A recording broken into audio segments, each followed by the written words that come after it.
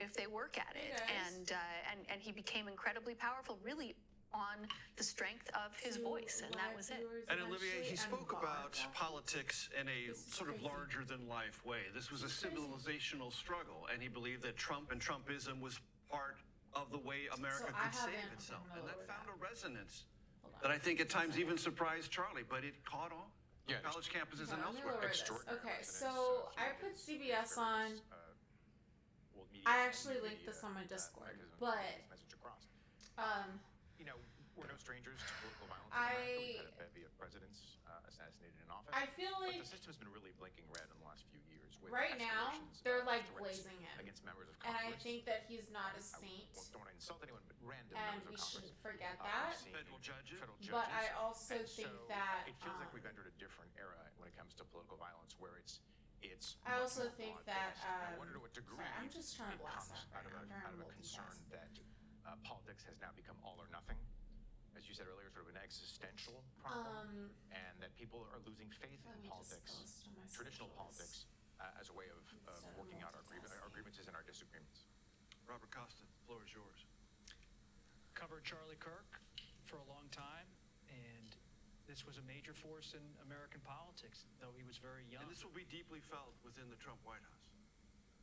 Clearly already is the president. I mean, so many people within that building knew and worked very closely with Charlie, held him in very high regard. This will be a personal moment, a political moment, hey, a national moment. Okay. Close to Vice President Vance, close to Donald Trump. Well, it was like I decided last night. To Olivier's point about this idea that all or nothing I was gonna creeping in, or maybe stream very widespread in American political life. Too much stuff had happened, that like with Poland and seems stuff. to be a reality that is. But I was running errands today, in Oregon, and on a college campus. I look at my fucking phone, Violence, the specter of violence and this shit happened, and I like bolt. Unfortunately, it's part of our history. I'm like walking through Manhattan. Lincoln. I'm like. Shots fired. President Reagan. I had posted on my Instagram story right before saying, hey, I'm going to stream later, just gonna run a few errands. And then I look at my phone, I see this Charlie Kirk shit happening, and I'm at the Empire State Starbucks, right? So I'm waiting for my coffee. Thank God my coffee was just a cold brew, it wasn't a complicated drink, it wasn't like a cortado. So I was like, okay, where's my fucking coffee? I just need to get home, I need to walk home, and I need to go live. In the college setting or the podcast. So it was a shock. And that's where he found so much of a following. People I don't know, what do you think about it? Like at first I was like, is this a troll? A. And then B, I was like, then the video came out. The first video came out. And then I was like, holy crap, this is crazy. That was some sniper. And I was like, the first video you couldn't see any blood, you couldn't see the angle, it was far away. And then there's a second video that just came out. I posted on my Twitter and on my Discord. I'll post it in chat shortly. But I can't play it. I cannot play it on screen for you because it's TOS. This angle is a zoom from the side, and you fucking see his throat, neck get fucking pierced, obliterated, exploded, and like blood. There is already, as we and speak, each and every second we're deplorable. Here, there is a I don't agree with any political violence for people who don't agree with your political views. Because if we all did that, we'd all be dead.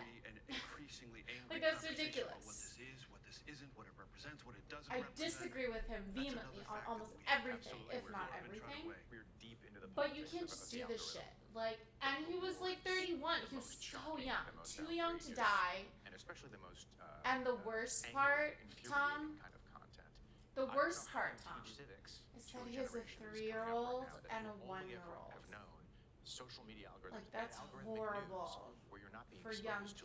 Like it sucks for both kids to grow up without a father, but especially for the 3-year-old because it's old enough to be like, mommy, where's daddy? Like that is fucking like I can't. That breaks my heart. There's a darker side on social media right now. Some folks celebrate. But I don't like people and of who are course, like people sharing glazing him for right now. clicks and clout, the actual video. Tom, of I Charlie knew Kirk he being wouldn't assassinated. survive that. I've seen videos Olivia like that Knox, before, and nobody Robert survives Costa, that. volleyball. Holy shit! It's been a very hard day. I thank you all. Wait, so you, have you seen the We will second continue video? to Let bring me updates post on the the link shooting for the second video The in death chat. of Charlie Kirk. Is Please this go to the CBS video News that 24/7 for the latest on all of that, plus many other Hold news on. items. Daily report. I'm gonna plus post more this coverage. video that I'm talking about, Tom. Is that the same video? Because I was like, the first video before the one that I just posted. You are watching the Daily Report here on Wednesday, September 10th. A conservative So the video that I leftist is just shot and killed while speaking posted, at university in Utah. Everything we know right That was now the about second one. death The first of one that Charlie everybody had breaking did not.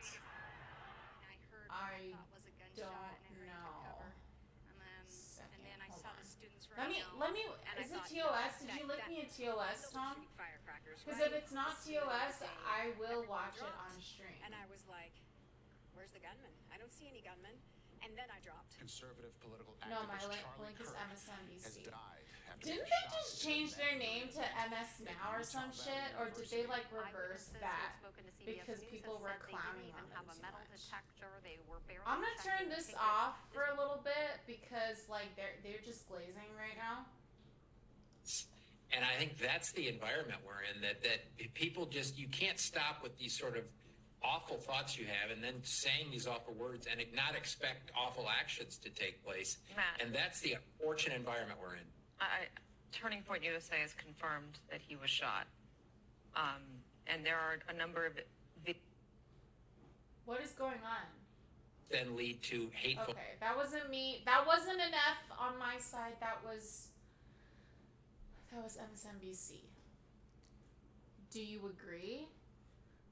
Wait, he said that you can't expect. Okay, some of my friends have different takes. Hold on, one Actions. second. And I think that's the environment we're in, that people just, you can't stop with these sort of awful thoughts you have and then saying these awful words and not expect awful actions to take place. Matt. And that's the unfortunate environment we're in. The liberal media is not gonna like that. Even MSNBC, they're not gonna like that because they just glaze. Hey, Farzi. Thank you. And holy crap, I just heard about what happened to Charlie Kirk. It's so sad. It is fucking sad. I was telling Tom. Okay, so Tom, what I think is kind of like a little bit of both. I think it's the right that love guns and are more violent, and this is proven by statistics and shootings and all of that. And I cannot believe they haven't like caught the gunman yet, you know? It'll be interesting how they spin it once they catch the person. So I'm gonna keep an eye on that. And yeah, I do think it's kind of like it's giving a little bit of like the United CEO murder. Like you can't expect bad things not to happen if you talk about values like that. But like, and I mean bad things ought to happen to other people, not like to themselves, if that makes any sense. Because they're not inviting other people to like murder them, you know what I mean? But like they are saying things that incite violence, and a lot of people hate Charlie Kirk. A lot of people. And a lot of people will not have sympathy for him. And I don't know, maybe it's he was too young to die. It was so violent. And I just don't agree with like murdering your political like foe. I don't know, somebody who like disagrees with you. Like Hassan was supposed to like debate him in like 2 weeks or something. I don't know the exact date, but like in a couple weeks or something. And like it's now like, what's gonna happen now? Like, I don't know. Why does my camera keep going out of focus? Okay. Farzi, so glad to see you live. I'm glad you're back. Thanks. I've been back for a minute, just like not consistently. But I do come back for big events and breaking news. So I came back. Okay, so the Hague is trending. He's dead, Charlie Kirk. What else is trending? Kamala Harris. The fuck? Pentagon Pizza Watch. You know, I'm gonna follow that.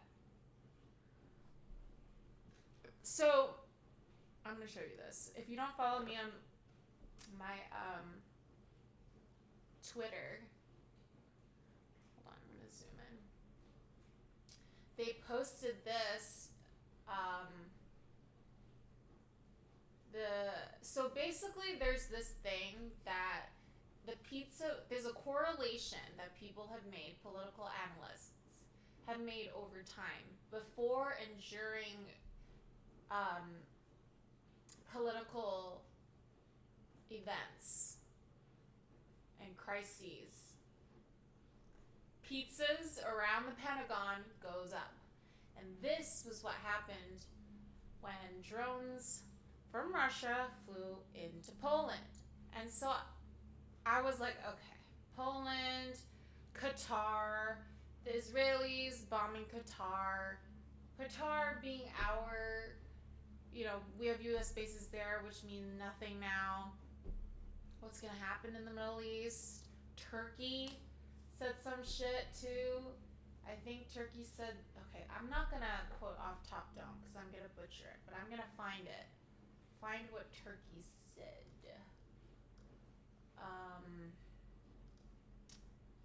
And I was just like, there's too much going on that I can't not stream, if that makes sense. Hold on, Tom, so many events happened in the last 2 days. Israel attacked Hamas members in Doha? Yes. Destroyed a building? Yes. Israel threatening doing the same for Turkey? Yes. Civilian coup happened in Nepal? Yes. And parliament burned down and politician houses burned? Yes. The French government as well failed, is collapsing. Russia attacked Poland, exactly, with drones, and then fucking another political shooting in America. Has Candace Owens tweeted or said anything? I don't know. It'll be interesting to see her, like, because weren't they beefing? Because they were beefing about Israel now. But, like, I'm going to predict, I'm sure that she's going to be, like, glazing him. So, wait, let me see what I have to, not have my Twitter up because the video plays, and I'm not trying to get that. Okay, let's see,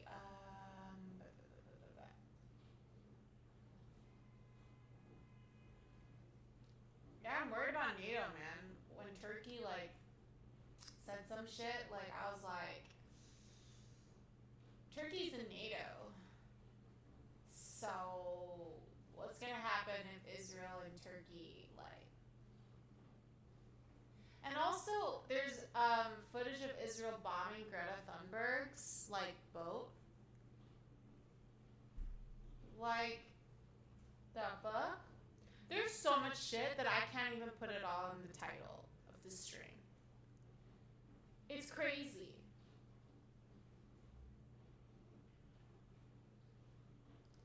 My God. Okay, let's watch New York Post. I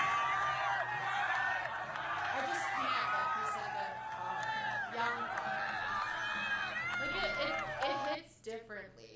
Like, if it was, like, his kids were, like, 16,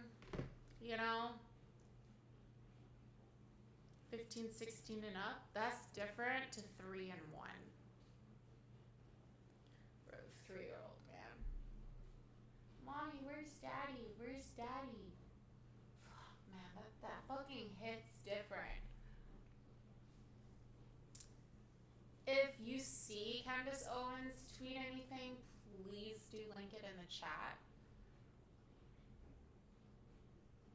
Yeah, the world has been fucking crazy, Farzi.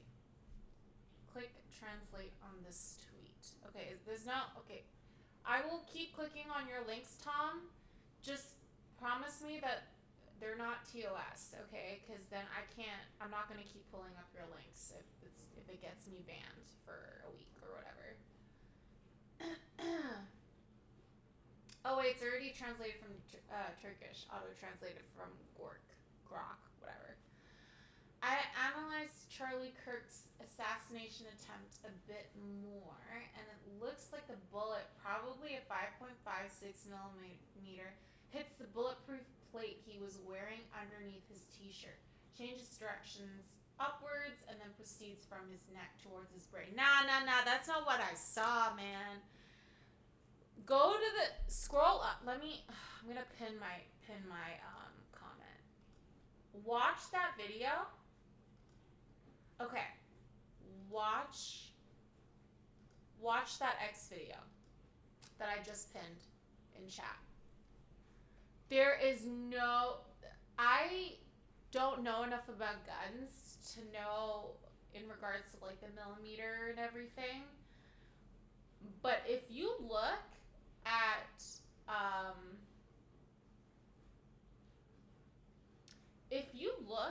the video that I just pinned, it looks like it went straight up through. It didn't look like it went up. It went that way. Let me know what you think. Okay, how do you even notice that? Seriously, in the first holy t-shirt. Wait, what? I don't get it. There is no hole in his shirt. The fuck? Yo, who is Charlie Kirk? That's crazy. That's crazy. Oh my god, the one below it says, may this happen to Netanyahu. That's crazy. Like, the Netanyahu government just murked, like, the PM of what? Yemen? Was it Yemen? Now they're bombing Qatar. And it's Qatar, not Qatar. Okay? A lot of Americans say it wrong, and it's really frustrating. It's one of those things that are my pet peeves. But whatever. That's not the point. Oh my god. Okay, TOS. Okay? I gotta stop scrolling. Oh my god. Okay. Oh my god. Okay, so I just clicked on the TOS image.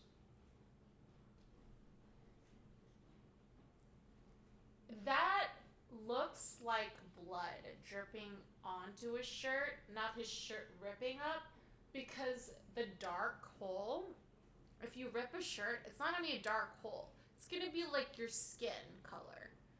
So I disagree with this tweet. I think it just is blood that's... Yo, it hit like his carotid, man. It went through and through right here. You don't survive. He probably died, like, bled out, like, there, before he even, like, got into, like, an ambulance. Like, you can't, like, you know? This is fucking devastating. He's supposed to turn 32 next month. Tom, I had some comments from IDF member who also said that this is a common thing, that bullet deflects from the vest and goes upward to neck. That's why they had neck protections. That's interesting. Well, I don't know. I don't know enough about guns. I just know what my eyes are showing me and the different angles and what I think is common sense. But I will wait for, you know, official police people to come out and tell us what happened. Yo, this is crazy. I think Ben Shapiro just canceled one of his things for tomorrow.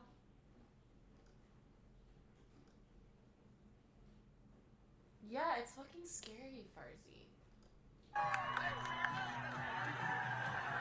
This is right before. It doesn't show him. was like right before. Whoa. And he was like lower too. Like the crowd is on a hill. So that makes it easier for the shooter. I feel really bad for his family. All right, we're going to get started, everybody. You know how it works. Question and answer. Also, thank you to Lane from Wire Refi. That was great. Really appreciate it. And we're going to be here for a couple hours. No, he's not. Fuck, he doesn't even know. It just reminds me of how precious life is. Like, nobody knows. Like, how lucky we are to be alive. Because this shit could happen. Get comfortable. Feel bad for his Bring wife. the best libs that Utah has to offer. Who just had kids, and she's probably not. He's probably the breadwinner, making the money to support the family. She's probably staying home, you know, taking care of the kids and the family. I mean, that's very likely. I mean, given their family values and their traditional gender roles. What is she gonna do now? I mean, I hope he comes for money, or I hope they've been saving. But he's 31. Like, come on. Does Charlie Kirk come for money? Does anybody know? Tom, I didn't also see any hole, but can you even notice any holes when something happens in a split second? That's fair. That's fair. That's fucking fair. I think as time goes on, people are gonna be like zooming in and like still like posting stills, and that's like I keep forgetting that I'm not showing you what I'm pulling up on Twitter right now.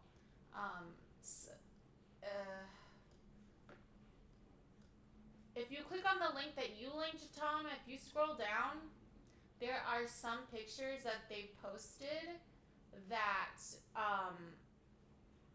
have zoomed in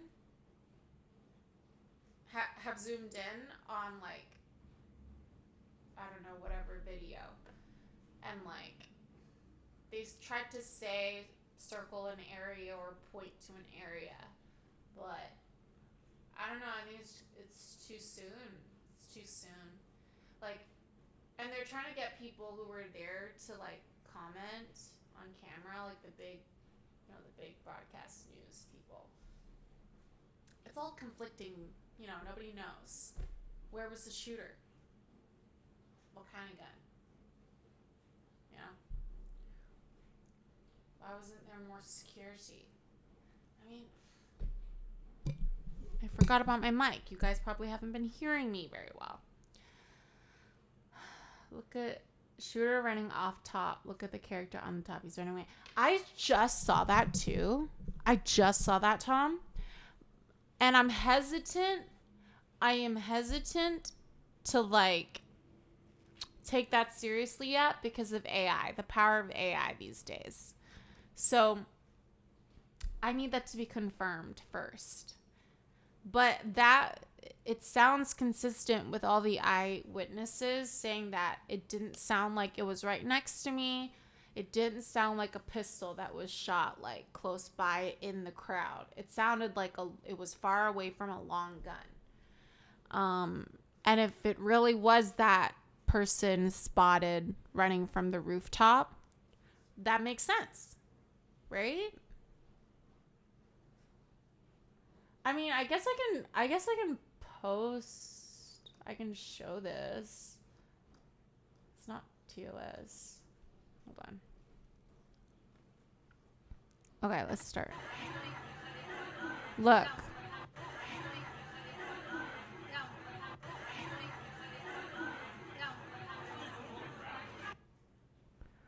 Yeah.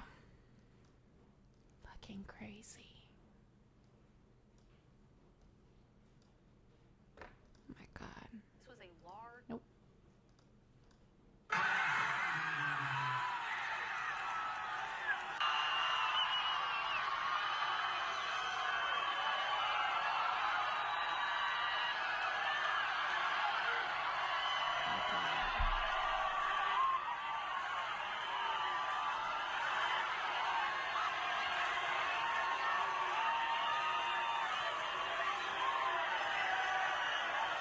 Also release the Epstein files. We cannot forget. We cannot forget. They say shooters still on loose. I know, right? Like, we're America. What the fuck? You know, like, our police force is like military at this point. Like, how have we not caught the person? At first, they thought it was like this like old man that I saw that they had in custody, but he was released. So now the police are like, we have no suspect. Okay, we're going to talk about Madani, obviously. Poland. Jeffrey Epstein. Qatar. South Korean deportations in Georgia. And due to the tariffs, Hyundai, like, built, from what I hear, built a manufacturing plant, invested in America. And now ICE is going into said plant and deporting them. So, like, why would any foreign org invest in America and open up, like, manufacturing jobs when this shit happens? When they're gonna, like, you know. I don't know, man. This is fucked. I'm sorry, I didn't have time to organize my tabs. I kind of just went live. And then so the BRICS summit happened where like Russia, China, and India all come together. And I believe, it was either Xi Jinping or Putin was holding hands with somebody. And I was like, this is crazy because first of all, like, Asians don't hug. We don't touch. It's not a thing. We don't even shake hands. When I spent time overseas, it's not the culture. When you say hi to people, you just say hi. You don't really hug. You don't shake hands. With, obviously, my family and extended family, we went to international schools, so the custom was different. We would hug, you know. But holding hands, that's crazy. Between two men, and as leaders of the country. Like, that is a huge sign. And if NATO falls because of this Turkey thing and Israel thing, BRICS is going to be the next thing. And then you know which country is going to step in. It's going to be China. It's the only other country that has the capability, the power, and the resources to step in as the next superpower. If we survive World War III, blood for blood. Yo, I saw that, Tom. I saw Andrew Tate's tweet where he was like, just civil war. Like, nobody asked you. And B, this is exactly an exemplary of like the right wing being so violent. Like he's like, somebody on my team just got shot. All right, let's go fucking shoot the left wing people. Because we have all the guns. That's not true. There's a lot of left wing people who have guns. But like, you know, I'm just like, this is crazy.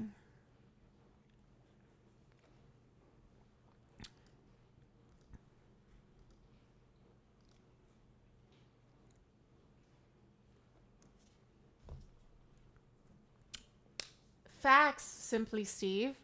There was also a shooting at a school where kids were killed. Yeah, right? They should get a tweet from Trump. But they're not gonna, because everybody's talking about Charlie Kirk. And because school shootings are all too common in America. That's the price of freedom, right? According to the right. It doesn't have to be like that. Guns and freedom are not mutually exclusive. They always paint it as if it is, but it's not. Okay, Tom, what is this video? or link. Oh, right. Oh my God. Who did him so dirty?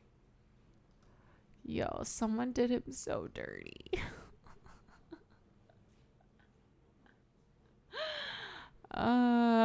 Yeah, and he's like freaking he's like a sex offender too, allegedly. You know, like all these like right-wing people are like, they're always like either predating on children or like exploiting women. It's like weird. Like that's a through line. Oh God, I'm not even gonna. I can't with Andrew Tate. I just can't. Let's see if there's anything else. Oh shit, live. The shooting suspect and was not an accurate person of interest. Hold on. I knew. Okay, this is I'm going. an active shooter. I went back situation. from live because I want to Crouched see. down. A lot of us crouched down. We really didn't know what to do. I was just kind of waiting for, I guess, other shots to go off.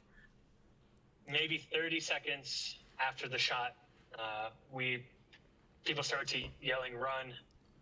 There was a door maybe 10 feet from us, and people started filing through that. And so we said, "All right, let's go." What is this F by and I just took off running. CBS? And I guess ran as far as I could until I felt safe to the parking lot, and then eventually to my truck. And it was with a couple other people, and we all kind of stuck together, and we didn't know each other beforehand, but stuck together. We're just talking about it afterwards. Trauma bonding. That's basically what happened to me. I was maybe 50 to 100 feet directly to the right of Charlie Kirk when this happened. Leading up to that, I'm curious about your thoughts on security. There was a lot of people there. It was an open crowd. It's an open carry state, not an open carry campus. But talk about kind of the optics of Doesn't security matter if it's open carry or before this not. happened. Yeah, so when I came in, I noticed his Not in security this team. situation. I actually walked right by them. They were checking things out. But I did notice, no one's checking for weapons. No one checked me whatsoever. And Because I don't think this has happened. The reason why I don't think that they like checked had any metal detectors is because there hasn't been an assassination attempt and successful assassination on like the online intellectual like people who are like political commentators or whatever. Like that doesn't happen. Like that happens to like presidents, So this is kind of like the first of its kind. And I wonder how that's gonna affect. Anybody could have a weapon here. So, yeah. UVU, I do believe, is a concealed carry campus, I believe. What? I just checked that out this morning or last night. That's crazy. No, that's crazy. How can you allow guns on campus?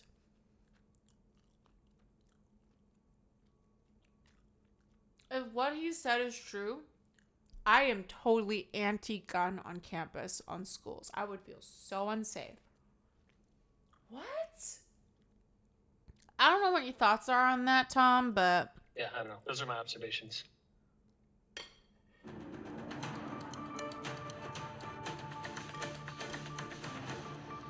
All right, some breaking news just coming into our newsroom. We understand that the suspect or a suspect in this shooting is now in custody, according to the FBI. And Anna Schechter is still on set here with us, senior coordinating producer for the Crime and Public Safety Unit. Anna, how does a suspect being in custody now change this investigation? What happens from here? Well, law enforcement has somebody. Oh, actually, Anna, I'm so sorry to interrupt you. We understand that authorities are now giving an update in Utah, so we'll check back in with you and listen to them now. Along with the Federal Bureau of Investigation. We're working in unison with the County Sheriff's Office, the local police department, and the University Police Department, all of which have been very cooperative and fully engaged in this process. Shortly after the shooting, we did have wasn't Charlie Kirk pro-Israel, though? Or was... Because I know Candace Owens is anti. Tom, do you know? Because I haven't been keeping up. Suspect in custody, George Zinn, but he was released from custody after we identified that he did not match the shooting suspect and was not an accurate person of interest. However, he has been booked into the county jail by Utah Valley University Police Department for obstruction of justice. What? We do still have an active investigation for the person of interest. This incident occurred with a large crowd around. There was one shot fired and one victim. Dude, While one the shot. suspect is at large, we believe this was a targeted attack towards one individual. That's some skill, man. This is a tragic moment in our state and in our country. As we heal, we encourage everyone who is struggling with news of the incident to call 988, our state mental health crisis line. In addition to that, our partners with the FBI will also be discussing other ways we can communicate through the public for tips and other information. Thank you. It's not a big enough name for Israel to mark him. Good afternoon. On behalf of the FBI, we extend our sincerest condolences to the family and friends of Charlie Kirk. Our thoughts are also with the people who witnessed this traumatic event. We know that what you experienced was very difficult. Our thoughts are with you as well. As soon as we heard about the shooting, special agents and personnel from the Salt Lake field office responded immediately. We have full resources devoted to this investigation, including tactical, operational, investigative, and intelligence. To be clear, the FBI will fully support and co-lead this investigation alongside with our partners. We are working on setting up a digital media tip line, and as soon as it's established, we'll get that information out to everyone. I know there's a lot of questions. This is very much an active case, and this investigation is in its early stages. We are following all the leads and all the evidence. If anyone has any information, please report it to the FBI or local law enforcement. Thank you. On behalf of President Jimenez, who we've been communicating with, and she's on her way back right now, I say that on behalf of Utah Valley University, we are shocked and saddened by the tragic passing of Charlie Kirk. We express our sincere condolences to the Kirk family. Who knows, man, Tom? Who knows? Faculty and staff who bore witness to this unspeakable tragedy. He was invited by the student group Turning Point USA to speak on our campus. We firmly believe that UVU is a place to share ideas and to debate openly and respectfully. Any attempt to infringe on those rights has no place here. Okay, then you should fucking fire Trump then. You should be anti-Trump. I don't know his political views, but what he just said is anti-Trump. We do not condone any form of violence at UVU. Look what happened on the Columbia campus.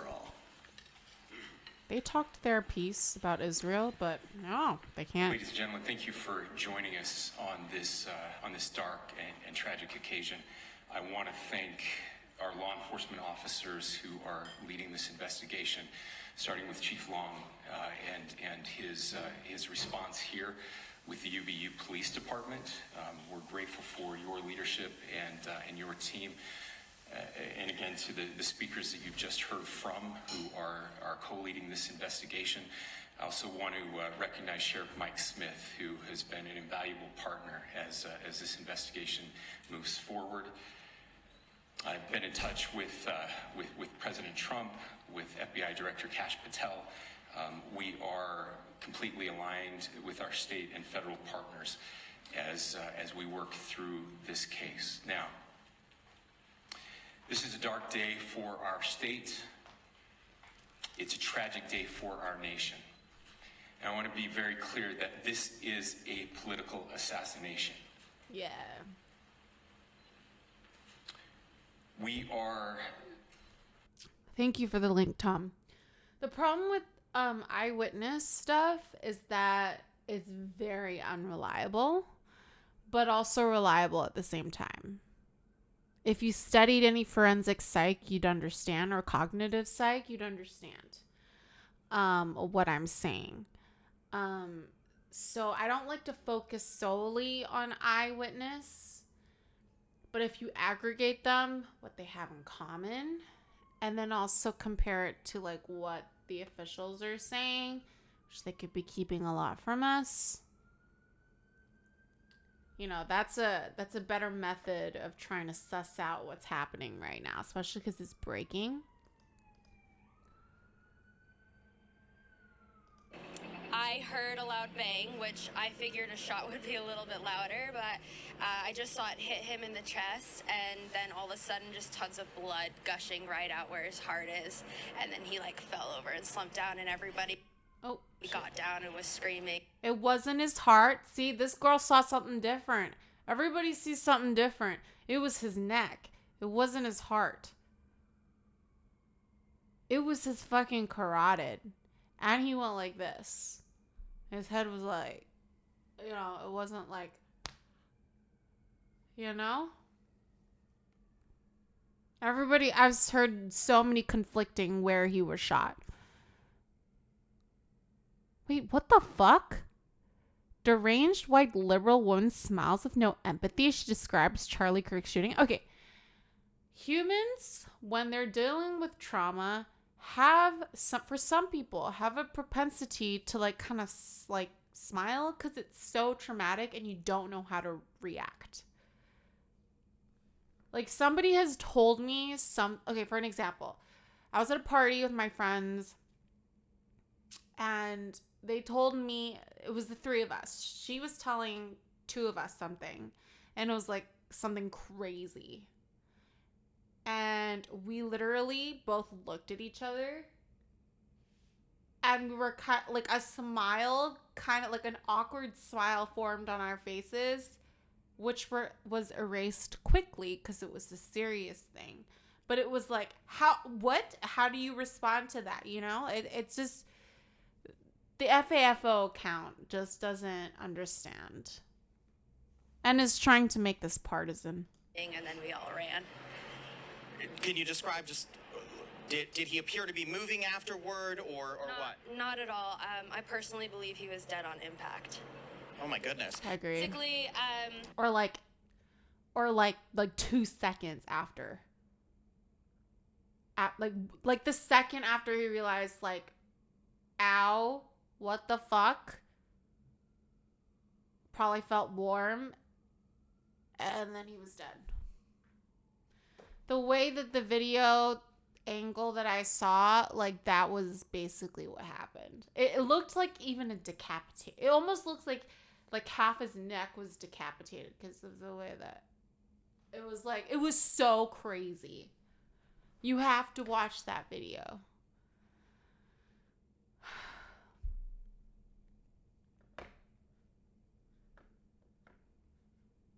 Yeah, and how do you know she's like a white liberal woman? She could totally be like the most conservative woman ever, and like, I can't. Celebrating 250 years of the founding of this great nation, that founding document, the Declaration of Independence, that this great experiment on which we embarked together 250 years ago, that we are endowed by our Creator with certain unalienable rights. The first one of those is life. And today, a life was taken.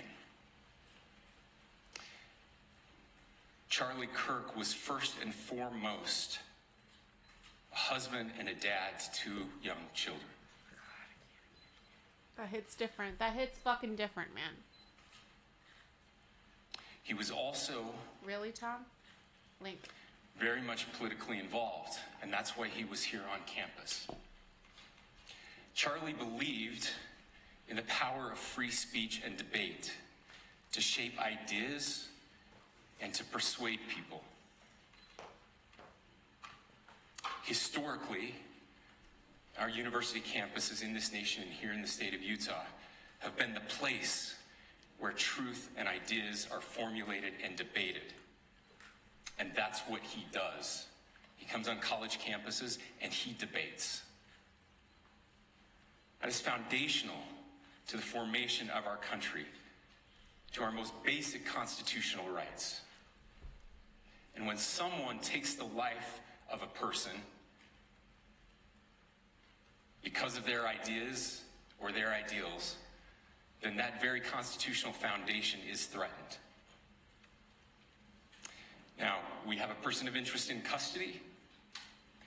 The investigation is ongoing. But I want to make it crystal clear right now, to whoever did this, we will find you. Yeah. We will try you. He's not going and to get we will away hold you with it. accountable to the furthest extent of the law. And I just want to remind people that we still have the death penalty here in the state of Utah.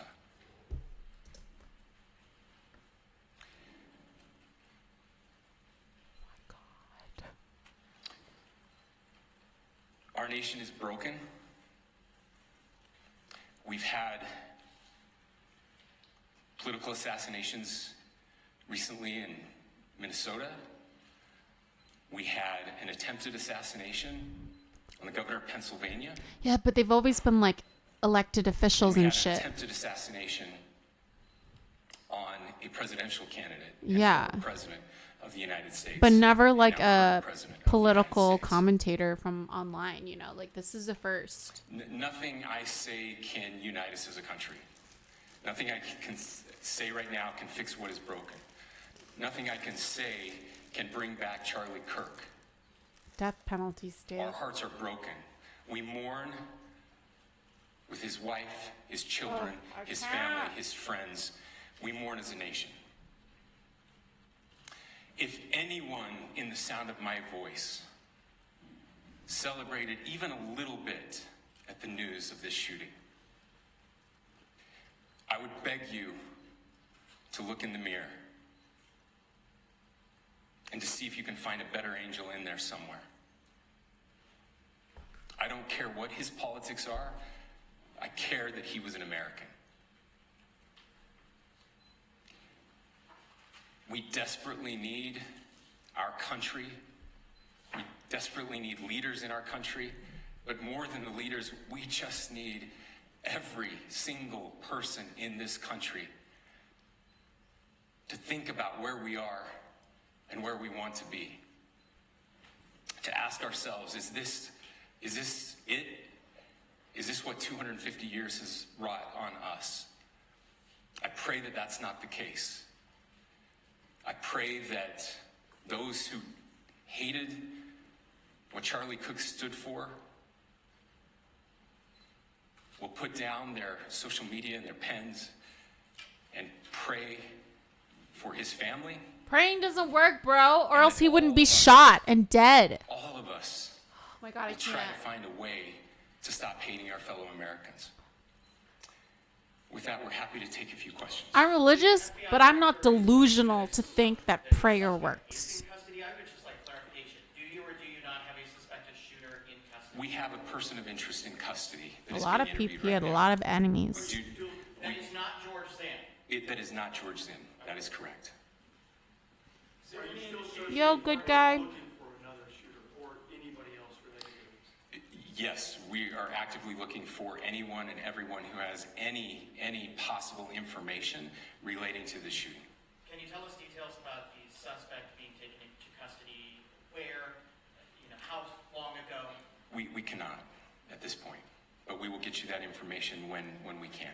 Is there believed to be a second individual involved in the shooting? At this point, there is no information that would lead us to believe that there is a second person involved. Interesting. That's interesting. We I've heard eyewitness accounts that say Do differently. you want to talk So about what we know there? you see what I mean about eyewitness? The only information we have on the suspect, the possible shooter, is taken from closed circuit TV here on campus. We do have that, and we're analyzing it, but it is security camera footage, so you can kind of guess what the quality of that is. But we do know dressed in all dark clothing, but we don't have a much better description other than that. Where did the shot came from? The shot came from here on campus, from a location at a fair, potentially from a roof, yes. A longer distance shot from a roof. So to clarify, with the security camera footage you have and the person of interest that's in custody, does that match up? That's what we're trying to decipher right now. Did FBI or DHS have anything on the threat board this morning? I can't speak to that. I'll just say that the investigation's ongoing, and as soon as we have further information, we will be sure to release it. Any implications of foreign intelligence involved? As of now, I can't comment on any of that. Can you talk a little bit about the security of the event itself? That answered your question, Tom. And what happens on these kind of events? So my name is Jeff Long. I'm the police chief here at UVU, and I'll tell you right now, we're devastated. We're a small police department. We have a very large campus. We have over 40,000 students, and we love our students. We love our visitors, and we're devastated by what happened today. This is the police chief's nightmare. I'm very saddened for the Kirk family. I know his wife and parents found out about this. You know, obviously he's away from home. He's here in Utah. They find out by a police officer that visits their home. That's tragic. Nobody wants that. But I can tell you about our venue today. This was an open venue. This was outside. We did have 6 officers working that event. We had I can't believe it either. People that were in attendance. It sat down in kind of a bowl area here on the central campus. We have a waterfall area. I know. And so he was kind of in a lower area. A 3- and 1-year-old. Surrounded by buildings. It's worse for the 3-year-old. Some old enough to remember, Daddy. As well. You know, we train for these things, and you think you have things covered, and you know these things. Unfortunately, they happen. You try to get your bases covered, and unfortunately today we didn't. And because of that, we had this tragic incident. So we did have officers there. We had Charlie Kirk's team. He has a security team that travels with him, and they were here with him when he was shot. Was the gun covered? I'm sorry. Yeah, I've seen multiple videos. Cheesy. It's crazy. Different angles. I can't disclose that. Whoa. At this point, I can't disclose. Here with him when he was shot. Was the gun covered? I'm sorry. See. Was the weapon recovered? At this point, I can't disclose that. When Charlie Kirk was shot, there was a question being asked about mass shooting. Was that person apprehended, and do you know who asked that question? Say the question again. I don't know if I understand what you're saying. When Charlie Kirk was shot, he was answering a question about mass shootings specifically. Was that person apprehended, and do you know who asked that question? I do not. We do not have that at this moment. Ladies and gentlemen, we have time for just one more question, so thank you. Yeah, a question for the chief as well. Was it your team? Thanks, Tom. Team or a combination of both that kind of set For the resub. So we work together. Always appreciated. You know, he has his team, and they do this all over the country. We all know that. This is not uncommon for them. They're very comfortable on campuses, and I was I don't know coordinating what's with wrong his with lead people security guy, celebrating. and so yeah, we were working together. Was this a sharpshooter type shot? Was this a Ladies and gentlemen, those are all the questions that will be answered today. Again, thank you for covering this. Today? We will be What? We'll be updating you as soon as we have additional information through normal channels, working with law enforcement. Again, our deepest condolences to the Kirk family and to the students who were there today. I would just ask everyone everywhere. What do you to think's please gonna- pray for their family and Shut up and about the pray for our prayers. country. We need it now more than ever. Thank you. I don't think there's gonna be a civil war, and And I we've don't been know. I listening don't there think to things federal- will change after this. I mean, Sandy Hook, so many shootings, assassination attempts on presidents, people actually dying, like governors and state reps and stuff. I don't think anything significant's gonna change. I hope I'm proven wrong. I really hope I'm proven wrong, because I would love gun reform. But I just don't think anything significant's gonna change. People are gonna, this is gonna dominate the news cycle for a bit, and then it's, that's it. Hey, bro. Yeah, I've seen a lot of videos. It's crazy. It's wild. State and local officials give an update on the shooting of Charlie Kirk today in Utah. The conservative political activist was killed there. They are saying now a person of interest is in custody. They're still looking for anyone with any information to this incident. A Utah official, they're saying the shot potentially came from a roof on campus. And as we mentioned, they are saying a person of interest is in custody, but their investigation does continue. Nothing to lead them to believe that a second person is involved, but also as they scour through. But he's dead. How can he be Trump? Both online and on the ground. They're also, they say, looking at security camera footage that was taken from campus. As this investigation does continue, we will also note that America's tributes already and in the far condolences right. are pouring in from across the country. And Republican Congressman from Utah, Mike Kennedy, joins us now.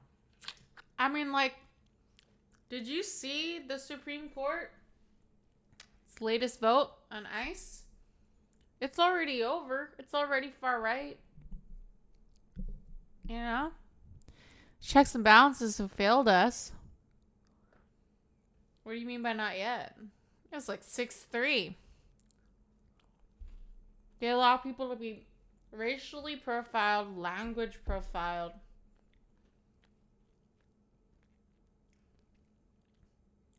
A judge was like, you can't do that without probable cause. And the Supreme Court voted 6-3 to allow them to do that. So it's like, I don't get, sorry, it's late. I can't type right. What?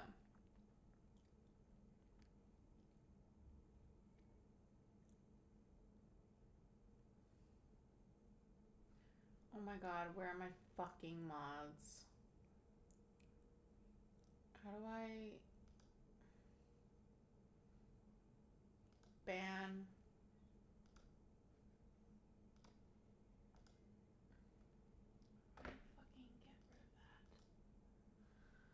Ugh.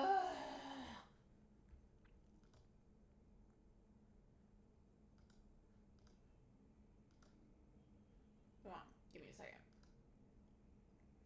Oh my god, why won't this let me in?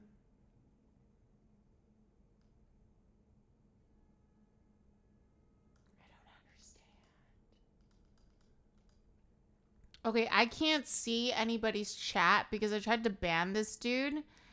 And now it won't go off. Oh wait, I can kind of see it on screen. You support the Supreme Court's decision, GZ? If you can't speak English, you are most probably not a citizen and can be investigated for illegal migration. That's a hella big assumption. I'm sure, what's her name? Marina, that refugee from Ukraine, didn't speak perfect English. She was learning English. But because she was a white blonde woman, like, they're not going to go up to her, you know?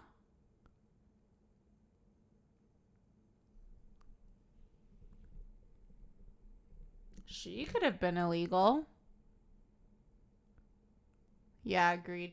Agreed, Fra. 100p agreed. I can't fix this fucking... Oh, there we go. Okay, I fixed chat.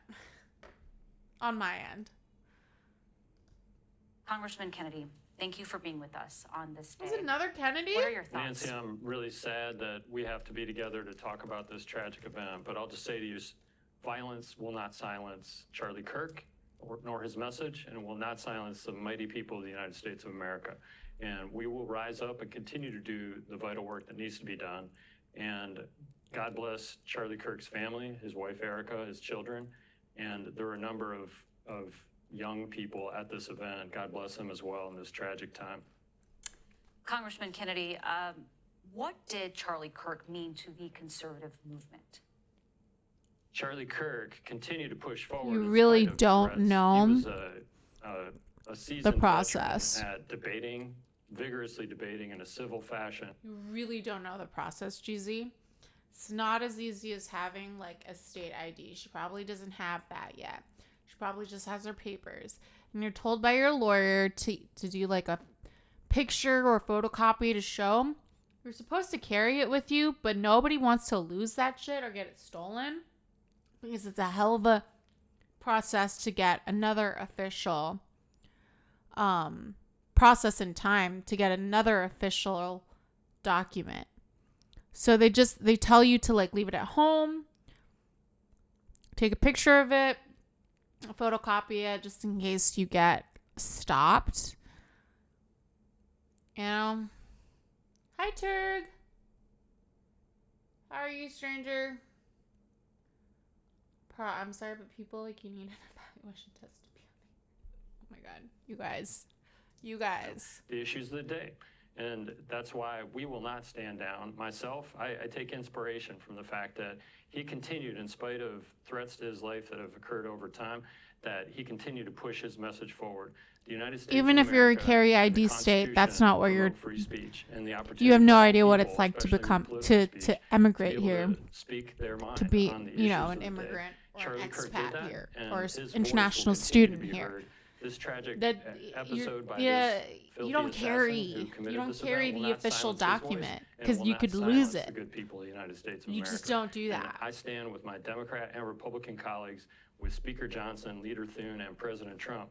We will Trust me. continue to move forward to do the work of the American people in spite of these violent efforts to shut down. I've been an expat here, and became a citizen last year. I didn't carry my shit with me. I didn't carry my social with me. I had a photocopy and a photo of my green card before. And also, when they give you a green card, it's like for a year or two or something, and you have to apply for a new one. They don't give you a new green card. They send you a letter that says, "Okay, we're extending your green card." So you have to carry an expired green card and then like a huge piece of paper by USCIS saying, "Hey, actually, it's not expired. We've extended it." So this is what, like, dude, like, you don't understand. If you've never been through the system, through USCIS, you do not understand. Even now that I'm a citizen, I've kept all of my documents. All of them. Each and every single one. Because I know one day that I'm going to fucking need it. I'm going to fucking need it. Do you know how hard it is to get a license in America? Not only do you have to have enough money to pass the test, you gotta pay the fees, you gotta have time off work to go in. Oftentimes the DMV is like, "Oh, actually, you gotta come back again because you forgot X, Y, and Z." That never really happened to me because I'm fluent in English, whatever. It's my first language. I've been here for so long. Everything to do with the government, I bring every paper related, multiple photocopies, backups. If they're asking for like proof of identification, I bring multiple backups of different forms, all photocopies and the originals, just so they can't say shit. But not everyone is like that. Not everyone is fucking crazy like prepared like me. You know, they'll bring they'll read the requirements, and they'll bring the minimal requirement with no backup just in case, like, oh, this is not accepted by this the person that is handling your case right now. You know? It is insane.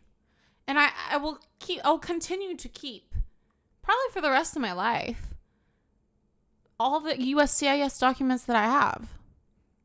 Literally.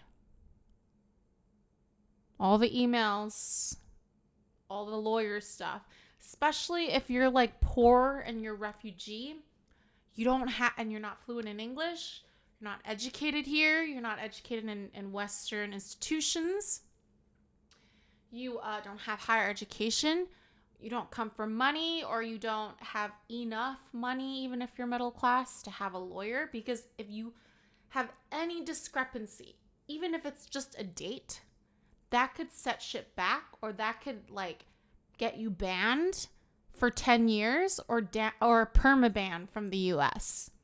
You have to be so careful. You can't even get a traffic ticket because that could lead to a permaban if whoever's looking at your application is mean.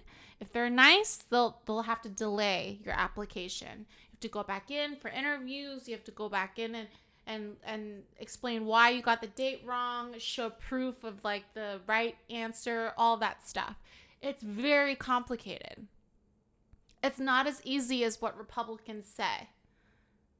And I feel like you have, even libs and the people on the left, they don't really fully understand it. They're very empathetic, but they don't fully understand it unless you've gone through the system. Anyway.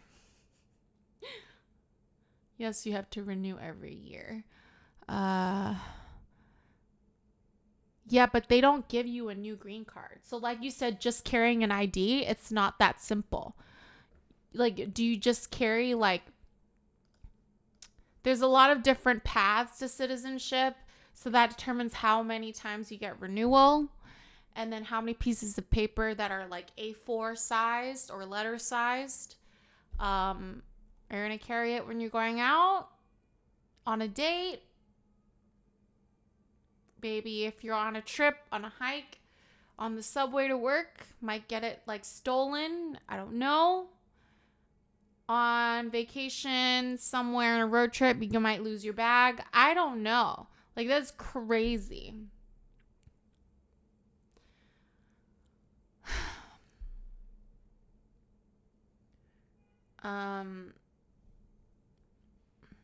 GZ. You hate Trump, he's a pedo. Yeah, we have to like not like forget about Epstein. I think he's just trying to not talk about it and flood the news with everything else until we forget about Epstein.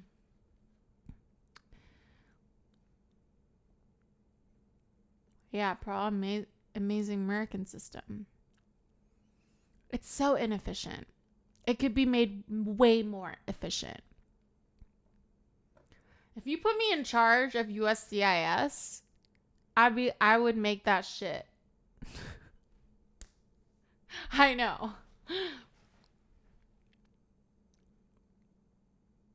If you don't have a license, then I don't care. ICE, do your job. What? Even if you're here legally, just because you don't have a state ID, they can be deported to like Venezuela or some shit. Like, that's fucked. I disagree with that wholeheartedly. If you're here legally, you're here legally. You're expected to abide by the laws of this country, and therefore you have the same protections while you're on American soil in this country, unless you're a foreign diplomat, whatever. Especially if they're a permanent resident. It's basically, you basically have all the same protections and rights as a citizen, except for voting. And like deportation and all that kind of stuff. It's a little, you do want to become a citizen. You know what I mean? But it's like basically the same. You don't need to be sponsored for work, all that type of stuff. But nowadays, like, a lot of people don't want to give up their citizenship to other countries because you're technically supposed to like give up all your citizenships, but they don't really enforce it. That's another thing that people don't know.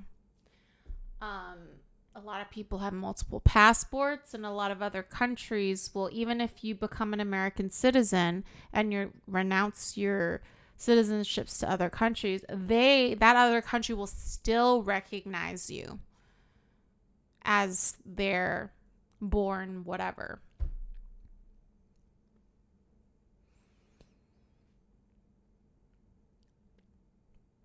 GZ, I just have my Visa on my phone and a copy in my wallet. You know they have internet to check your stuff. That's what I've been saying, GZ. I told you. I said a photocopy and a picture of your whatever on your phone. That's what I've been saying. So the fuck? What are you saying about like not having a state ID? Like, you're not making any sense. I've literally been saying that's what the lawyers tell you to do. Oh my God, I can't. Turk, we need borders and need to kick out illegals. But they need more due process, not full due process, and stick to hardened criminals first. Oh my God. First? Are you trying to deport everyone? Like, what the fuck? Wait, that is so brain dead. I'm sorry, Turk, but also, like, not sorry, but I completely disagree with that. And you've been here, a part of this community. It's okay to disagree. But what the fuck? That is a crazy take, man. Man, that's a crazy take.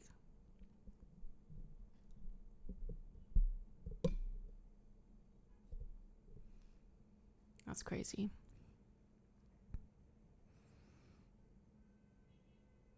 GZ, yes, if you are legal, ICE will ask for your documents and leave you.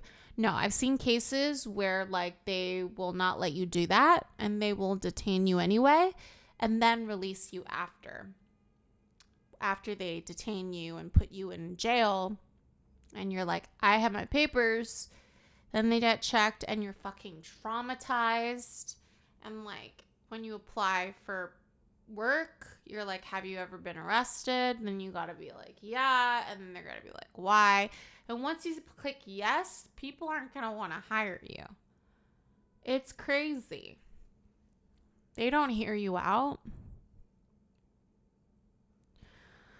Turk, bye. Hope you stay safe. No bad feelings. Cheesy, they will not deport any citizen or legal immigrants. Yes, they will. It's going that way.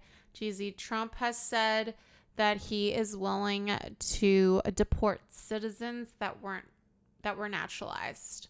You know how many people who are naturalized citizens in the U.S.? That's crazy. That's crazy. Well, the next is going to be interracial marriage.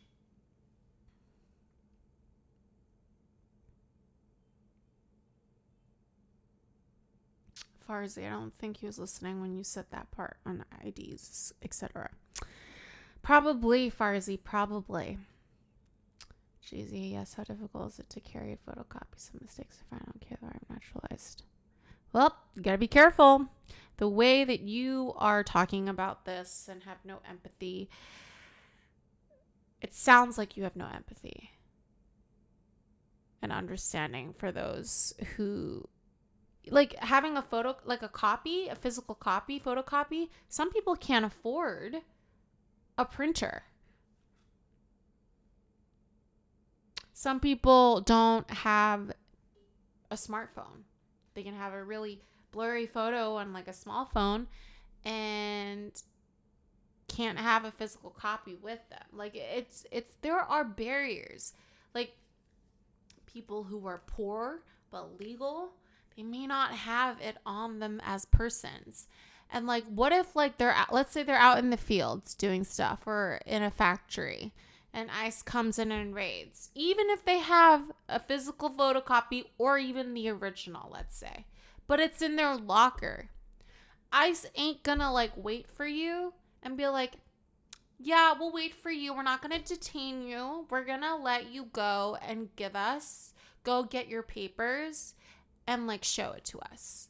Nah, they're not gonna do that. Because they're gonna be like, shut the fuck up. Like, everyone could say that. And then you're gonna try to run away. You know what I mean? If you can't afford a printer, bye-bye? What the fuck is that? That's crazy. That's a crazy take. Why? Why is it bye-bye if you can't afford a printer? I don't understand. No, they won't. I've heard so many stories of people, like, saying, I had my shit with them. I even showed it to them. But they still took me in. I mean, I hope that the day doesn't come where they come for you, GZ. Even if you're legal. I hope the day doesn't come. I mean, if you're a white male, you'll be fine. But if you're anything but, and if you're multilingual, you might be cooked. And I hope they give you the benefit of the doubt. I hope they let you show them your papers, and then I hope that they believe you.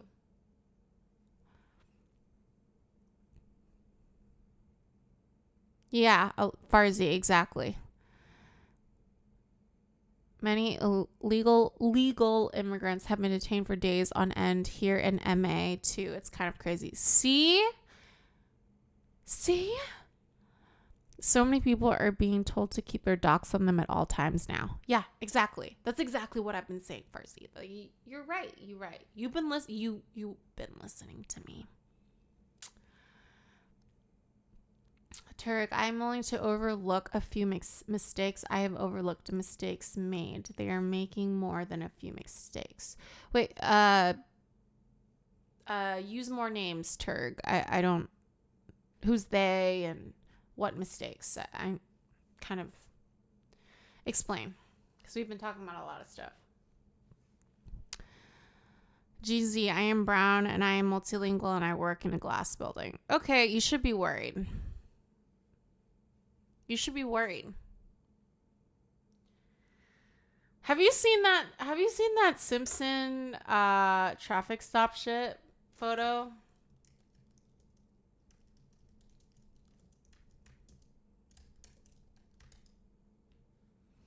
Let me pull it up.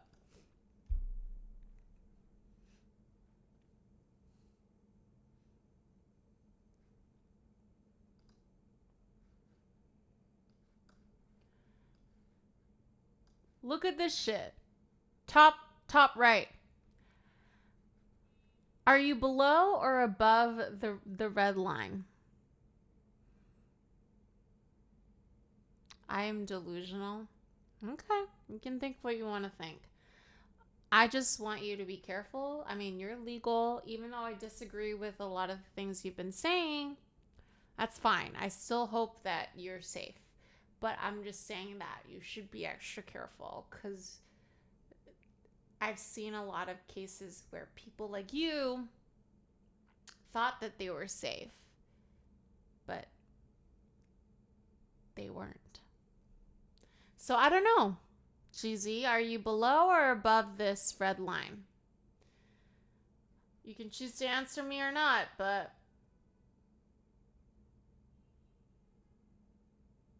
are you a citizen or are you a green card?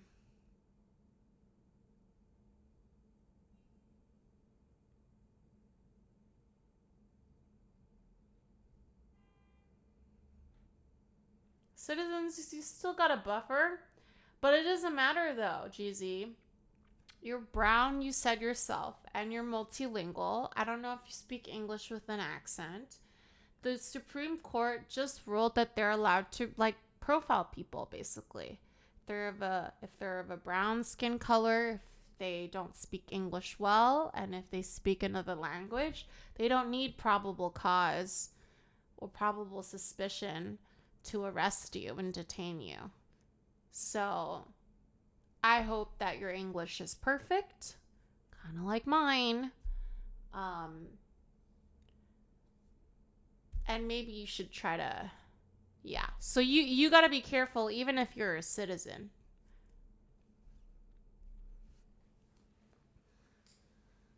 You got to be careful, man. I know you don't agree with a lot of the things I'm saying, but actually be careful. I don't know which state you live in either. Do you live in a Dem state? Or what? A border state? GZ, and if ICE comes to me, I will just show them my papers like a normal person. Do you think there are people who haven't shown ICE their papers and are normal people and still they get detained? That happens. That fucking happens. All I'm saying is good luck to you.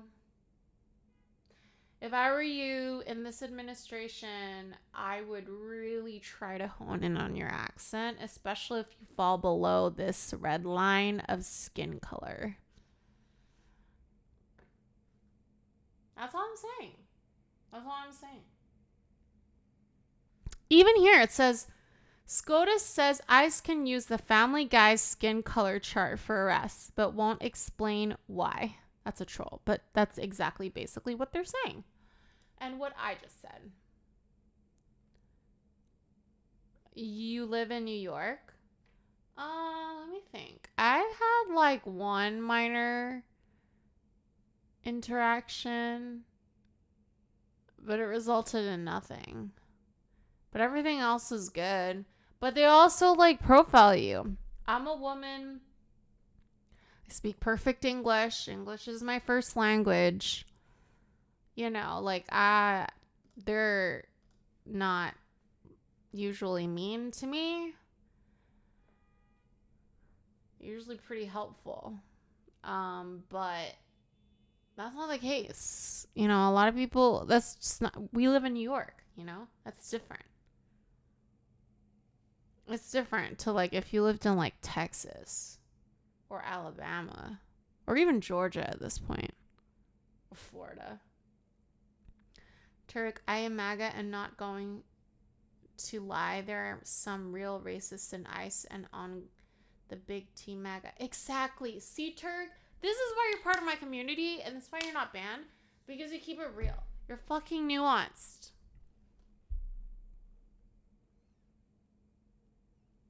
Jeezy, every time a cop stopped me, it was respectful and professional. Even in Austin, I've never been profiled. Go somewhere where it's not a big city or medium city. Just go to like backwater of nowhere. You'll be the first brown person that they see. And then like if you're unlucky enough, there's like shooting right next to you or whatever. The cops come, they arrest you. You think they're gonna give you the benefit of the doubt when you're brown and you have an accent? They're gonna pat you down, arrest you, and then when they take you to the station, you're like, I'm here legally, blah blah blah blah. You can't arrest me. I had nothing to do with this. I was just a bystander. They ain't gonna listen to you. Oh, I hate to break it to you, but you've been profiled. They just don't tell you. They think it. They think it. No, I never said you were stupid. But if you think you've never been profiled before, that's crazy. The opportunities for our citizens to speak freely on the issues of the day. And Congressman Kennedy, I can imagine this hits particularly close to home, given that it did happen in your state. What goes on in your mind when you first heard that news come in? How am I racist? I'm literally warning you. Turk and I are telling you that there are hella racists in ICE. That's what I'm trying to say. Turk is MAGA. And even he understands that I'm saying that it doesn't matter. They're going to visually profile you because they just don't like anyone that's not white or isn't white passing.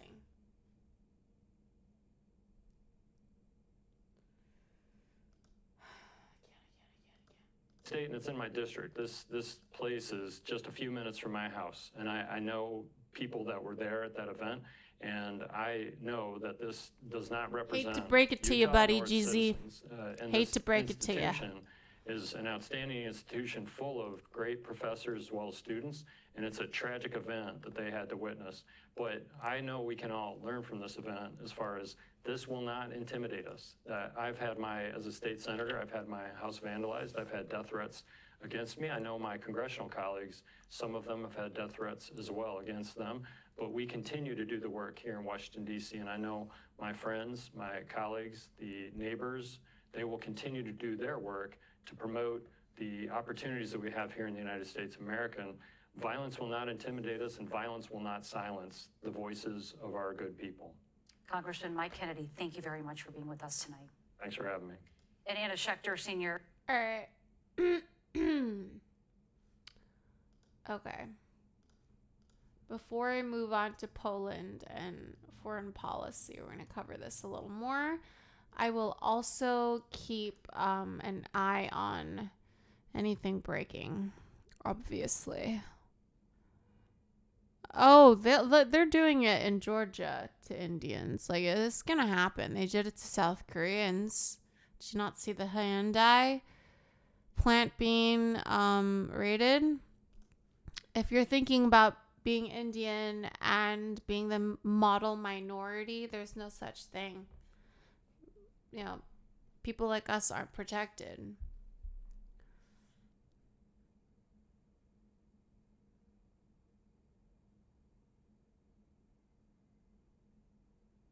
Okay, GZ. I don't believe in shutting the door behind me to other immigrants or expats living in this country. Hey, so today's show is completely done. I was actually about to upload very, very early, and then this news broke, and it felt weird to not include it. And it's the news that conservative commentator Charlie Kirk was just shot in the neck while speaking at Utah Valley University today. There's footage of what happened. I am not going to show it. There was a further one. There's a much closer video that is just horrifying to look at. It looks like he was shot in the neck, according to... That's the pinned video that I have in chat. That's the Zoom one that Philly D's talking about. And he's just about to say it looks like he's shot in the neck. Turk, I support the raid of the Hyundai part being raided. Hey, I'm not saying that, you know, MAGA doesn't support that, but I'm just trying to, Turk, I'm just trying to say, illustrate to GZ that, he's not protected just because he's Indian brown, not like African American, you know? And there's like this model minority kind of thing. So a lot of Indian immigrants, first gen, second gen, believe that they are protected. You are not. If you are not white and you come across the wrong person, you're cooked. Your local news outlets that the school sent out a message to students saying single Everybody shot was fired on supports campus. legal immigrants. Did you? Okay. You know how hard it is to emigrate to the U.S. even if you have money? And how long that takes? That's why there's so many quote-unquote illegal immigrants, because they don't have the time and the money to do it legally. I've only ever met one person that has the resources and the time and just didn't bother to like renew his visa and just overstayed his visa and became illegal. I was like shocked. I was like, what? You could just fly back to like Thailand, renew it, and come back and you're all good. Like now, I don't even remember what he looks like. I've never seen him since. This is back in college. It was at like some random party. And it was like in a random room that I walked into. I was shocked. I have never met anyone like that since. And like, I was like, I was so confused. I was like, why? Like, why don't you just go back and renew it? Like, now that you've overstayed your visa, they'll ban you. At least for 10 years, if not forever, to coming back. Like, that's so stupid. That's stupid to me. A visiting speaker. Police are investigating now. Suspect in custody. So as I'm adding this, you have the New York Times saying that the police have determined that the person who was taken into custody after the shooting was not actually the shooter, according to Scott Trotter, a university spokesperson. Right now, Kirk's condition has been described as unclear, Wait, we're talking about unknown, good guy. but it looks Can you say bad. that again? And obviously, we're going to be talking about this tomorrow. We'll hopefully know a lot more then. Let me just be clear. This is horrific, disgusting, wrong, and no matter my differences of opinion or politics, I denounce political violence. And I'm sending my thoughts, wishes, and prayers to Charlie and his family. Like,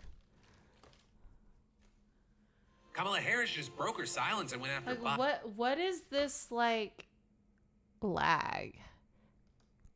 Like, I was watching live CBS and it wasn't lagging. Let's see if this lags. The fuck?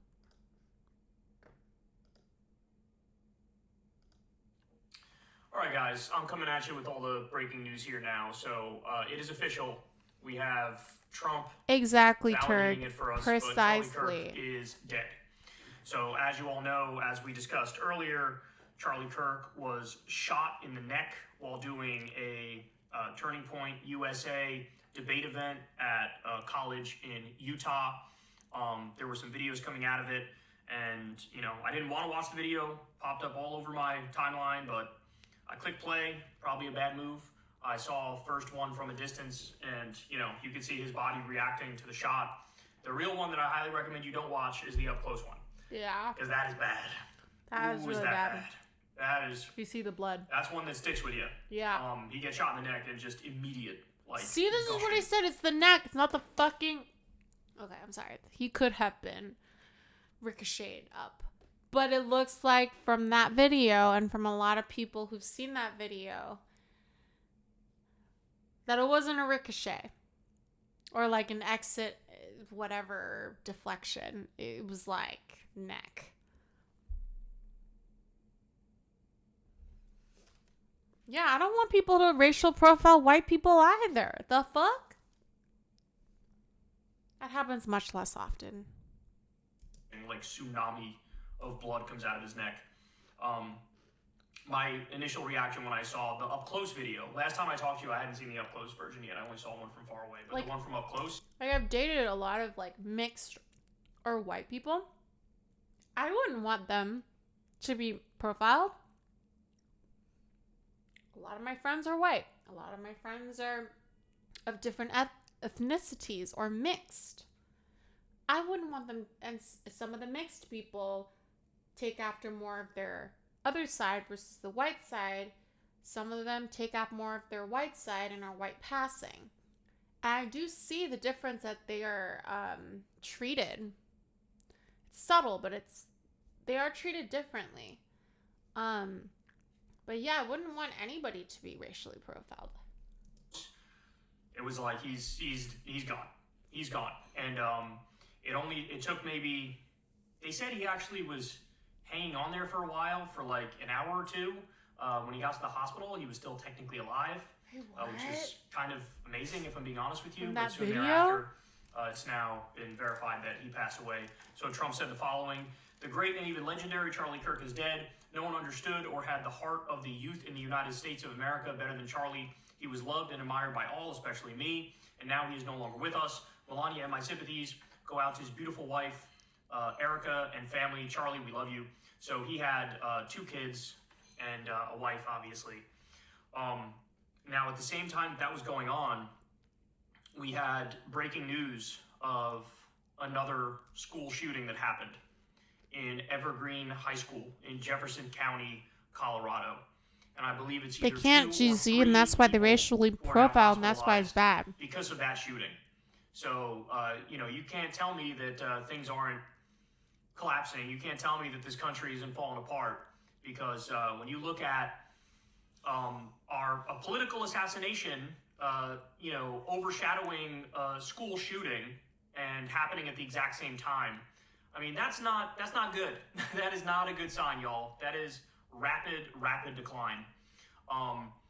So I had told you guys earlier there were reports of this older guy who was everybody thought was the Charlie Kirk shooter, and it was floating all around social media. But this is part of the problem with social media and getting that real-time information is sometimes you can swing and miss big.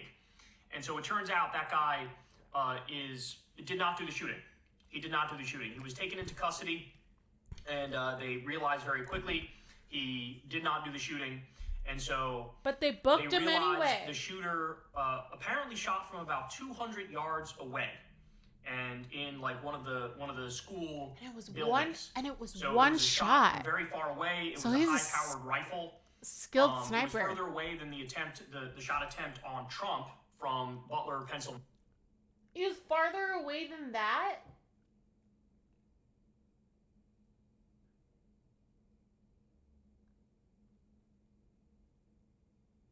It was farther away than the Trump assassination and was successful.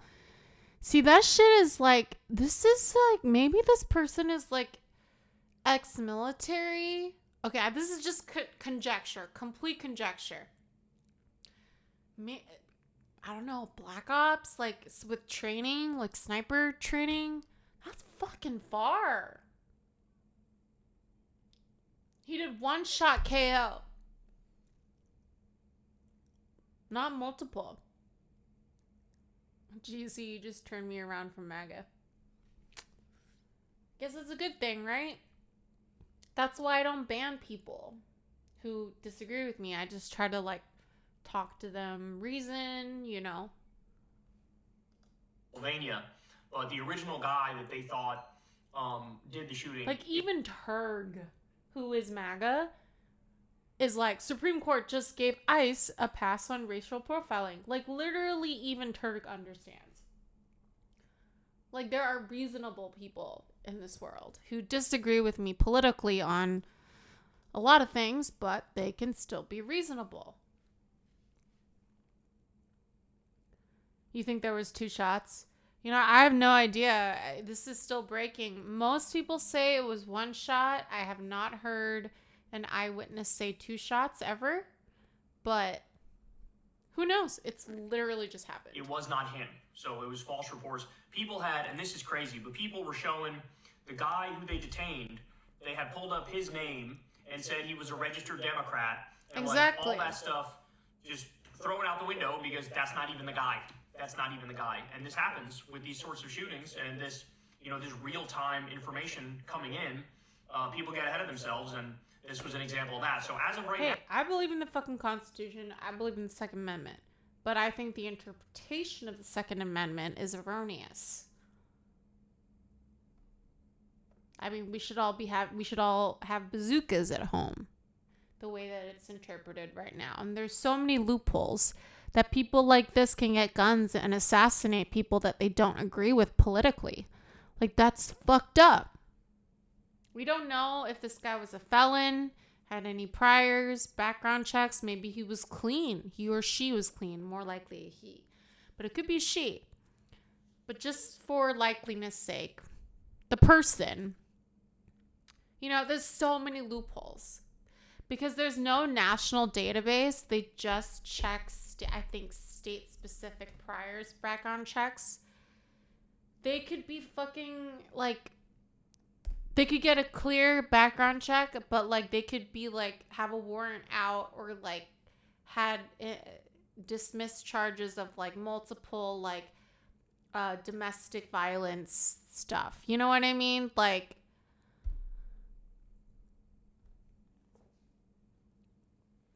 or they could have mental health issues. But I disagree with, if anybody were to have, like, any mental health issues, they can't have a gun. I completely disagree with that. 100% disagree with that. Then no one would have a gun. Because how many people who suffer from depression have been diagnosed with depression in America? None of those people could have a gun if that was law. So I completely disagree with that. But there are ways to make people safer that this shit doesn't happen. That people do not have the ability to get a gun and assassinate political opponents. Like, this is not okay. And therefore, that's why I believe in the Second Amendment and the Constitution, but I do not think it's been implemented and interpreted correctly. There are a lot of crazy people on edge with guns on both sides. I'd say more on the right. But I understand that there are people who are leftists that have mental issues that do have guns as well. Easy for CIA handler to push them off the edge. Yeah, and what the fuck did they... Okay, that's another topic, Turd, that's, like, aggravating. Jeezy, I saw a man first shot in front of me in NYC in a grocery store in robbery. Where? Which neighborhood? Which borough? Did he die? Jeezy, and I moved the fuck out. As in, you left the store, you moved out of that neighborhood. And you broke your lease? You managed to do that? Like, that's... Not everyone is fortunate enough to do that. Now, there is no suspect in custody. There is no suspect in custody. Now, this is crazy. This is crazy. I believe this was Politico that reported this, but listen to this. Video posted on social media shows the moment Charlie Kirk was shot and the seconds leading to the incident. Kirk was being asked questions about mass shootings in America. You're in Singapore right now? You're not even in America? Oh my god. Oh my god. Oh my god. Oh my god. Oh my god. Oh my god. GZ, what the fuck? I thought you were in New York. And you work in a glass building or whatever. And you're a citizen now. You live here now like a normal person? What are you talking about? People can live in Singapore and be normal. So you moved to Singapore and then you moved back? I'm so confused. Singapore is like one of the safest places on earth. Consistently ranked multiple years in a row. Because people don't have guns. But they also have a different implicit social contract with the government, which is different to America and Americans' social contract with their government. Good guy. I think that's the wrong way to approach it. I think bigger issue is that if depression and other lesser mental illnesses stops you from getting a gun, then those people are less likely to get help they need. Can you explain that? I'm a little bit. Can you rephrase that a bit, good guy? I kind of got your point, and then you lost me. You lost me a second half of that message. Can you reword that?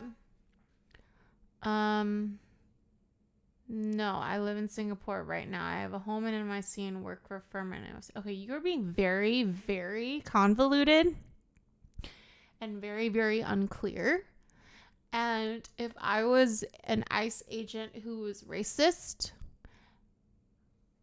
and talking to you, I would be like, nope, I'm detaining you. You lied to me. You're not making any sense to me. So right now you are being detained until further notice.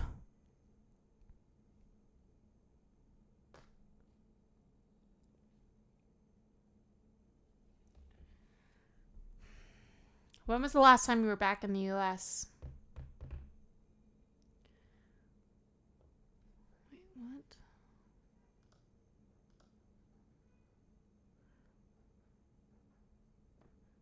What? The Singapore that kids back in 1990s? What happened in the 1990s, Kirk?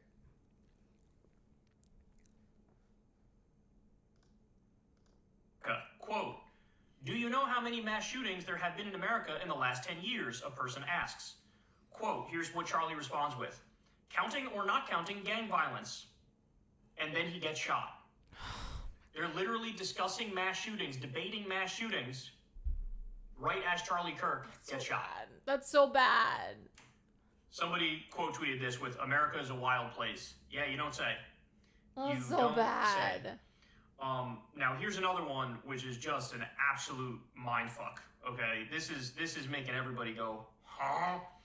But the magazine Jezebel, they tweeted the following. That is a Okay, I have to pause because I've always thought how like that is a diabolical name for a magazine. The fuck? That's crazy. Good guy, sure. Some people want guns. If any mental health diagnosis stops them from getting guns, then they are less likely to go to mental health professionals if they think they may get such diagnosis. Agreed. And then we'd have more crazy people. We would have more untreated mentally ill people. And we all know there's a black market in guns and people and like gun shows. Now there's 3D printed guns, Luigi situation. And then there's guns that are passed down from family members. Stolen guns. And like how to differentiate like people who have their mental illness under control and want a gun versus people who don't. Like, do you have to be medicated? Maybe that's because like how do you decide which mental illness is considered sick enough to either have an extra step of screening or like not allowed to? Perhaps an extra step of screening and extra requirement should be had. Like if you, let's say like if you were Kanye, I would not give Kanye a gun. But let's say if you were like Kanye, you were bipolar 1 and he wanted a gun. And let's say he has no priors, nothing. He's clean. Except for bipolar 1. Unfettered, unmedicated. He'd pass the background check and he could buy one. But maybe instead we could be like, hey, you're clearly suffering from mental illness. Are you doing therapy? Are you on medication right now? How is it well managed? We need to get more information before you can get the gun. And you gotta wait. I know there's a waiting period for some places, but like if you have like a diagnosed mental illness that is not controlled, or you need to find out if it's controlled or not, and you need to wait a little longer. And I think that's fair. I think that's totally fair. And I think a lot of people who are pro-gun would agree that that would be a good gun reform. You know? He got beaten by a bamboo stick before? What the fuck? Ouch. Ow. Have you tried sweet cane, by the way? They kind of look like bamboo, but you chew on it. It's really sweet. It's delicious. Terry, Singapore has very ordered society, a bit too restrictive for my taste. Exactly what I am saying about the social contract with the government. It's different. That is why we should have nations and legal immigration. People can go where they fit. Yeah, I believe in borders. I mean, why do you think I emigrated to a Western country? Because I believe in more freedom. I value freedom more than there's just I could go on, man. I could go on. It's basically trading level of freedom and security and surveillance. It's different people have different hold different weights for each of those elements, and which ones they value more, which ones they don't really care about, you know? Am I Asian?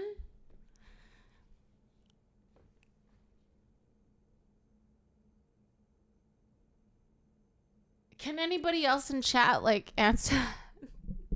Ready? This is real.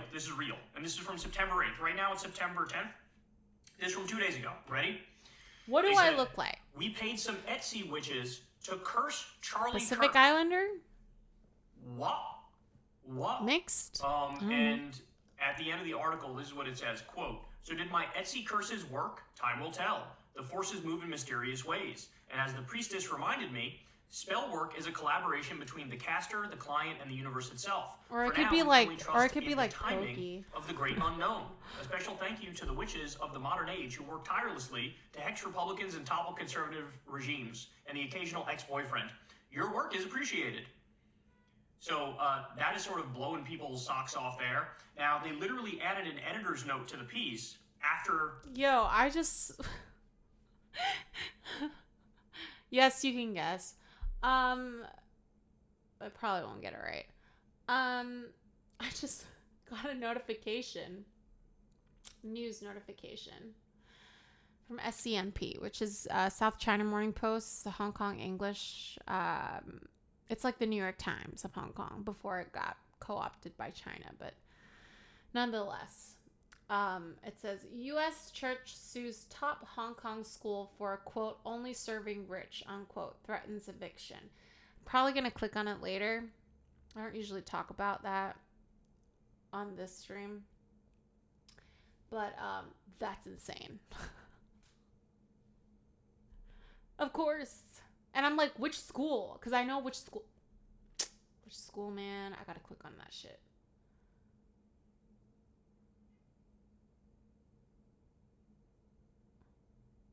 Lutheran Church, Missouri Synod says school it co-founded in 1966 has amassed more than 2.8 billion Hong Kong dollars in reserves. Oh, interesting.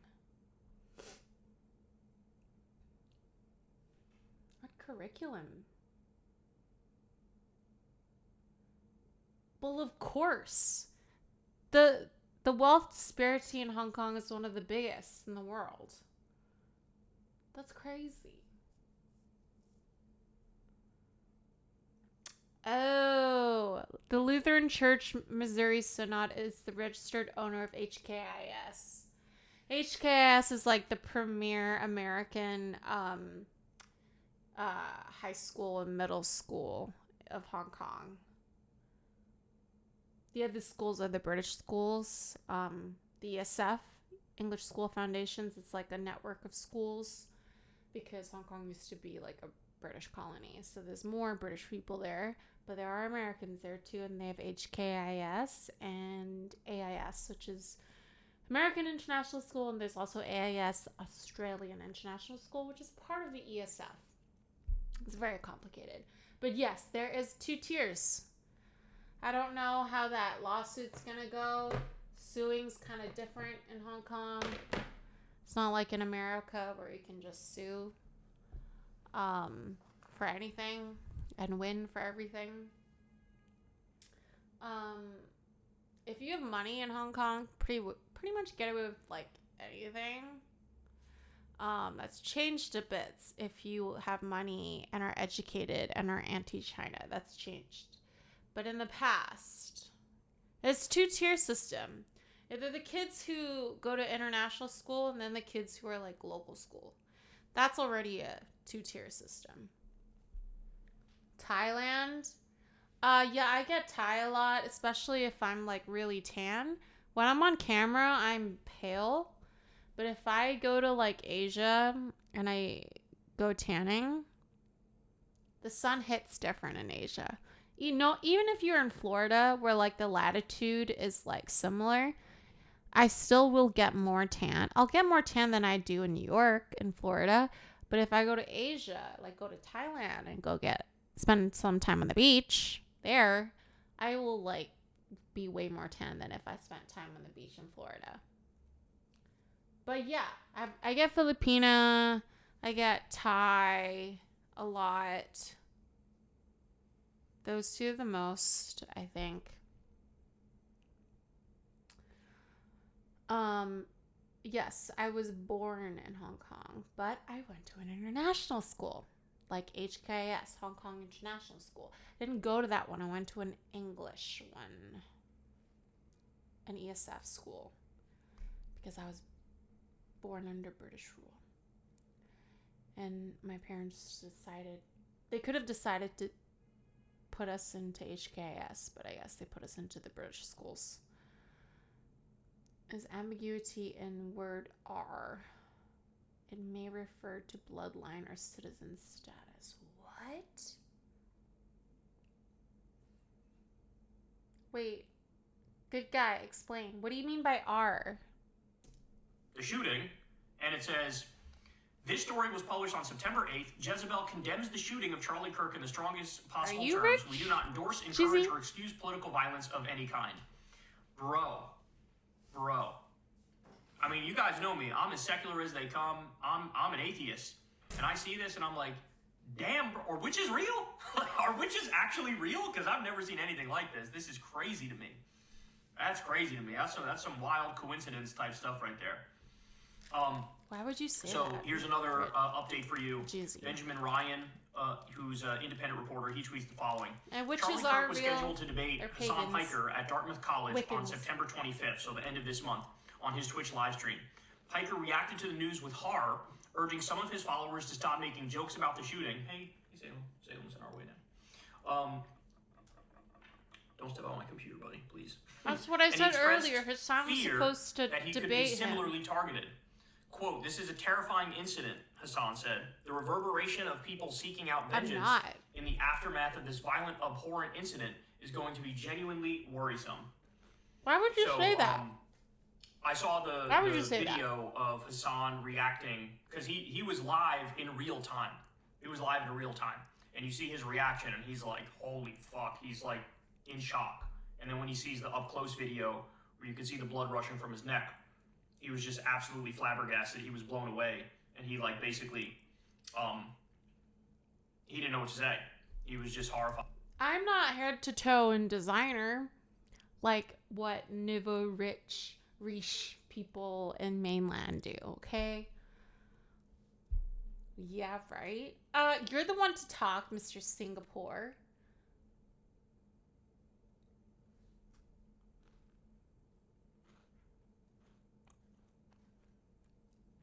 We can't just see you just profiled me.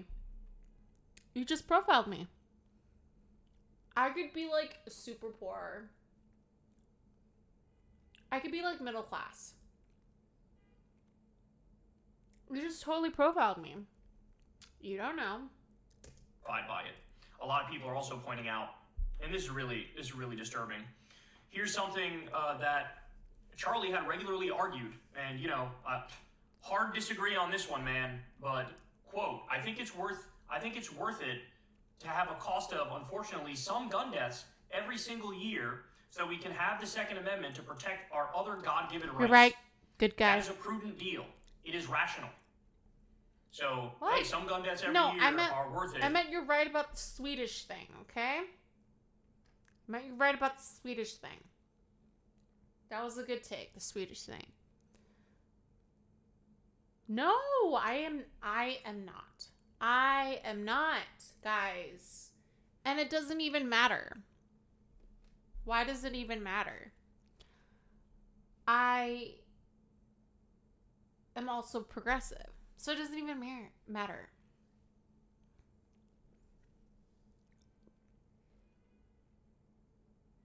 I didn't go to HKIS, okay? I went to like an ESF school. And HKIS were like rivals. We played like sports.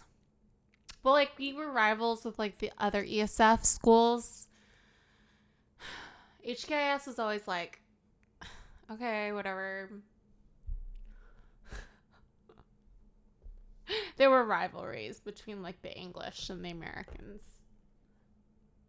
It was so stupid. You know when you're young and you think like little things are the end of the world, you know? Like it's just crazy. Sometimes I want to go back to when I'm like a teen and it's like the end of the world is like if you go to the right party or if you wear the right clothes or if you're dating the right person or if you're playing the right sports, you know? Like, or else it's the end of the world. You know what I mean?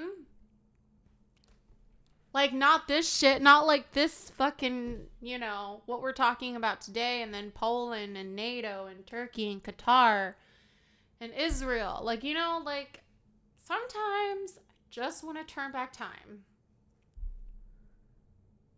Jeezy, oh my god, you are now my fave person on Twitch. Okay, thank you, but I don't understand why. What did I say? For Second Amendment rights, it's like, well, I mean, now you're one of those people, and and when it hits so close to home, my uncle was in Singapore for a bit, and this is why it makes sense to do all the kind of gun reforms that we always talk about: universal background checks, red flag laws, ban high-capacity magazines, assault weapons ban. There should be a licensing system, a testing system. Because we got a lot of crazy people in this country, and a lot of fucking guns, over 300 million, and this is the result, And we still don't know the motivation behind who did it, but of course the right is really getting ahead of themselves, and I'll get to that in just a second. So, but first, literally all of the gun stocks shot up massively as they reacted to Charlie Kirk getting shot. Wait, what the fuck? Seriously?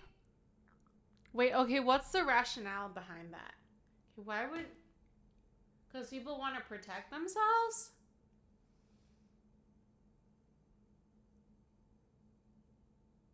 Is that why?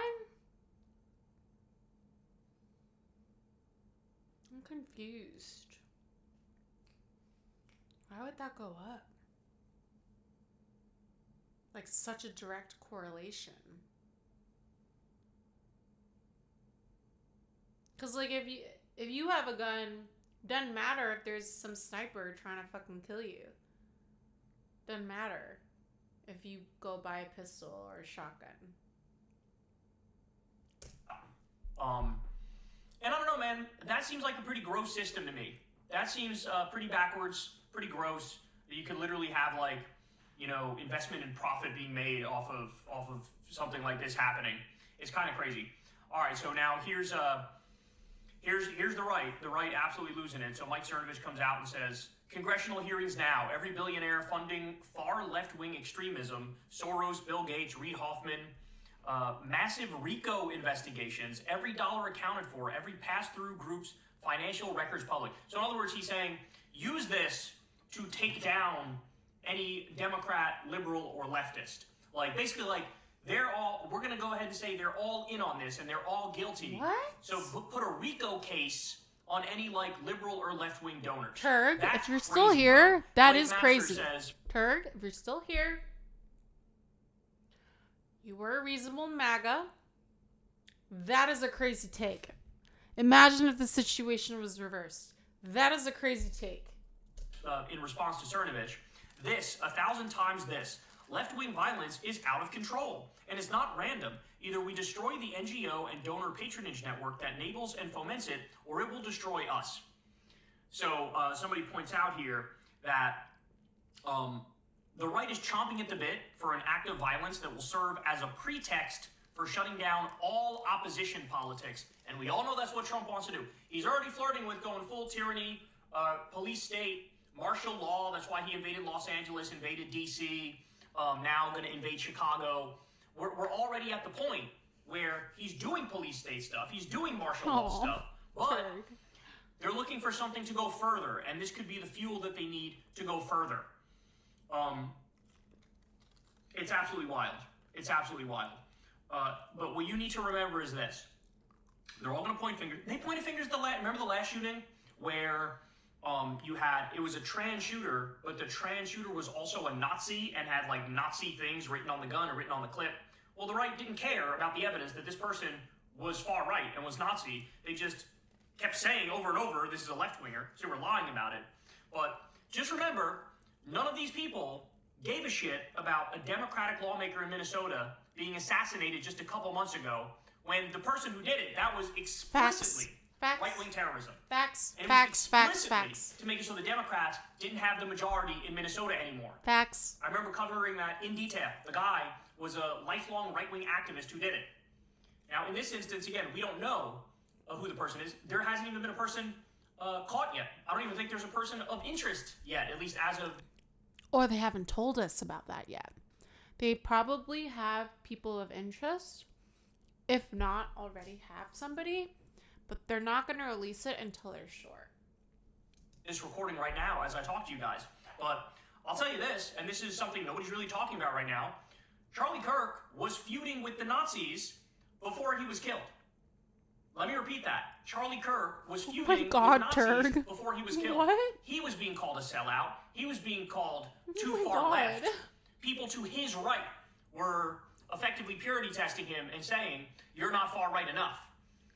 So we don't know. We genuinely don't know who did it and what their motive was. But it very easily could have been somebody far left. It very easily could have been somebody who was just flat out mentally ill. And it very easily could have been somebody who's a Nazi, who's far right, who very recently they've been going after Charlie Kirk and going after him pretty aggressively.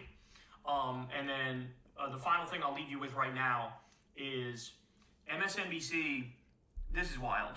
So one of the hosts on MSNBC said the following, quote, "We don't know if this was a supporter shooting a gun off in celebration." That's crazy. In celebration, he fucking murked him in the neck. I can't with MSNBC. I cannot. The only times I can actually even listen is Rachel Maddow, even though she pisses me off sometimes too. Because she's a full-on lib. And establishment lib too. And the only other time is when I'm watching during some election and I need to see Steve Kornacki on the big board with the numbers. He's the best with the numbers. Better than Harry Anton from CNN, which is like a knockoff of Steve Kornacki. Anyway, MSNBC is fucking cooked. Okay, Turk. What do you mean by when it's done right, though, Turk? When you get back, you have to explain. Because that can mean a lot of things. Oh, what? What? No, I think we don't know what the motive was of the shooter, but we can say pretty safely it wasn't that. You don't shoot from 200 yards away and hit your target as an oopsie. No, this definitely was, a targeted assassination. There's no doubt about it. Mm-hmm. But the question is, was the motivation somebody who's extremely mentally ill and violent? Was it somebody who's far left? Or was it somebody who is a Nazi and to Charlie Kirk's right? So there you have it. There are your updates for now. How much farther right can you be? Yeah, really not good, man. Really, really not good. And this isn't, as I said in the previous video, this isn't the end, right? Like, when political violence comes, it comes in bunches. And really? You get the sense that this is just the beginning. Uh-oh. And you get the sense, Trump and the right may really start going down the path to hell in response to this, right? That's the sense I get. I hope not. Is that they're just gonna like what we use saw in this. the 1960s, like when you had one political assassination, you had like 5 more that accompanied it. You had all hell break loose. Wait, really? I think we're in for a tumultuous time, man. I really do. Oh my god. And this is not going to go well for anybody. That's for sure. Oh my god. Oh my god.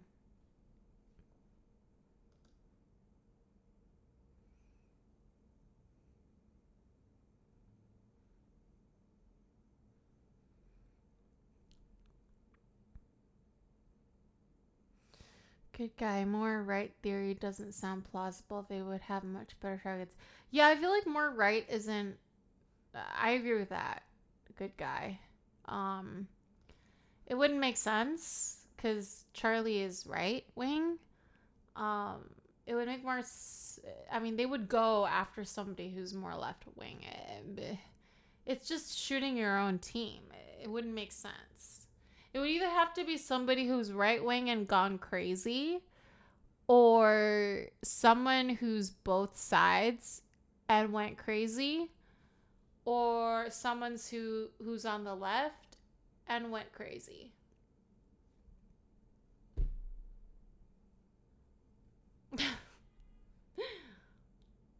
So, yeah. Man, what a world. What a world. Let's do some Polish. CNN has Let's do learned some foreign policy, man. President Trump plans to speak with the Polish president today after the Russian drone incursion into Poland overnight. Poland says it shot down several Russian drones after 19 violations of its airspace. 19 violations? Bro. NATO, man. Come on.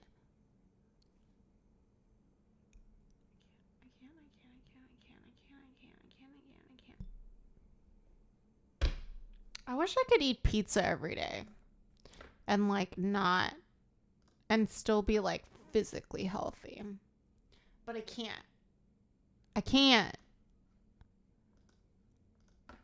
Sucks. Polish Prime Minister says his country is now closer to a conflict than at any point since World War II. Yeah, I think so. Very, very alarming. And joining us. And by centrist, do you mean like... For me, centrist is somebody who holds views of like both sides. And like pro-establishment. Like pro-old guard kind of vibe. Like they'll hold like ideas from both sides that sometimes contradict each other if you look into the logical arguments that ultimately underpin a point of view. Now is Poland's Deputy Prime Minister and the Foreign Minister, Radoslaw Sikorski. Minister, thank you so much for joining us. What is your message right now, the government of Poland's message that it wants to convey to the White House? Well, our president visited Washington last week. I also saw Secretary Rubio last week. And we need to keep the number of American troops in Poland. We also need additional anti-aircraft assets to protect our airspace, which is NATO airspace and EU airspace. We would also appreciate it if the pressure on the aggressor on Russia was increased.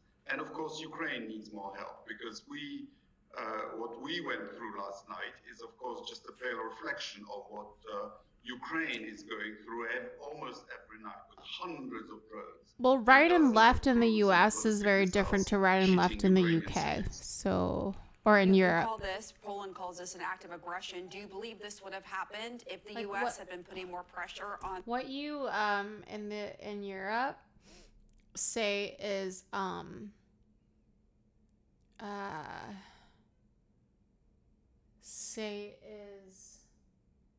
right wing is actually like liberal, centrist liberal, or centrist left leaning. What you consider right wing. Like it's skewed. What's considered moderate and what's considered right and left. It's more skewed over here. On the aggressor?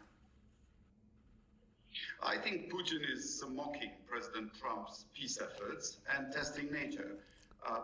We don't believe this was accidental because we're cooked if NATO falls. When one or two drones reached our airspace, they came from I agree. Ukraine. I agree, These good guy. drones, Should be more than a two-party system. From Belarus, and therefore this was likely planned. It's also accompanied by a huge Russian disinformation campaign.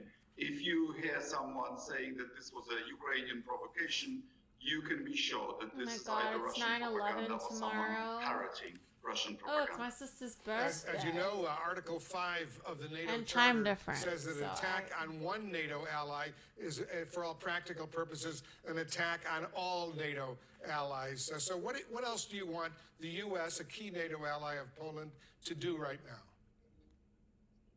We have not invoked Article 5, but we have invoked Article 4, which says that when a party to the treaty feels threatened, she may consult with allies about what to do. Turkey invoked it in the past and was reassured with extra Patriot batteries. This was in response to threats emanating from the Middle East. We also expect allies to back their words of solidarity with deeds. And we need more anti-aircraft assets, and we need a drone wall on the border of NATO.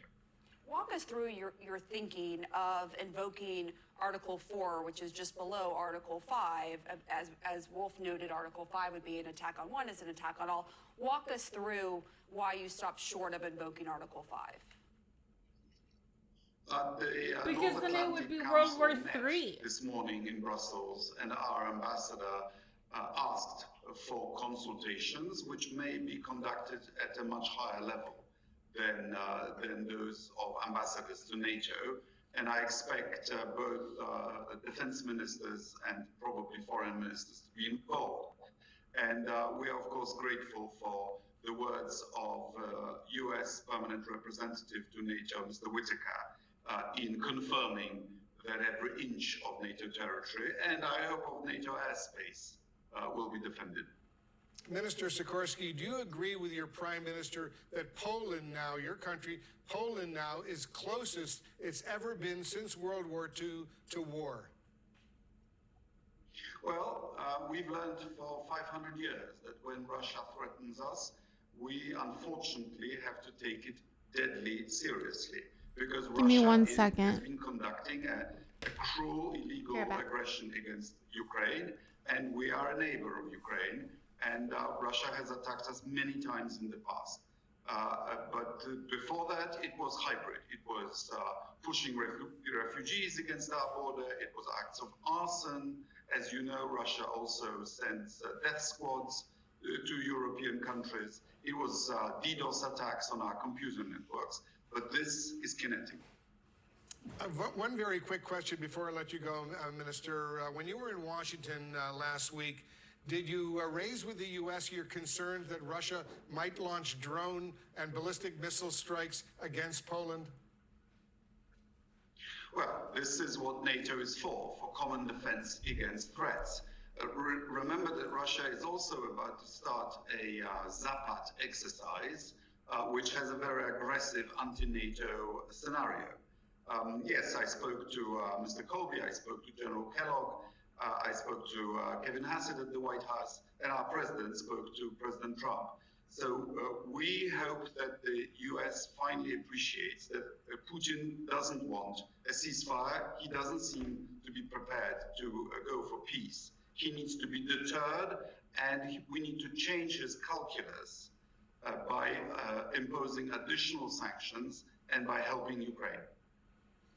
Foreign Minister Radoslav Sikorski, thank you so much for joining us. Good luck to you. Good luck to all the people of Poland. We appreciate what you're doing, and we will stay in close touch with you. And as we say in Polish, dziękuję.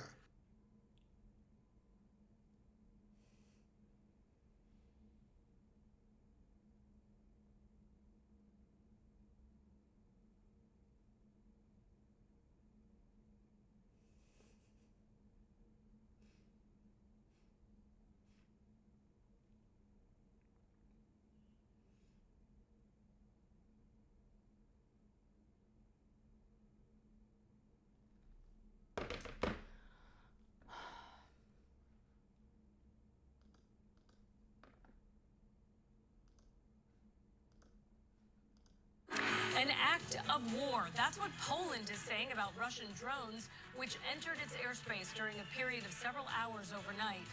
Poland says it shot down several of those drones with help from NATO allies.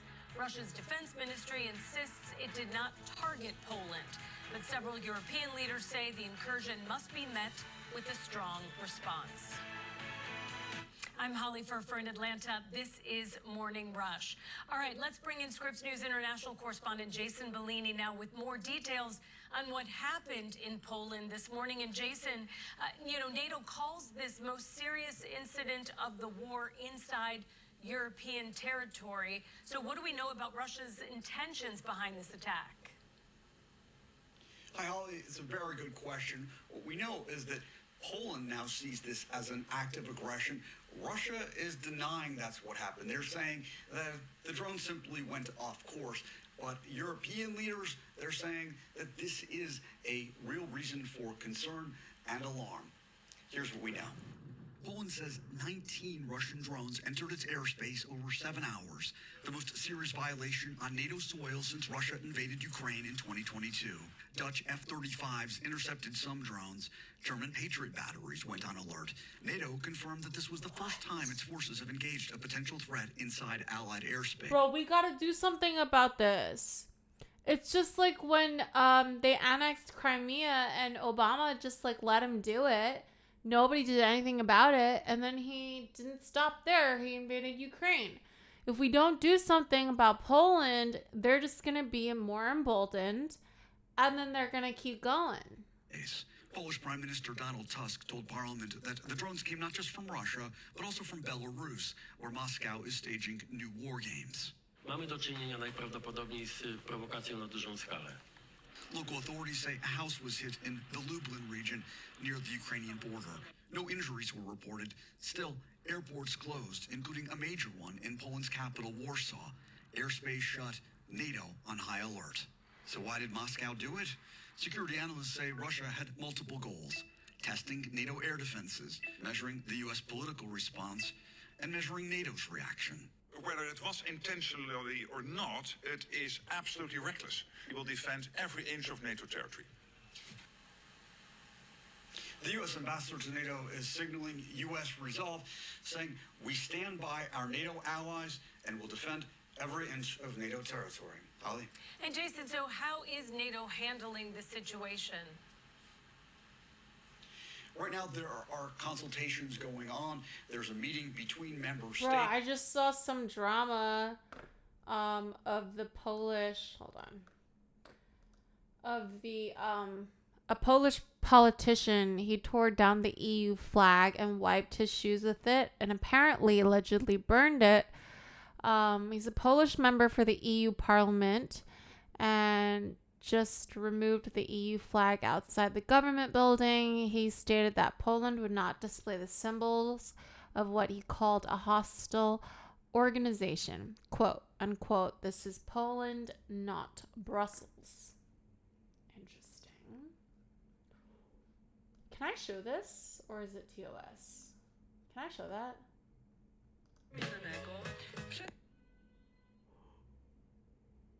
This is illegal in America now, right? Trump made flag burning illegal, right? That's fucked. Okay, Turk, if you're still there, I don't know if you're back yet, Turk, but what is your opinion on the flag burning situation? Because I believe I would personally never burn an American flag. I can't see myself doing that. But I think that it's free speech. I think that other people, if they want to do it, I disagree with them, but they can do it. I don't think we should ban that because we're America. It's about the freedom of speech. Like, what are we? China?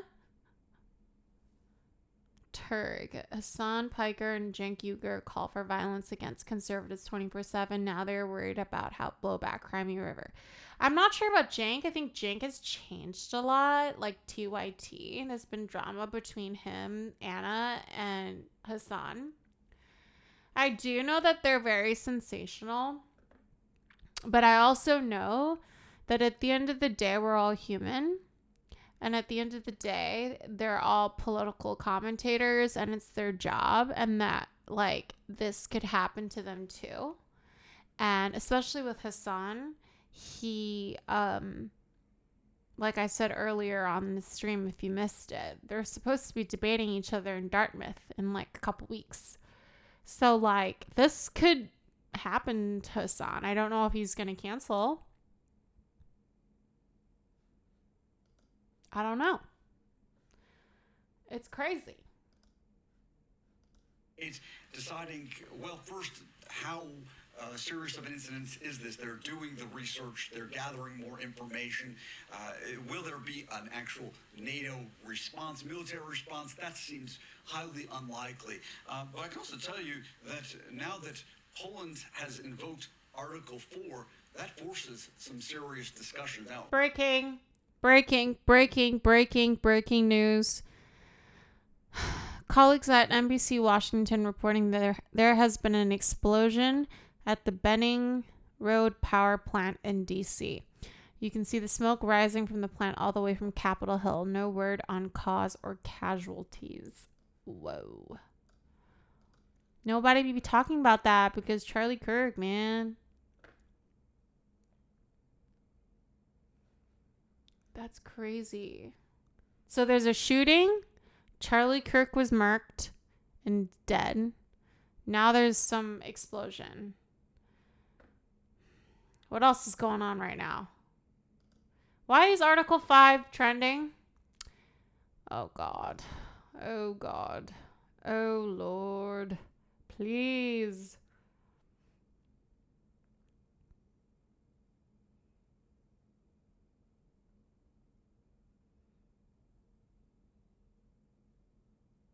Oh my God. Article 5 is trending on freaking Twitter because of this Poland thing that we've been watching. Like, what?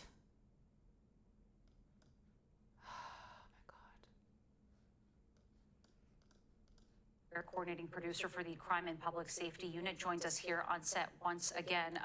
Quite a few updates coming from that press conference from those federal, state, and local leaders and officials.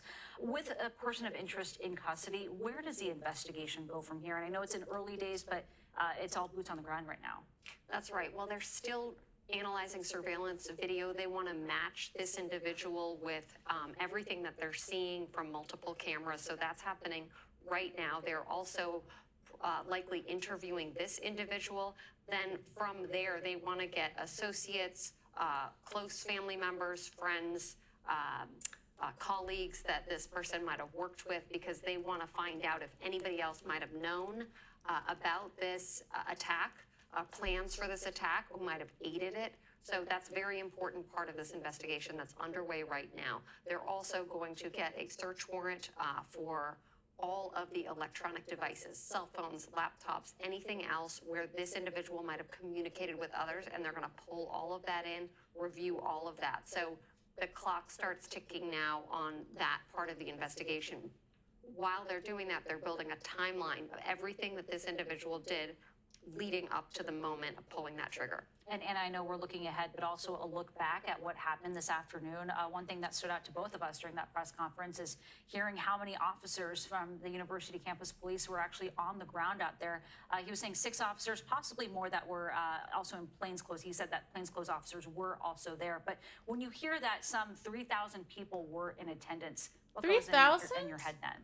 Not a secure location. Wide open, no cover, no checkpoints, no metal detectors. Already, just the fact that they held the event at that location, Kirk, I saw law enforcement is at a disadvantage to keep it when safe. he But was there in are Georgia things that last they could have October. done. And there you heard the police You earlier went to his rally? acknowledge that they might have been able to prevent this. But to have somebody on a roof in an open air university like that, very difficult to prevent. But had they had more eyes, more resources, maybe somebody would have seen something, said something, and apprehended that person before they took that shot. And we're already hearing about events Am I being seeing you postponed or Saturday? canceled, political ones, because of what happened with security plans perhaps being re-examined.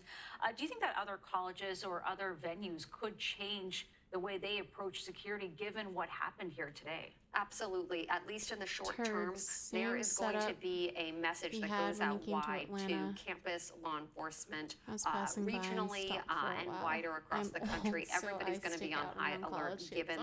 that. Already, law enforcement in the big cities were on high alert because tomorrow's September 11th. We are in a heightened threat environment. Tomorrow's my but little sister's birthday. looking out and finding that lone wolf before they attack, that Aw, is the that's a hardest shame thing for that I law won't see you enforcement Saturday. to do. Everybody's going to be ramping up security right now. But yeah, I agree. essentially, at campuses, but Logically. other institutions around the country. I know hindsight is 2020, had especially better in cases like this, but security. when you do recognize that there was outcry and that people were not happy with Charlie Kirk's appearance on that campus, and that this was the first stop on a widely publicized tour that he was kicking off on, what should have been different?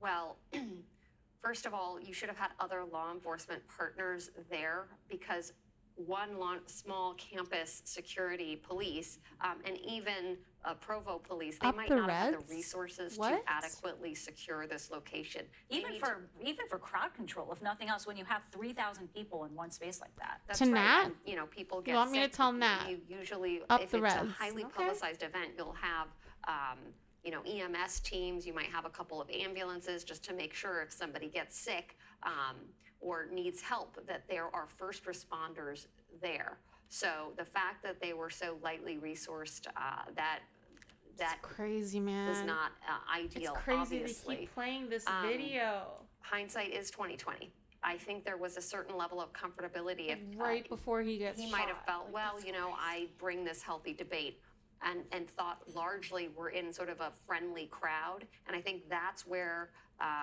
law enforcement can make the mistakes where they think that they're in a friendly crowd environment. They say, yes, let's go with an open air venue where anybody can walk in. And we heard And that was part of the spectators. appeal also for Kirk, to have people come in and be able to have anyone sit down in front of him and talk to him. That's right. Now, he did have a security team, so he was aware of a certain threat level. Yeah, but he nobody didn't thought it seem would be a to freaking be, sniper. he was out there speaking confidently. I mean, we watch all our politicians doing the same thing every day. It is impossible to have a 100% secure environment, particularly if you're choosing to hold an event outside like this one. I know you've been urging caution in how we approach motive from the very, very start as soon as we heard this news come down. At the same time, it is hard to ignore. I'm gonna the try to fact remember all He that, is such a prominent but conservative I can't guarantee. figure. And this is all happening, of course, in the backdrop of quite a few targeted shootings that we have seen just in the past year or so that have played out. Luigi Mangione, of course, also behind one of those with United Healthcare. What does that say to you about where we are and this, the landscape in which this is all happening? Well, we've had quite a number of very high-profile targeted assassinations and assassination attempts over the last Which video did you see? 18 months. So really, The a first one or very, the second one? The second one was fucking heightened wild. threat environment. But what I will Turk. say about the motive That is an aspect is of the Second Amendment. there have Hunting been perpetrators queue also at school shootings, at can other take anybody high-profile out at a targeted attacks, long where it was sort of Yeah. a free-for-all. Any I think motive, a Utah's person open- with a open carry, documented mental too. health history who was grabbing at whatever was in the zeitgeist, using that as motivation. So that's why in the immediate aftermath of these kinds of shootings, we want to be very careful because we don't know what kind of writings. I still can't believe this they don't person might have had, the what kind guy of or haven't online announced spaces it. they might have Could be been a woman, frequenting. but- We don't know. We can suspect, and you just heard the governor of the state of Utah say this was a targeted political assassination. He might have information that we don't he have, was but a at this dad, point, we don't have though. information I that still supports can't get that. over that. Which is why That's we the always worst appreciate your part. context A through all of this. 3-year-old Anna and a Schechter, thank you very 1-year-old. much for today. I still And can't. Brandon That Russin hits joins us different. now. Brandon was there and saw all this happen. Brandon, I'm so sorry for what you've experienced today. Can you walk us through what you saw? Thank Oh you so my God, much. you can't say leaking. I was just That's, standing there about maybe 15 crazy. feet in front of Charlie, probably it was in the standing area, the standing crowd, maybe 3 people back behind the guardrail, and we were just enjoying listening to him answering questions and Turk, I can watch before a I man continue, I get don't think messed this up. is being Could not watch the covered. I Ukraine don't know woman if any get witnesses stabbed. have come out and Sexist said mouth. that one of the last things Dude, that you're Charlie fine, Turg. declared before the shot rang out was that Christ is Lord and that he defeated death. And I just find that very poetic, despite this tragedy. After that declaration, he moved on to the next question, which during that time was when the shot rang out, and it just seemed like everything went in slow motion. That's crazy. Didn't seem real for that split second, and then and I saw very up close the graphic detail of what happened, and at that point, me and the friend that I was with and the crowd around us ducked down and quickly got on the ground. It sounds like Bro looks so traumatized, man. Okay, I saw on Twitter it said this is from Brian K. This was Charlie Kirk's last interaction with the audience before being shot in the neck in Utah. Audience member, quote, "Do you know how many transgender Americans have been mass shooters over the last 10 years?" Unquote. Kirk, quote, "Too many," unquote. End quote. The same audience member went on to say the number is 5 and proceeded to ask if Kirk knows how many mass shooters there have been in America over the last 10 years. Kirk says, counting or not counting gang violence. The answer is 5,700. Then he gets shot. That is insane. That's crazy. an incredibly harrowing experience that you had to go through, Brandon. When you did see this unfold so close to you, you said that you got on the ground. Can you talk a little bit about that immediate reaction of the crowd that was around you? I know there were so many students that were there. Yeah, I think it took probably 1 second for everyone to process it, what had just happened, and all of a sudden we were all piling on the ground. I just remember instinctively shouting, "No, no, no, no." I reached for my phone to text my wife and to tell her that there was a shooter, and that I loved her in case anything happened to me. And at that point, we were on the ground for about a minute, and not hearing any more shots ring out gave everyone the confidence to just start running to the buildings. And so that's what we did. Brandon, a lot has also been made today about what kind of safety measures were in place. Can you tell us about what you saw when you were there? What kind of safety apparatus this that you dude had is to so go through, if any, traumatized. and what What? your thoughts are on that now? I'm going to be completely honest. When I walked into this courtyard, the first thing that I thought, with everything that's happened in the past decade or few years, the first thing I thought was, I hope they have good security here, because this does not seem like a safe place for Charlie to be giving his message. In terms of the layout of the courtyard, not in terms of the people, which I don't know. I think hindsight's 2020 here, because like there have been other political commentators who go to like universities. It's the same shit.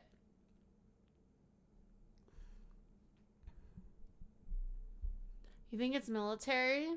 I mean, it's possible. It's definitely somebody trained with experience. Because if it really was from far away on that rooftop, and it was like a long gun, and it was a one-shot, like, fatality, yeah, they definitely have some form of formal training and experience. So I wouldn't be surprised, but maybe not. I don't know. Just could be some gun nut.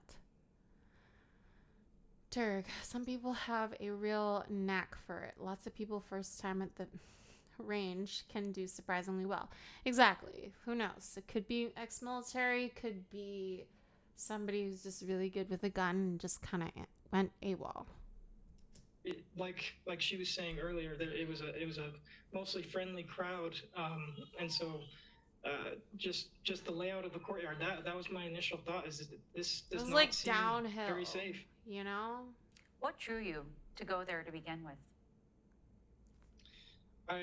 That is a stupid ass question. Good guy. Crooks couldn't even get Trump at the half distance. Yeah, so like this guy was farther away than the assassination attempts on Trump. So I don't know, man. I hope they get the person. Love hearing debates. That's dangerous. It's like the I'm DC not sniper. totally engaged in politics, but I think the dialogue in this country is extremely important, and I think Charlie was a very, very intelligent man, and I appreciate hearing his evidence for his claims, and hearing the debate on the other side too, and hearing that dialogue. That's initially what drew me. An important dialogue to have. Brandon Russin, thank you very much for being with us tonight. Thank you. And we are going to have continuing coverage of the fatal shooting of conservative activist Charlie Kirk in Utah. But first, we are going to take a quick break. You're watching The Daily Report.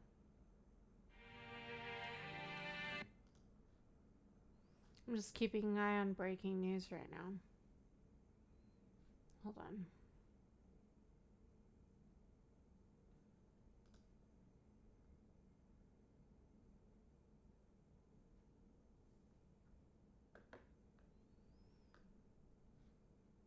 Let's watch a short of Hassan and his reaction. I can't believe he was supposed to debate. That's crazy. What the fuck is happening? Mike Lee, I am tracking the situation at Utah Valley University closely. Please join me in praying for Charlie Kirk and the students gathered there. Shots fired at Charlie Kirk event at Utah Valley University. Footage from the scene showed event goers screaming as shots rang out on Wednesday. People at the event took to social media to share details of the moment someone opened fire at the conservatives event. Kirk published a post on X just minutes before reports of the shooting emerged. What the fuck is going on? No way, dude. Okay, Deseret News now reporting Charlie Kirk shot at Utah event. Bystanders report seeing Kirk shot. I mean, I wouldn't be surprised if there was already an ep about that predicted this, because South Park just apparently tells the future at this point. Good guy did shootings at the range on 100-meter with an AR. When in the Army, it's hard to shoot past that accurate without scope. Well, the person defo had a scope, right? Definitely.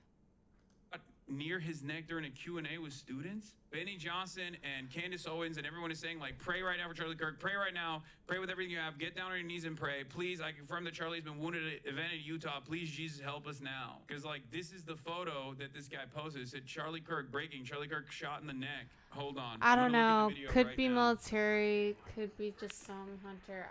I don't know, man. As far as I've seen, Charlie Kirk has been shot.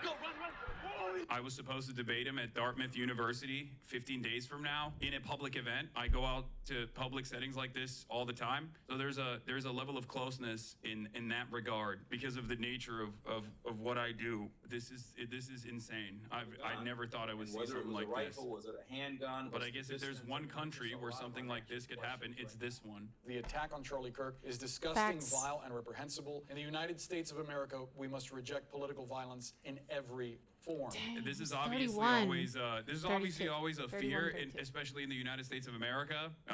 There is not. I mean, I don't know what the fuck to say, dude. I don't know what the fuck to say other than America is an incredibly violent country, and it's getting even more violent every day.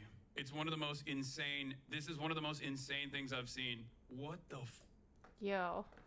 And then Andrew Tate tweets Civil War. Like, dude, shut the fuck up. Trying to blow up this country? Come on.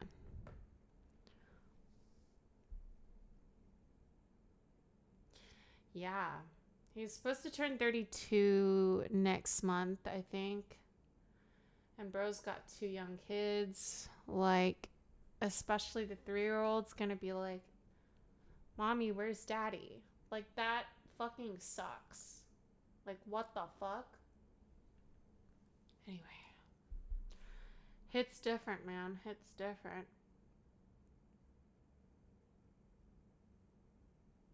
Yeah, nobody fucking asked Andrew Tate. He's just like, go away. Good guy. Returned just the normal reserve army training in Finland. If you've done actual hunting and range, I would guess you have more. Never shot a gun. Oh my god, this is one of those where they like don't have any like, they just have subtitles. Yeah, they just have subtitles. Fuck that.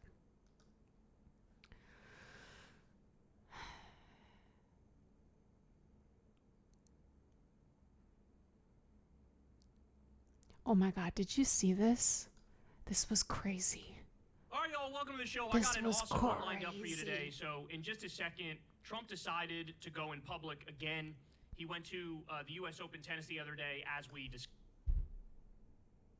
I was watching the finals of the US Open tennis, and you could hear the boos when they panned to Trump.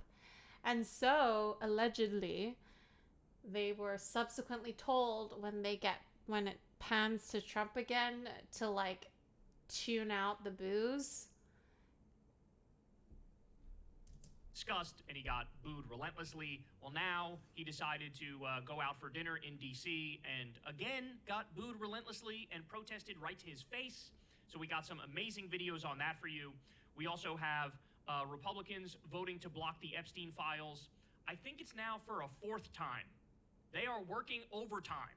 Yo, to protect oh yeah, the Epstein bloated files. pedophile president, and tarnishing their whatever semblance of a reputation they have left.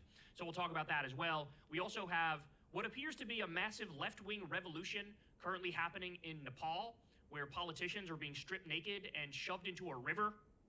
Not kidding, not kidding. We got some videos coming out of that sort of stuff, so hang in there for that as well. And then later on, the drunk MAGA doofus Tom Homan, who's basically Trump's secretary of evil, he went on MSNBC and got obliterated to his face. Get out my chat, Jay. What's her name? Mika Brzezinski. And I'm not even a fan of Mika Brzezinski, but she actually tore this guy apart. So that's Got a fun nothing video. nice to say. Ben Shapiro also gets savaged for his genocide denial on The Breakfast Club. The New York Times writes a fawning article over Nick Fuentes. That shit was disturbing. We'll talk about that. And stay tuned, because later on, I'm going to explain to you guys how this show is mega cooked. We are cooked here, bro. We are cooked. YouTube is making some changes, and it does not look good for your boy. So hang in there for that. We'll have a lot to say about that as well. And you guys know the drill. first of all, subscribe to the channel if you haven't yet. It helps out big time and costs you nothing at all. If you'd like to help out, that link is below. Or talk to a government or anything like that, a PAC. And also, if you'd like to, you can help support Crystal Kyle and Friends D, likely because of her support for Palestine. Very brave of her, so we're going to talk to her about that and a bunch of other stuff. And go subscribe to the Corin's World YouTube channel, because we do live Kyle and Corin episodes every Monday at 8:30 p.m. Eastern Time. We did a great one this week. We're going to have another awesome one next week, so come hang out with us when we do that. All right, guys, let's go ahead and dive into it. So, Trump decided to show everybody, hey, I said there's no more crime in D.C. because I decided to invade D.C. and send the military and crack skulls in the streets. Oh my God. And so now I'm going to go out there and prove to everybody that the streets are perfectly clean. They're perfectly clean, no crime, zero crime. And so he wanted to sort of show off a little bit here and pat himself on the back. But yet again, he fucking miscalculated.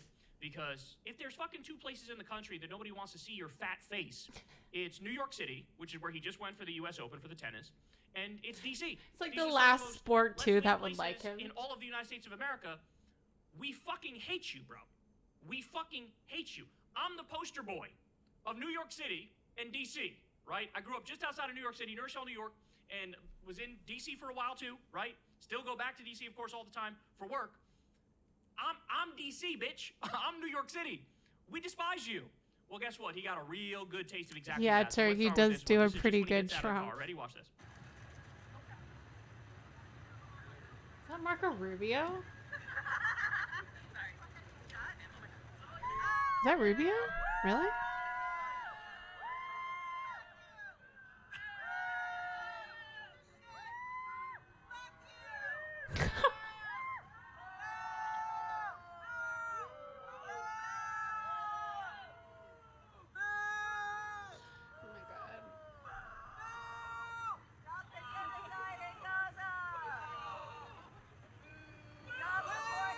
Oh my God, we haven't gotten to Qatar yet. You got some like, fuck not yous, really. you got piece of shit, you got a lot We of touched booze. on All right, Qatar, more. So but- now we get inside the restaurant. We have JD Vance there. We have Pete Hegseth there. We might have Little Marco. Is this Little Marco? That's what I thought, right? It was Little Marco, right? right? JD Vance right here. It might be. I don't know. But anyway, a lot of top administration people, and they went to this place, Joe's Seafood. By the way, fun little fact. The apartment Crystal and I used to live in was actually really close to the White House. It was like right next to the White House. So when I used to at first go down and see her, I would park, I think it was on K Street, and I'd have to walk to the apartment, and when I made a right, I would, boom, be looking right at the White House. So this is actually close to an area that I know pretty well. And so JD Vance goes in there, Pete Hegseth, Trump, and apparently Code Pink, the anti-war group Code Pink, did some like intelligence research here, and they figured out, oh, they're going, somehow they got the word early, I think. They reserved some tables or whatever. And so they were in position to basically protest Trump directly to his face. We got some awesome videos. Watch this. Enjoy your dinner. Oh my God, Pete Hegseth. I cannot.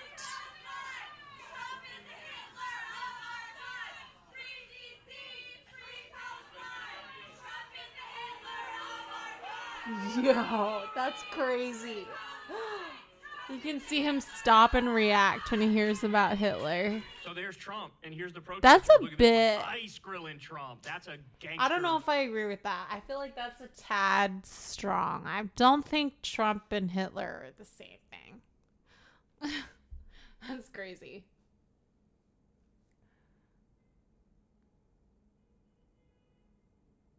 Turk, JD is so lined up to take over under the techno globalists? What the fuck is that? I have never heard of that term. What the fuck? Yeah, I mean, he's just like, Elon fucked up, right? Like, he was like, too much. It was gonna blow up eventually. Like, there wasn't room for Trump's ego and Elon's ego. JD played it right. He was like, I'm just gonna take the back seat. And when Trump like dies, then I can take over and do my shit. No, I haven't. Techno? I've heard like globalists.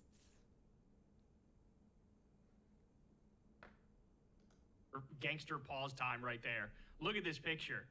Jesus, she is ice grilling this man. All right, one more time. I like this video. So That's crazy. You can see this person's That's recording from far away. Trump is going to the table. These people are right next to the table, bro. Screaming in his face, free DC, free Palestine. Trump is the Hitler of our time.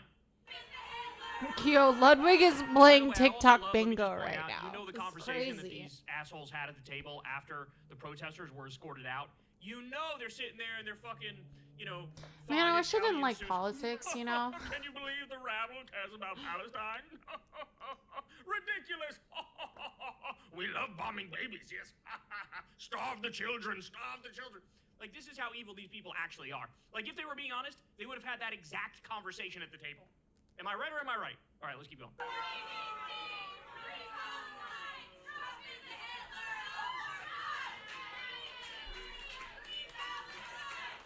So now I got other angles. Other angles. Here we go. Code pink. Right in Trump's face. 10 feet away, bro. Trump is the Hitler of our time. Okay. Free DC, free Palestine. think we Here's need Trump to move walking on towards the protesters. And watch, he's going to make to this face like, he's Qatar. not used to this, bro. He is not used to people being directly in front of him being like, hey, you're a piece of shit. Did you know that? You're dookie, bruh. Like, we don't like you. In fact, we hate. A member of Hamas's political bureau told Al Jazeera earlier that the group was meeting at the time of the attack with, quote, a positive outlook on the American ceasefire proposal. He also said that the group holds the American administration responsible for the attack. Now, White House Press Secretary Caroline Leavitt has been speaking over the past hour in her regular press briefing, and she's been asked about If you have this a Israeli link, strike on Doha. sure. She said the Israeli strike was, quote, unfortunate, and that Qatar had advance warning of the attack. This morning, Don't the even Trump get me administration started on was AI. notified by the United States military that as Israel was attacking Hamas, which very unfortunately was located in a section of Doha, the capital of Qatar. Unilaterally bombing inside says it Qatar, a correctly. sovereign nation and close ally of the United States that is working very hard and bravely taking risks with us to broker peace, does not advance Israel or America's goals. However, eliminating Hamas, who have profited off the misery of those Yes. living in Gaza, is SYNK. a worthy goal. President Trump immediately directed Special Envoy Witkoff to inform the Qataris of the impending attack, which he did. The president views Qatar as a strong ally and friend of the United States and feels very badly about the location of this attack. President Trump wants all of the hostages in Gaza and the bodies of the dead released, and this war to end now. President Trump also spoke to Prime Minister Netanyahu after the attack. The Prime Minister told President Trump that he wants to make peace, and quickly. President Trump believes this unfortunate incident could serve as an opportunity for peace. The president also spoke to the Emir and Prime Minister of Qatar and thanked them for their support and friendship to our country. He assured them that such a thing will not happen again on their soil. And breaking news, just in the last few moments, Qatar's foreign ministry spokesperson has addressed what you heard there from the White House press spokesperson, that the country was informed of that Israeli attack on Doha beforehand. Qatar is saying that is false. Charles Stratford is live from the Corniche in Doha for us. Bro, I do not So, Charles- believe for 1 second that the U.S. did not know that Israel was going to bomb Qatar. There's no shot. They can only do that with the backing of the superpower of the world. Like, come on, let's be real. Let's not pretend. It's ridiculous. Now, Saudis are getting involved. Turkey's getting involved. Turkey released some shit. And then Trump said that it wasn't going to happen again. And then an Israeli rep went on like a German, I think it was DW maybe. Maybe it was something else. But a German rep, not a German, what the fuck? Israeli rep went on TV and was like, no, like actually, it was like dodging the question. Like, oh, but like Trump said that this wasn't going to happen again. And then he was like, look, anybody who's who thinks that they can kill like Israelis and Jews are gonna get bombed. Like, it was crazy.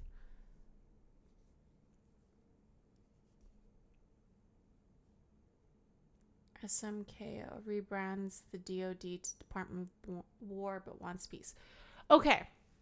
So my opinion on the rebrand of the DoD is kind of like, okay, whatever, because like it used to be Department of War, if I understand correctly.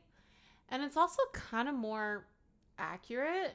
Like maybe it'll remind people, Americans, that it's not really defense. It's really waging wars around the world. Turk, so it is okay to bomb people under the pretense of peace talks? No, it's not.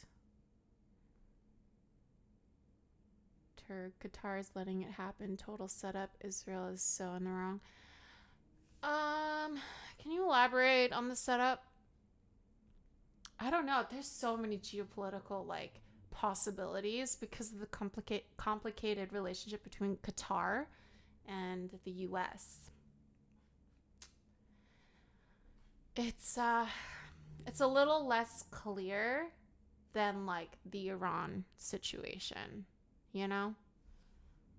Is Qatar now directly contradicting what the White House said? That's right, that statement from the Foreign Ministry literally dropping a couple of minutes ago. I'll read out exactly what it says. It says that the statements being circulated about Qatar being informed in advance of the attack are baseless. The statement goes on to say that the communication received from one of the American officials happened during the sound of the explosions. This obviously comes on the back of that statement made by the White House earlier, which said that Steve Witkoff, the US Special Envoy, was told to inform the Qataris of the impending attack. So Qatar very keen to point out that seemingly that advance warning that Witkoff was told to give the Qataris was nowhere near on time. The Qataris saying that they received it as the attack itself was happening. Charles, can you remind our viewers... Can you imagine if this was DC? Whichever country that would dare to do that to DC, it would be like Article 5 NATO, all out war, World War III. Like, that would just be crazy. Israel is giving ICK. Israel is giving IC? Okay, I'm confused. What?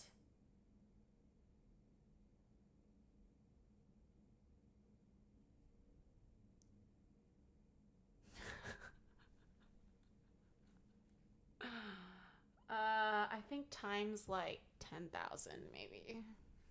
I don't know. Give us some context here on U.S.-Qatar relations because they are very close allies. Donald Trump was here 3 months ago. That's what I'm saying. It's weird. And there's a U.S. base very in close Qatar. relations and and Saudi relations Arabia. that were established a long time ago. We know that the U.S. has its largest airbase here in Qatar. Trump has always been very generous, and previous administrations very generous in their comments about the Qataris.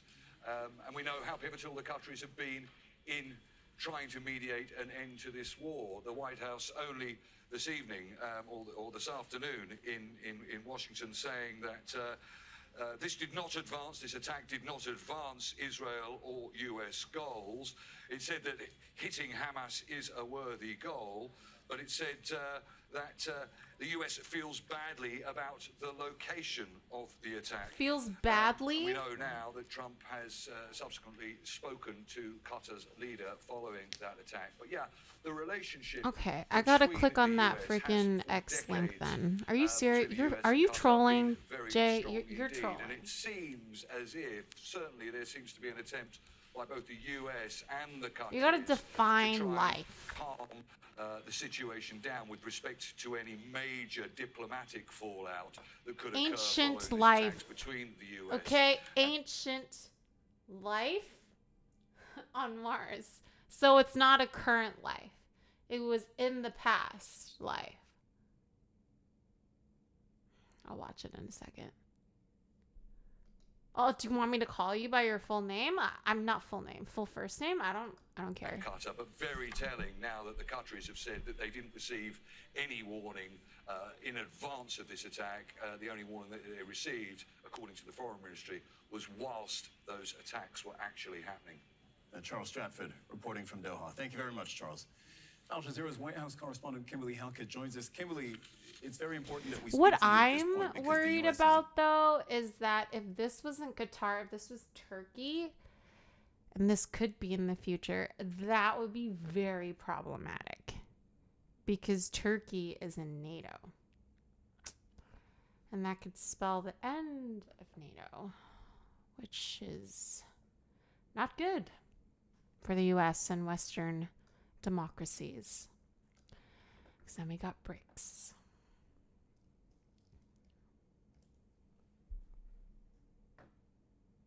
So we're talking about Perseverance.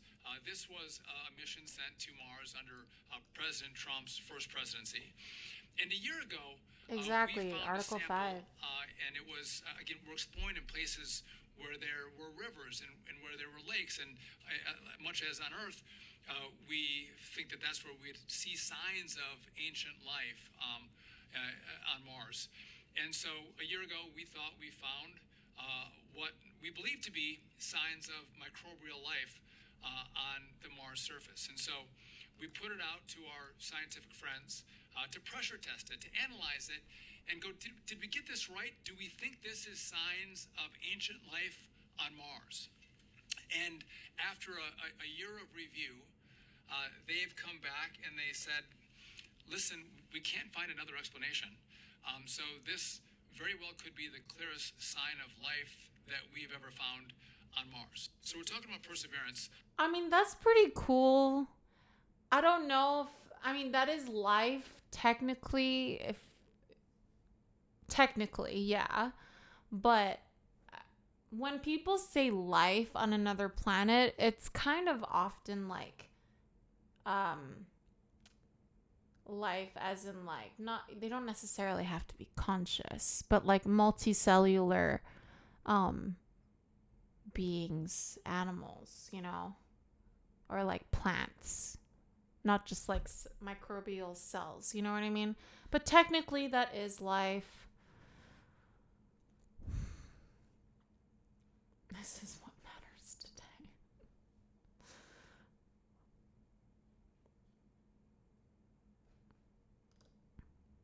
Yo, let's see what the freaking Republican lawmakers said about the birthday letter to Jeffrey Epstein. Al Jazeera. Turkey closes airspace to Israel. Bans Israeli ships from Turkish ports. Turkey's top diplomat says his country has completely cut off trade with Israel over its ongoing genocide. Yep. I definitely read something about Turkey releasing a statement about Israel.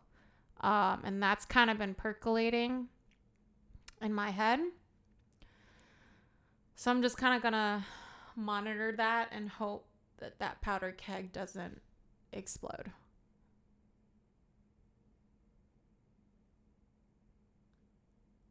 Hail Mary. There's actually a movie coming out with Ryan Gosling. It's called Project Hail Mary. Kind of looks really funny. Good. Do you believe the president signed it? The president says he did not sign it, so I take the president at his word. Why are you just taking the president at his word that he didn't write this letter? I believe the president. That's the first I've heard about it, honestly. This is a letter. Oh, fucking bullshit.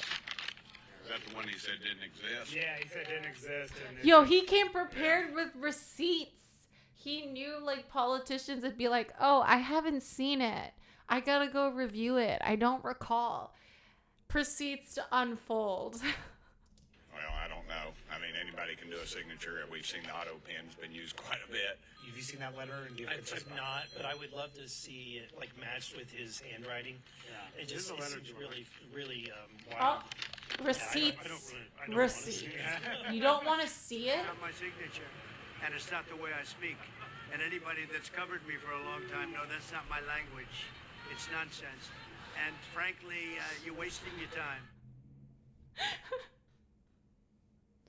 Should we get some like handwriting analysis person? But didn't they analyze like the language that was in it, that it did align with what Trump, the lingo that Trump has used in the past? SYMK, these people are so full of shit. Yeah, they are so full of shit. Yep. We are so cooked, especially with the freaking Supreme Court. We're so cooked. Man, fuck.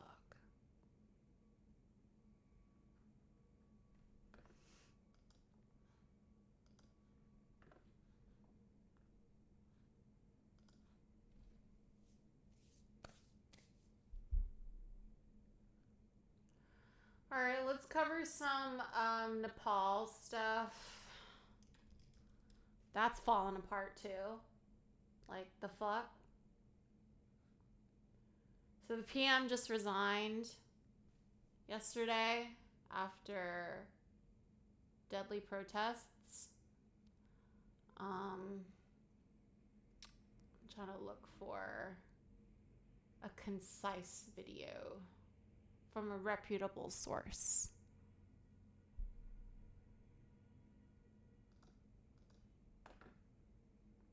Let's see.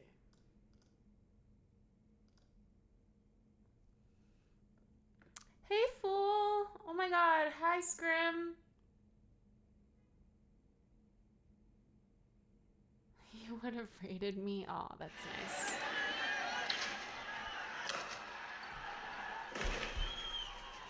Nepal's Prime Minister resigned amid growing protests over corruption and poor governance. Dude, this is crazy. Imagine if they had guns. Demonstrators attacked homes and properties of the political leaders they held responsible for 19 deaths of protesters. Wait, oh shit, I gotta check this TOS.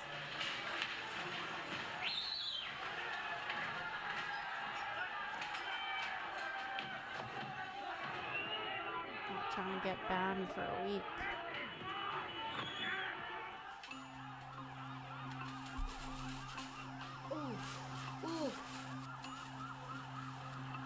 Demonstrators erupted after social media ban and escalated when protesters were killed during clashes with security forces. The government lifted the ban after protests turned violent on Monday. My red cloak? What do you mean, fool?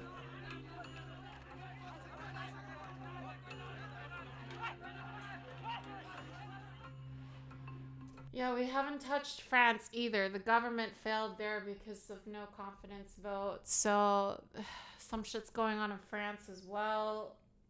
It was all because of Macron, though. It's his fault. It's his fault.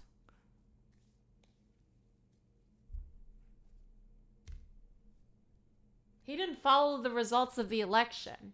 And so, yeah, now this is happening. What did he think was going to happen?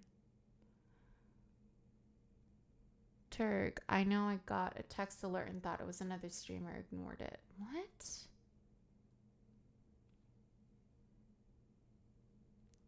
Fool, yep, me too. Thought it was more fake news.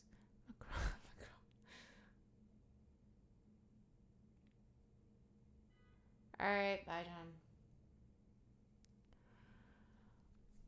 See you when I see you next. Fool, but what did he do? So not a slow news day? Turg, are you serious? You've been here. You've been here for a minute, okay?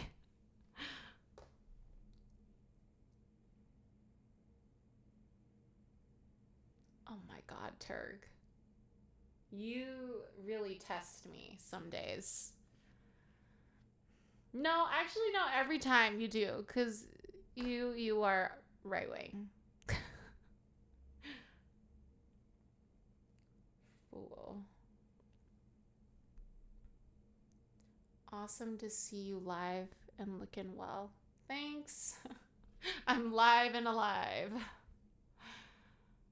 Yeah, I definitely need to stream more. It's just hard to get like a sketch going with, life.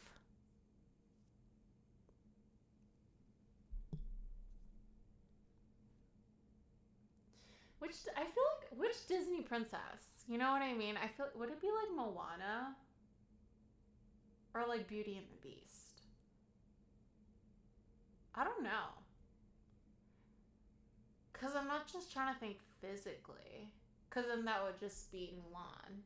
I'm thinking more like the actual character itself, Or Alien? That's not a princess, okay? Why are we talking about princesses? The world is falling apart. No. No, turd, no.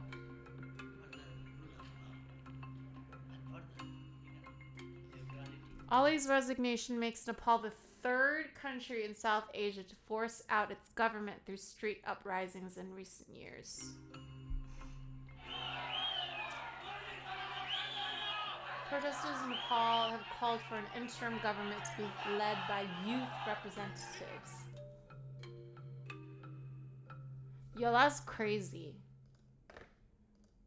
Alright, let's go to France, man.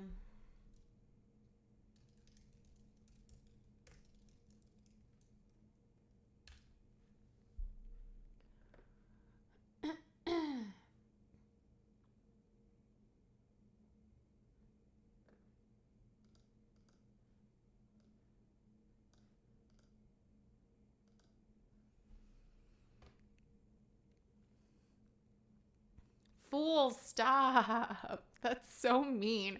How do you even know it smells bad? All right, and it is official. Prime Minister Beirut You want a has birthday lost card? Is it your his birthday? confidence vote once again, throwing Parliament into disarray and forcing President Macron not only to have egg on his face once again, but also to make a significant decision rather soon, Melissa. That's right, and it's a fairly resounding defeat. Remember that this was a confidence vote that François Bayrou himself had called. In the end, only 194 lawmakers gave him their confidence. It's 364 that voted against giving him their confidence, and for a variety of reasons.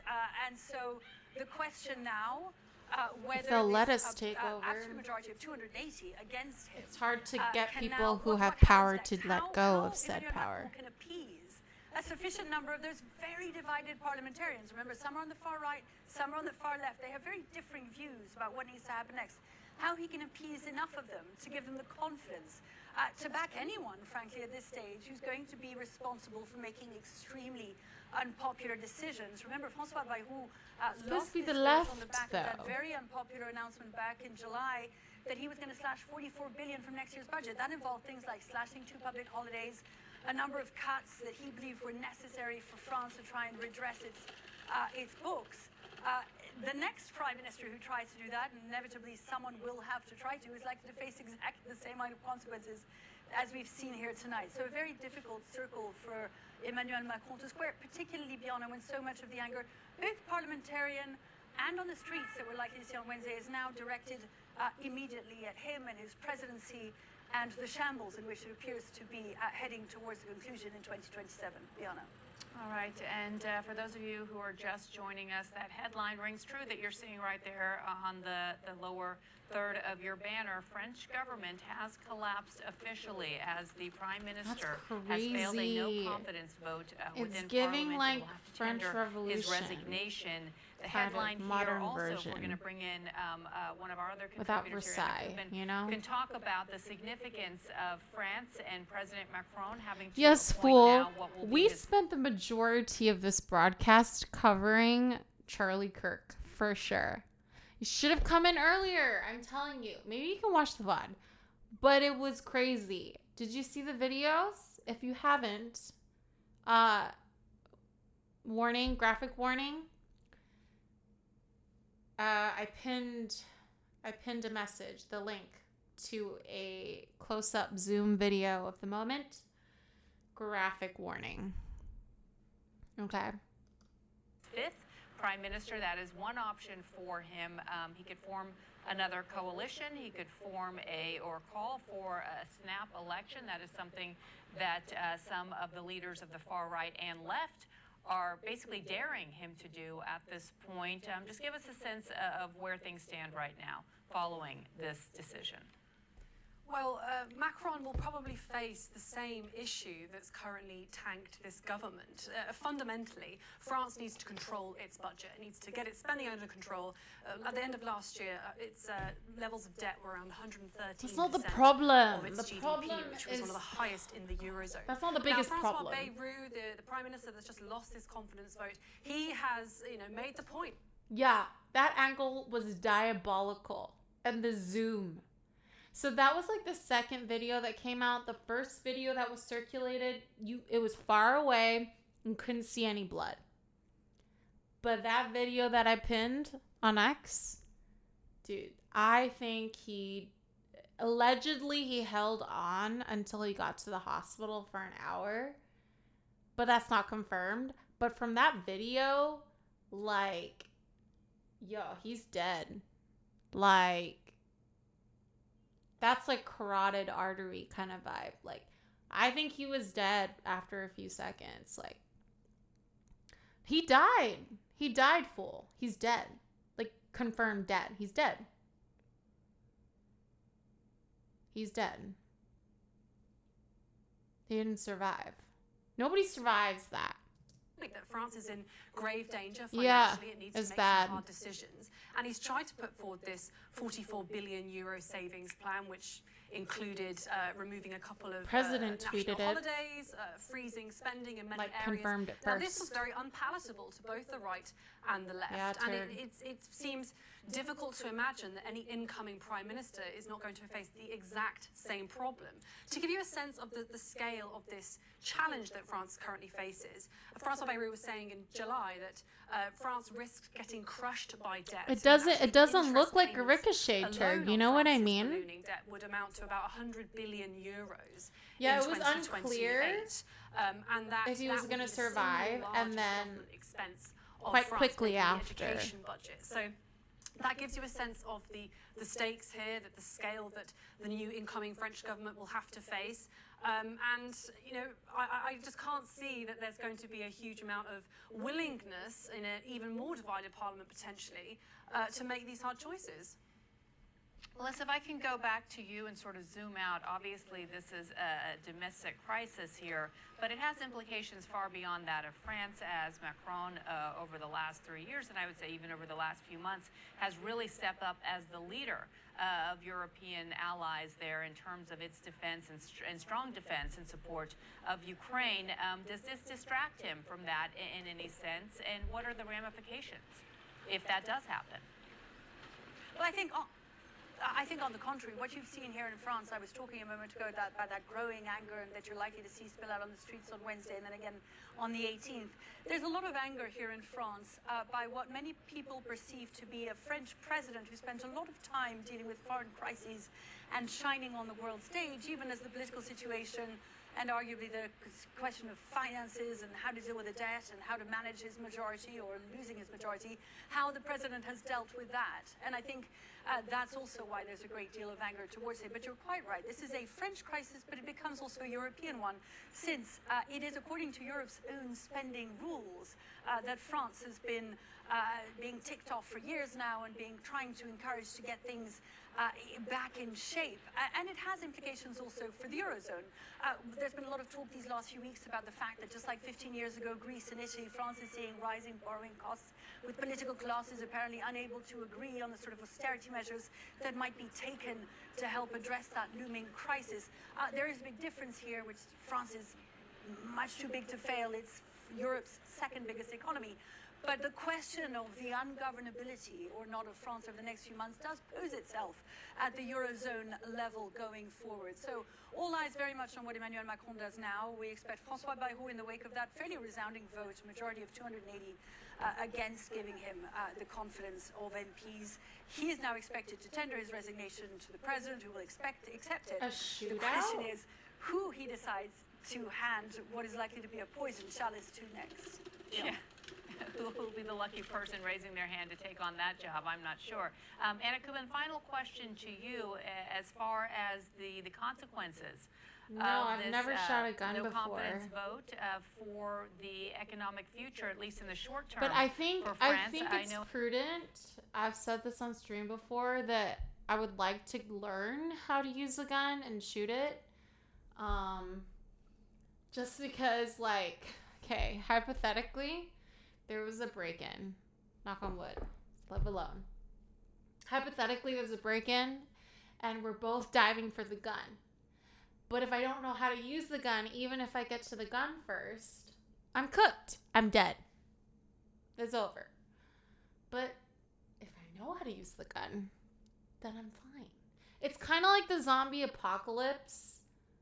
That's why I learned how to drive. Because you gotta find a car, you gotta know how to drive, kind of thing. Yeah, exactly. The zombie apocalypse hypothetical. Fool. Or even to know what the safety on the gun is. Exactly. I don't know what... I just need to be informed. I don't have to own one, but I need to be informed, I think. Just learn the lingo as well, I think is important. Yeah. Yeah, fool. But you're also Canadian and British, so I think we agree on the gun thing.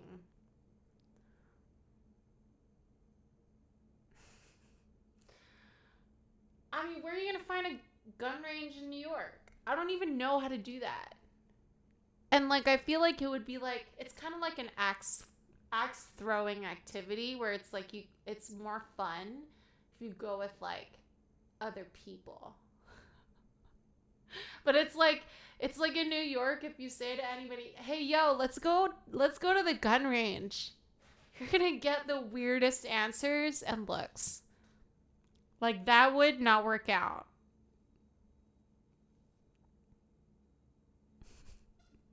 Imagine. Let's go shoot some guns, man. Oh my god.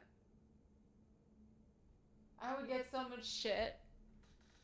But seriously though, actually I do want to learn how to learn about guns and the lingo. Like, I feel like I don't even know where the safety is on a gun. I don't know, like, you know, how to check. Is it a magazine or is it a clip? I don't know. I don't know. I need to know more. Because, I don't know.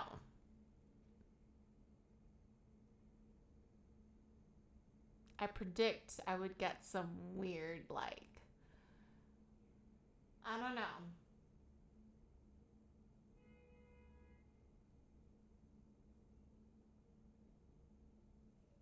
And I wonder if I'd be good at it.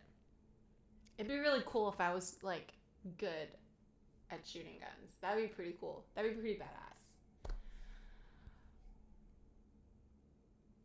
Whatever. Fool, we need a picture of Mary with a big gun. Yo, that's too scary. Okay, let's just start with me getting to a gun range first, okay? I don't know if I can handle a big gun right now. Turk, please no AI. I'm sick of AI pictures and posts. What are we talking about? Ridgewood? What's that? We need to keep guns in this country.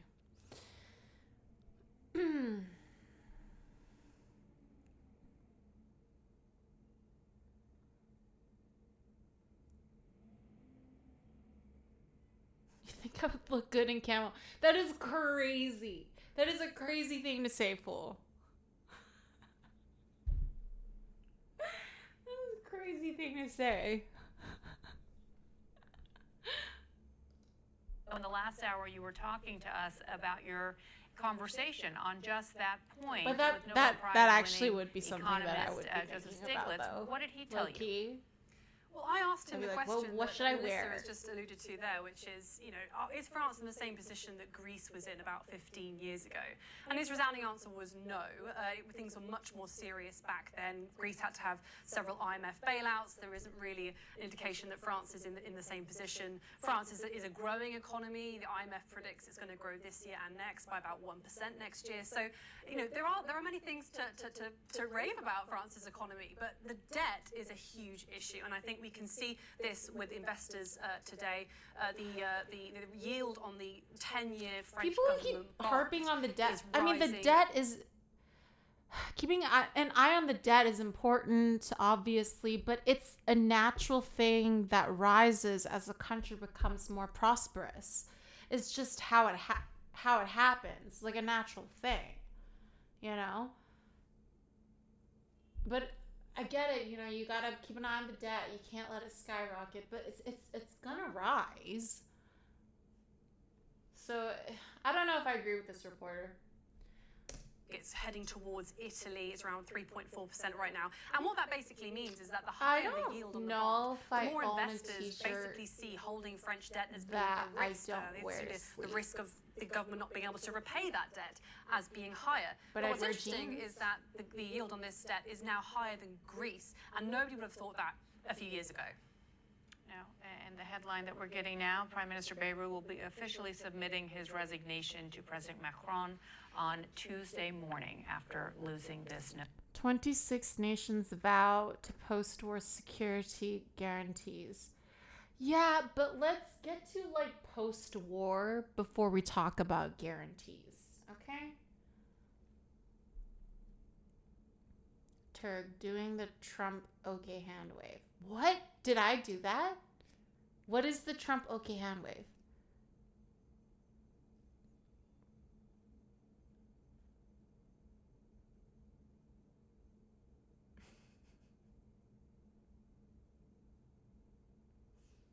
I don't even wear a t-shirt to sleep that often. It's just that's the only time I wear a t-shirt.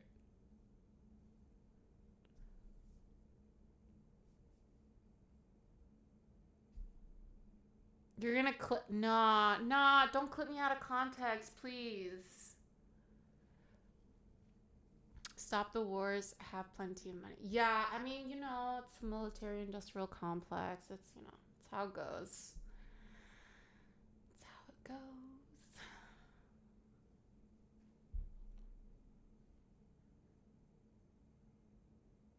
Have you never seen me in a t-shirt, John?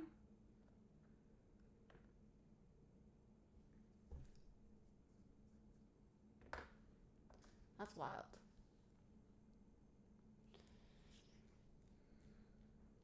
Pretty sure Eugene seen me in a t-shirt. Huh.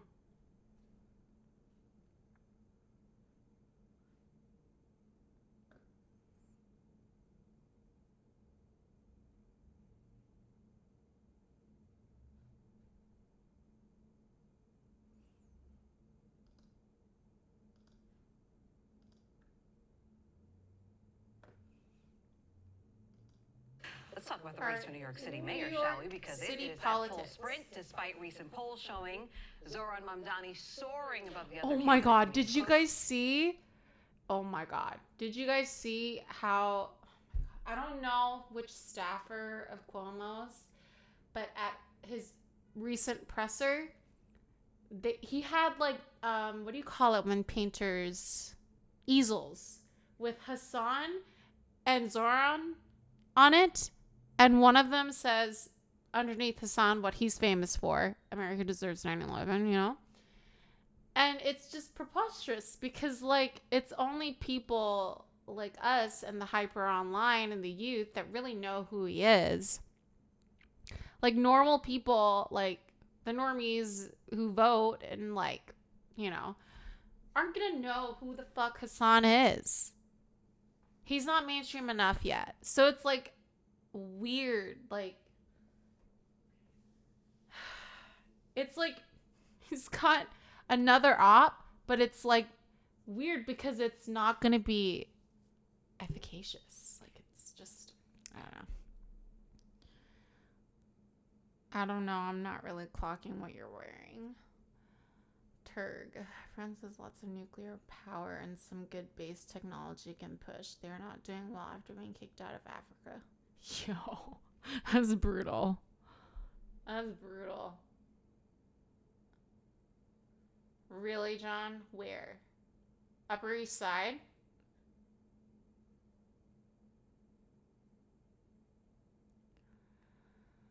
He's a fucking asshole. I hate Chris Cuomo. He posted that AI of like, clearly AI of like AOC, and he knows better. He's been a journalist for forever. He knows it was fake, but he put it out anyway, and then he feigned ignorance and was like, oh yeah, whoops. But you can't take it back once it's out there. I'm sure he's nice in person.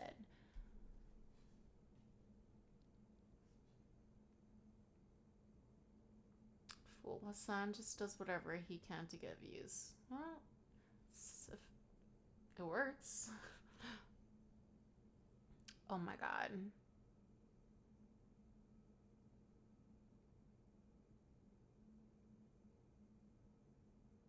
I'm gonna pretend you didn't say that. Closest rival he's double digits ahead of. His rivals say, though, they're not going anywhere. Yeah, because if all candidates, or if not all candidates are in, it may be different in the numbers. Absolutely. We keep telling these reports, really, of special interest groups and even the Trump administration. I don't know how any woman can vote for freaking Cuomo. It's ridiculous.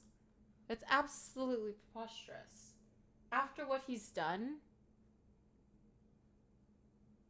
And fuck Eric Adams. Like, whatever.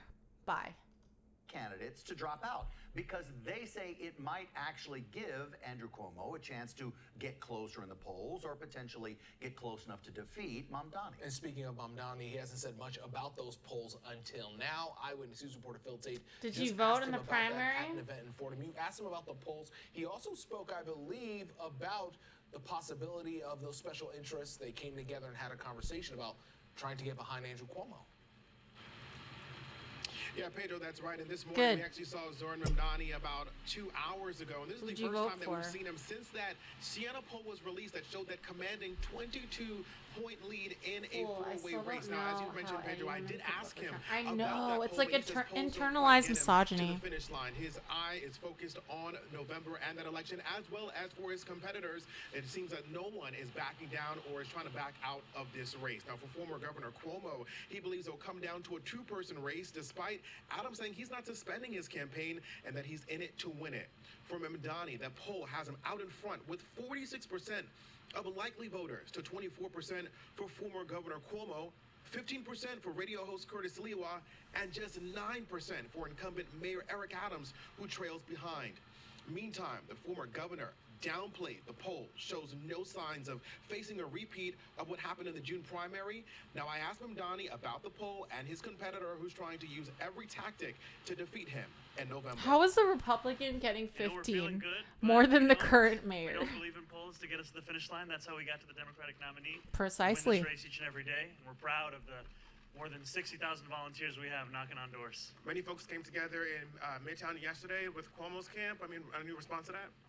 You know, what we can see is a candidate that is desperate to understand why he is so far behind a politics of the future. No, fool. No. No. No, no, no. Good job, John.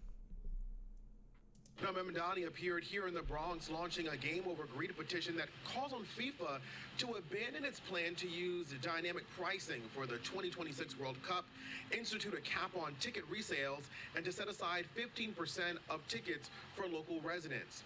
Now, 8 World Cup matches I'm fine with that. took place at MetLife, including the final. Now, Mamdani's voice has been growing of significance around several issues. It was very interesting to see him up here talking specifically about FIFA and calling out the organization. Now, of course, we know that this mayoral race has been seen on both a local as well as a national level. President Trump has said that his main talking point, which has been affordability, is a hard one to beat.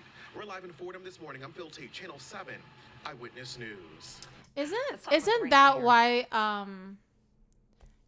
they moved a lot of the matches to like Mexico, if I'm recalling correctly? Correct me if I'm wrong.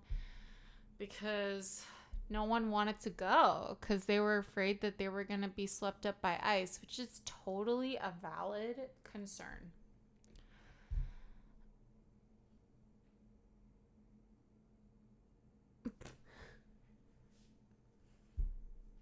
I voted for Zoran, but that's crazy. That's crazy. If you get tickets to that match, let me know. Because that would be insane.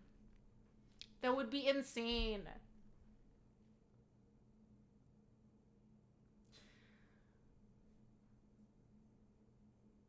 I would have to stream a bit. Not gonna lie. I would have to stream a bit of it. That'd be pretty historic. Fool, that match would be bomb, exactly. Okay, I don't know that much about football. I'm sorry. I don't know that much about football. I just know it's fun to watch in person. I just know that. And I love going to sports games. They're so fun to watch. I think watching soccer like in person is far superior to watching it on TV. That's just my opinion. Every time I've gone to see a soccer match in person, I've had so much fun.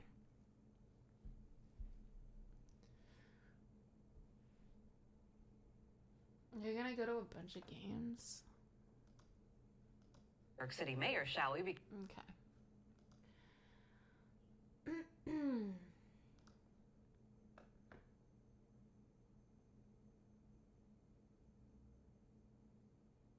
Oh no. Should we watch this oh my god. Okay, Charlie just... Okay. Let's just have a little bit of fun here. Last night on Stream Chat, we put Let's have a something little on bit of my fun. radar that I somehow missed in regards to aliens. It's very rare that I've been something to a couple of slips those, through my but I've been to fingertips some when in it comes to Atlanta. juicy alien details. So now, first thing in the morning, I wanted to look into it because I thought for sure I'd be coming in here, shooting it down. Oh, it's not an alien. It's actually my buddy Eric and his homemade hovercraft. Like, I thought for sure there'd be a logical explanation for what they were telling me, which is new footage has just been revealed in an official capacity in regards to a unidentified aerial phenomena that ate a Hellfire missile, which already sounds so far-fetched. It sounds like it fit right at home in Ice Cube's new War of the Worlds movie, but, you know, I'll eat my left shoe here. That is like exactly what this footage we're going showed. with the alien I want to theme. cue up a video that I've been given. Hellfire And missile. as before, Hellfire missile fouled by U.S. military bounce off UFO over ocean. that I've been given. What? And as before it starts, I'm going to describe. What is this a was Hellfire taken October missile? 30th of 2024. This video is of an MQ-9 drone tracking an orb or this object off the coast of Yemen. You'll see Yemen. that another MQ-9 launched a Hellfire missile.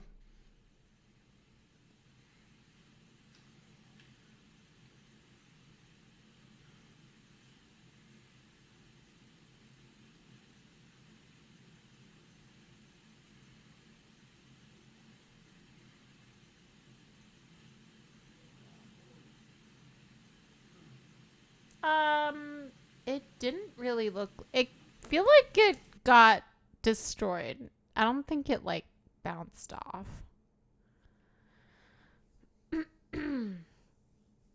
Was that truthful? Yeah, the Benz Stadium is pretty. This is when dope. it zoomed out, so you can still see it traveling. Oh, maybe it like broke off and got damaged, but didn't crash. So, dang. Now, I've made fun of a lot of new footage that keeps But this surfacing. is in like Yemen. The, That's interesting. fucking steel soccer balls that have been spotted, you know, in Colombia, and then it's like, here's the proof, and it's a guy posing next to what looks like two colanders glued together with his nipples out. Like, that kind of stuff is so silly and so stupid. It is clearly a hoax. This, though, I don't have the same criticism of. But don't worry, I have plenty of criticism for it. This video is still pretty fishy. Granted, this is one of the more, like, authentic-seeming videos that we have. But you know what I'm trying to... Why is it always, like, 140p when we're, like, trying to, like, record an alien? Why can't we get, like, a 4K? Or at least 1080p? You know? Like, why is it always, like, 360, 240? Come on. We spend so much on our military. There's gotta be a way where we can install better cameras with higher res. Then we wouldn't have this problem. Fool. E.T. Goner. Beavis. You all know how much I want to believe, how much I want there to be irrefutable proof of aliens visiting this planet. Me and my dad argue about this 2 times a week. I love this shit. He loves this shit. I, more than anyone, want to suckle from the tit of hopium that this is aliens. But there are just too many things to overlook here that are red flags. One, why is data on this absent, such as location, travel speed, that kind of thing that would be present on other pieces of footage? For some reason, it seems to crop out so much information that would be present on the actual raw footage of it. Also, why does it cut there? I don't understand the reason for cutting where it does. Why does it cut? Surely they would have still been following that if the Hellfire missile was just fucking fired at it and it's still going.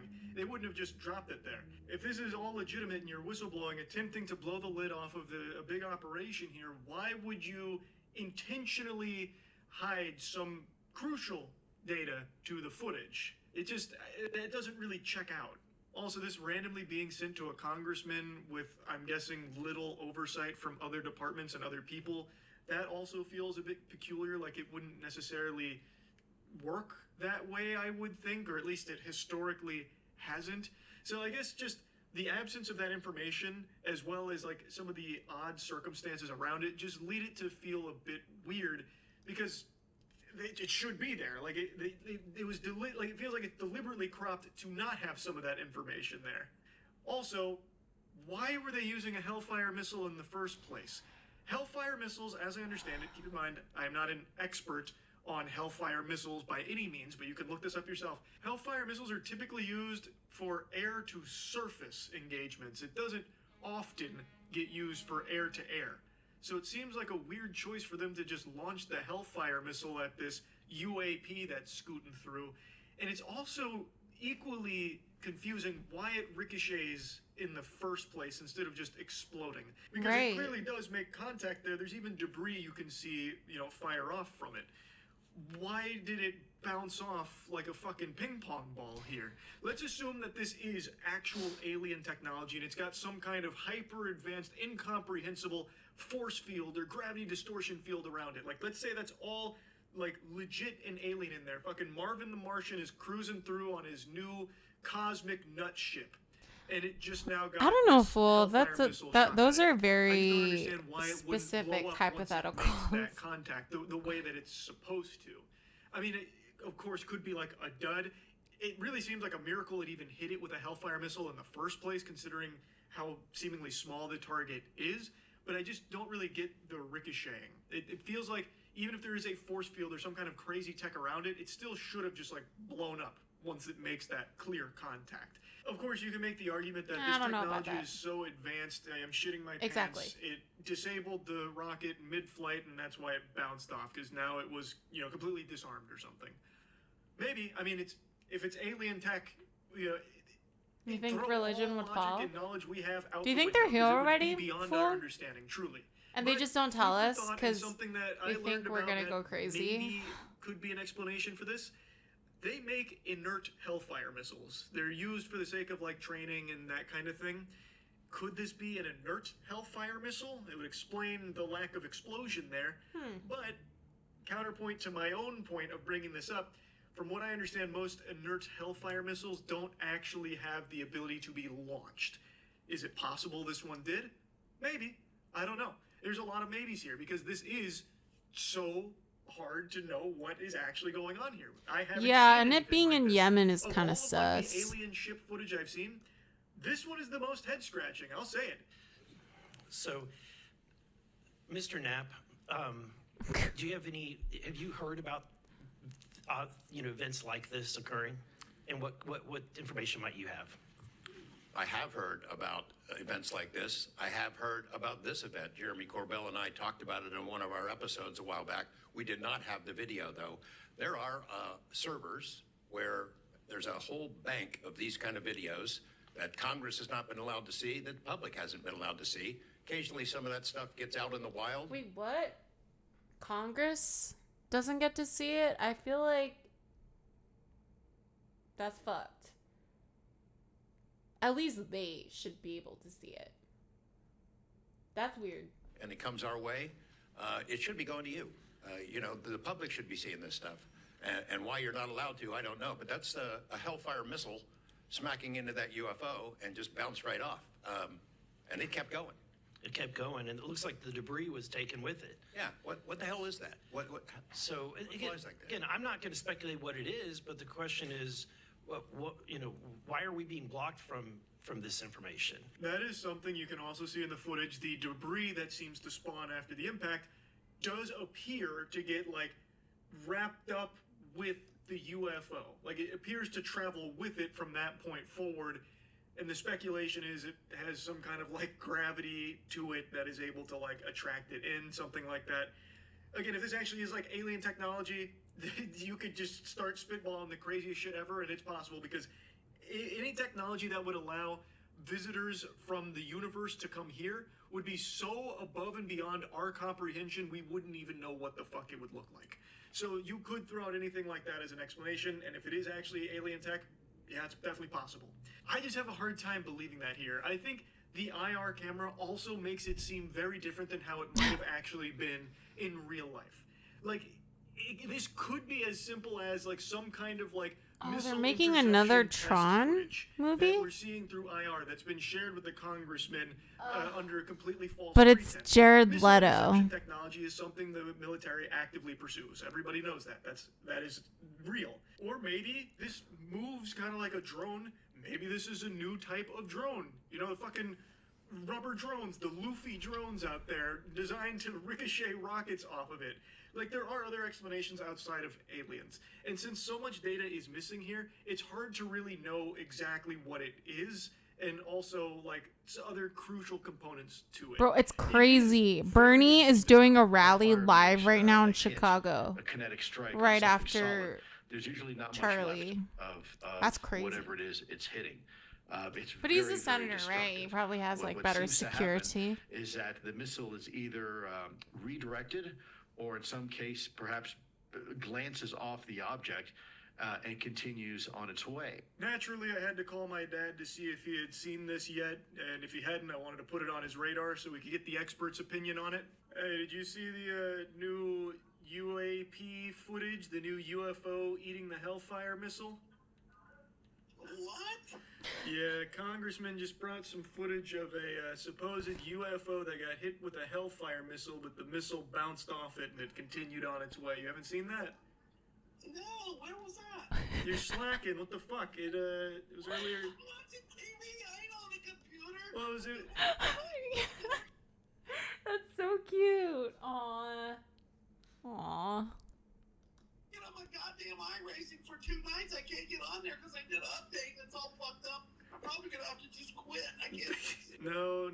You're not gonna retire from iRacing. I'll fix it. Yeah, look it up. It was yesterday. That's cute. Last night. What do I look up? Just type in UFO Hellfire missile. No, it's. Oh my god, his mom.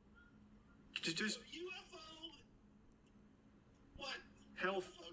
Hellfire missile? Yeah, what do you think though? You think that's Oh aliens? yeah, You think that's Tron real? 3 is even worse than the last one. Dear world, stop making shitty movies like Tron 43 and Blade Runner 3. Listen to mom. Or are we looking at some kids in a stolen spacecraft going for a cruise to scare the Humies? Humies? Joyriding, you have a... Humies is wild. Humies is wild. I have never heard somebody shorten humans to Humies. You can't tell what it is. It's a little white dot on a screen, you know, and you see something flying out and something else. I mean, I don't know. You know, who knows? Yeah, it's just interesting though. It's nothing discernible. Well, it's really not even interesting. I think it's just, I don't know. It's just kind of freaking hokey, if you ask me. Whatever. Oh, okay. I don't even know it's a Hellfire missile. That's what they're saying. We don't know that. That's true. That is just what they're saying. Well, you heard it here first. This did not pass the smell test for my father. I found it kind of That's interesting. the barometer. He, however, smelled stink. The stink of some baloney. So after I heard that from him, I decided to do even more digging. I watched the footage back multiple times. I was reading from other people that had analyzed it quite a bit. And I found a theory that really explains a lot of the wackiness here in the presentation, like the absence of location, telemetry, that kind of thing. They are speculating that the object in the video isn't even moving. What's moving is the drone, the MQ-9 drone. They are saying that the drone is what's moving. Hold on. Breaking Trump. Like everything around it's moving. Yo, hold on. Hold the fucking phone. Yo, this is post Charlie Kirk. Yo, what the fuck? Let me zoom in. This was like half hour ago. I'm filled with grief and anger at the heinous assassination of Charlie Kirk on a college campus in Utah. Charlie inspired millions, and tonight all who knew him and loved him are united in shock and horror. Charlie was a patriot who devoted his life to the cause of open debate and the country that he loved so much, the United States of America. He fought for liberty, democracy, justice, and the American people. He's a martyr for truth and freedom, and there's never been anyone who was so respected by youth. Charlie was also a man of deep, deep faith, and we take comfort in the knowledge that he is now at peace with God in heaven. Our prayers are with his wife, Erica, the two young, beloved children, and his entire family, who he loved more than anything in the world. We ask God to watch over them in this terrible hour of heartache and pain. This is a dark moment for America. Charlie Kirk traveled the nation, joyfully engaging with everyone interested in good faith debate. His mission was to bring young people into the political process, which he did better than anybody ever, to share his love of country and to spread the simple words of common sense.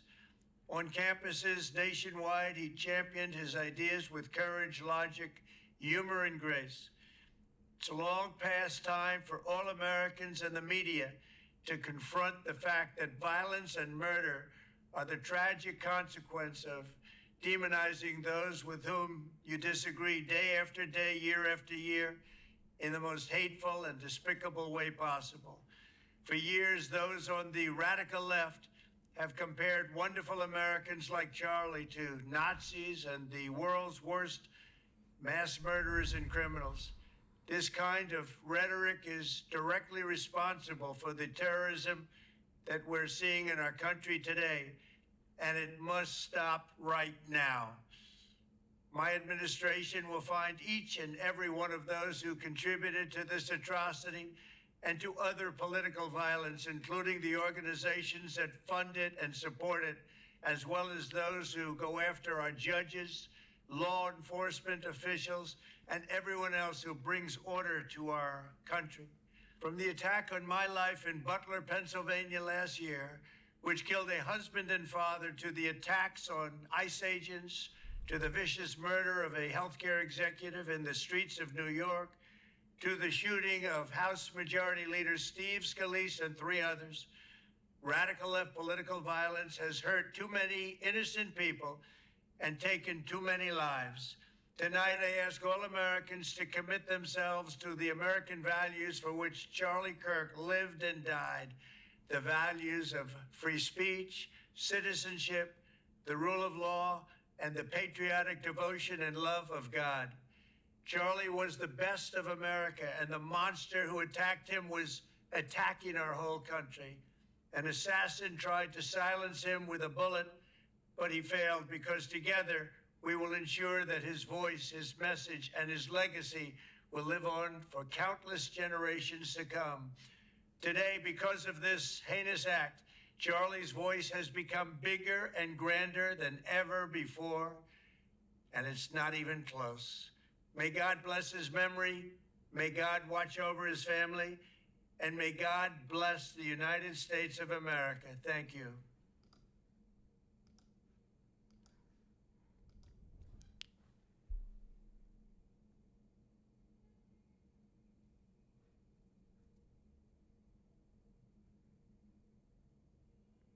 I fucking knew it. I fucking knew it that this was gonna be used for political bullshit. Watch when we catch the person who did it. It's a right-wing lunatic. I'm not saying that it's exclusively that, but statistically, it makes sense. No, we are not clipping me out of context. Oh my god. Fuck. This is so annoying. This is so annoying.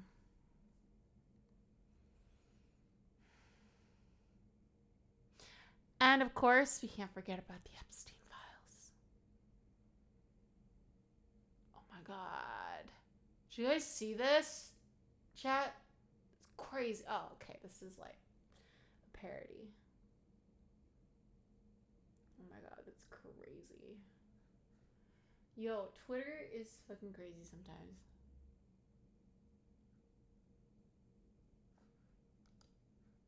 I have to repost that. Which is not an endorsement. It's just, you know.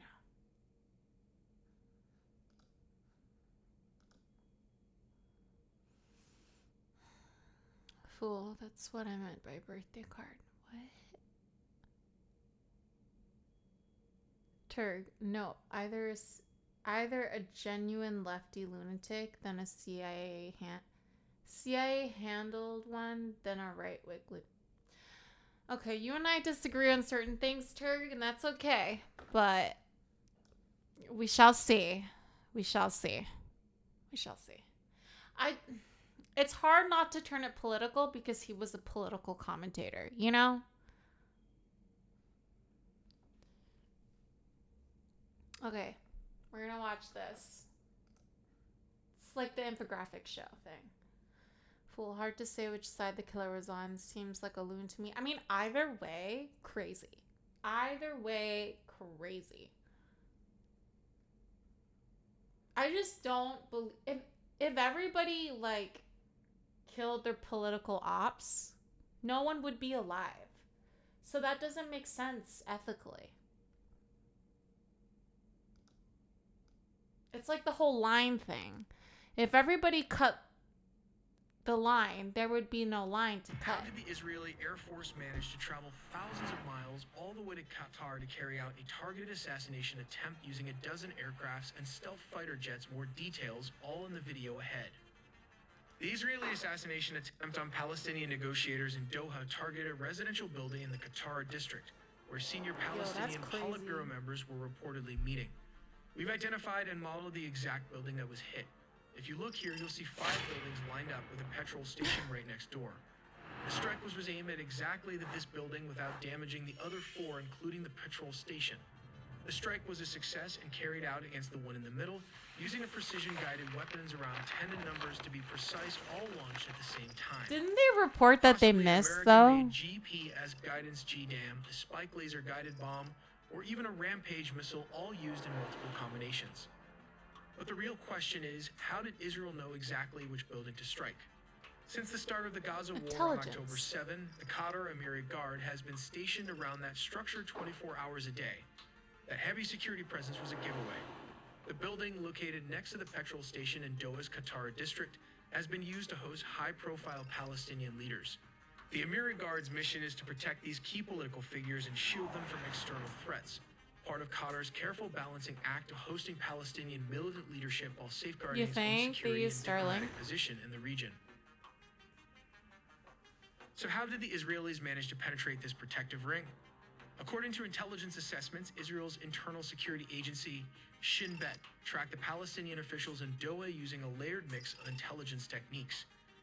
These likely included human sources on the ground, signals intelligence through intercepted communications, aerial or satellite surveillance, and possibly advanced cyber tools. They had to have U.S. help. These inputs allowed Israel to pinpoint the exact building and confirm the timing of the Palestinian leadership meeting. This set the stage for a precision strike designed to minimize civilian losses while focusing on senior Palestinian targets. The operation also highlights how difficult such a mission is from a purely technical standpoint. The flight distance from Yeah, but it kind of shows that like they can and have the ability and the equipment to be precise, where they don't blow up a petroleum building and can target one singular building without destroying others, rather than freaking destroying Gaza. Okay, so let's just not go into that turg. Okay. Starlink. Fool, you know that when he gets global sats over the earth, he will have his own phone network and information that he will launch his own. You know, I don't put that beyond him. Is roughly 1,200 miles. This is around 2,000 kilometers one way, well beyond the combat radius of fully armed Israeli fighter jets. That means mid-air refueling wasn't just helpful, it was essential.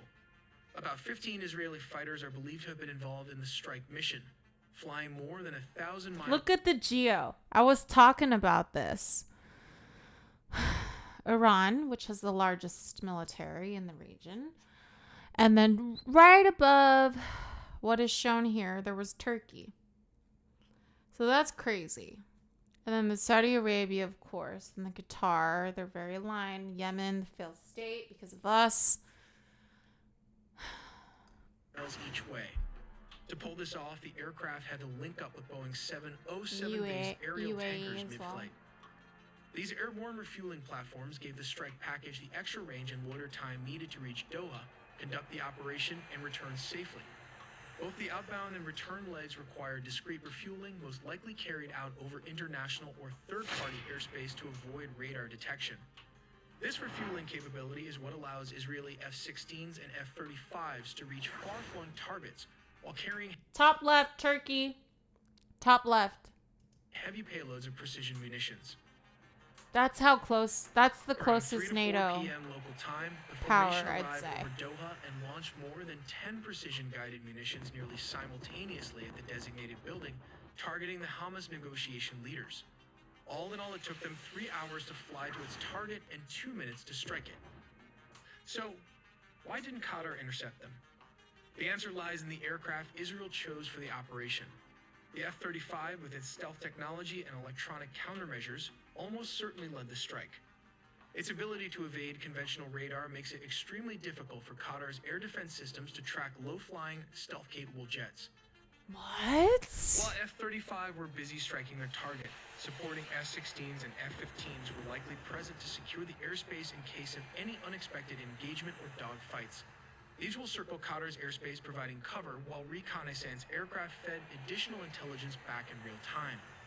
The strike itself required careful coordination, intelligence confirmation, precise timing, cover refueling corridors, and a rapid extraction plan to avoid entanglement with Qatari defenses or causing unwanted diplomatic escalation. This is giving the Osama bin Laden Zero Dark 30 thing.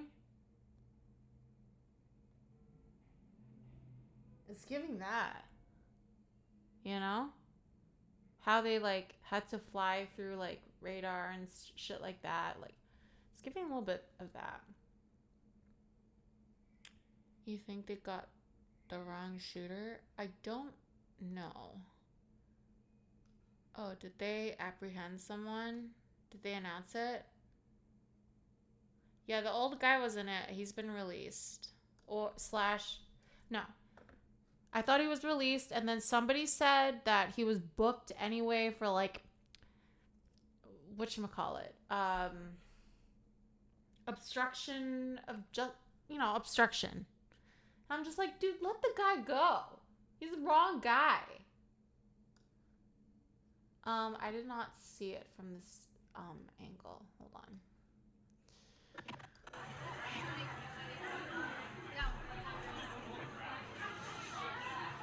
There's one guy who's like, what?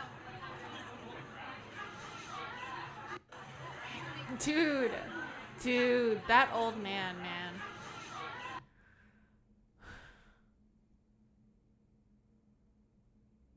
That's crazy. Look at the roof. Yeah. I clocked that. The freaking figure. It's crazy. That's so far away. I mean, who has the capability of doing that? I mean, is it current military? Because then it's the government. I don't know, man. Like, I don't know. It's got to be one of the best shooters ever, which means probably American.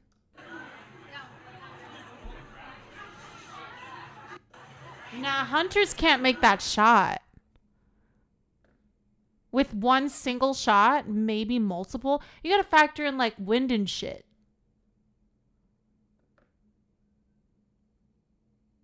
That's crazy.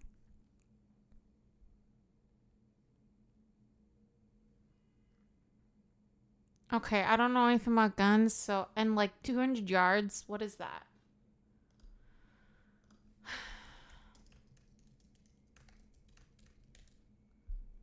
That's 182 meters. 183.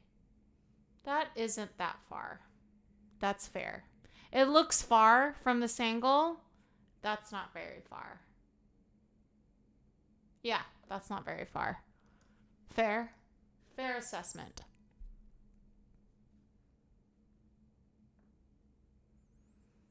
Fair assessment. Could be an experienced hunter, ex-current military. It could be hired. I don't know. Fool, to me it looks like he missed and was going for a headshot. Yo, he did the job.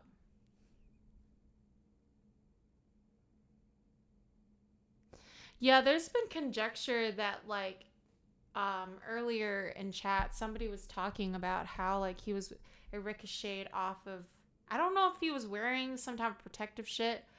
Allegedly, there's conjecture that it was supposed to be chest and then it ricocheted up to his neck.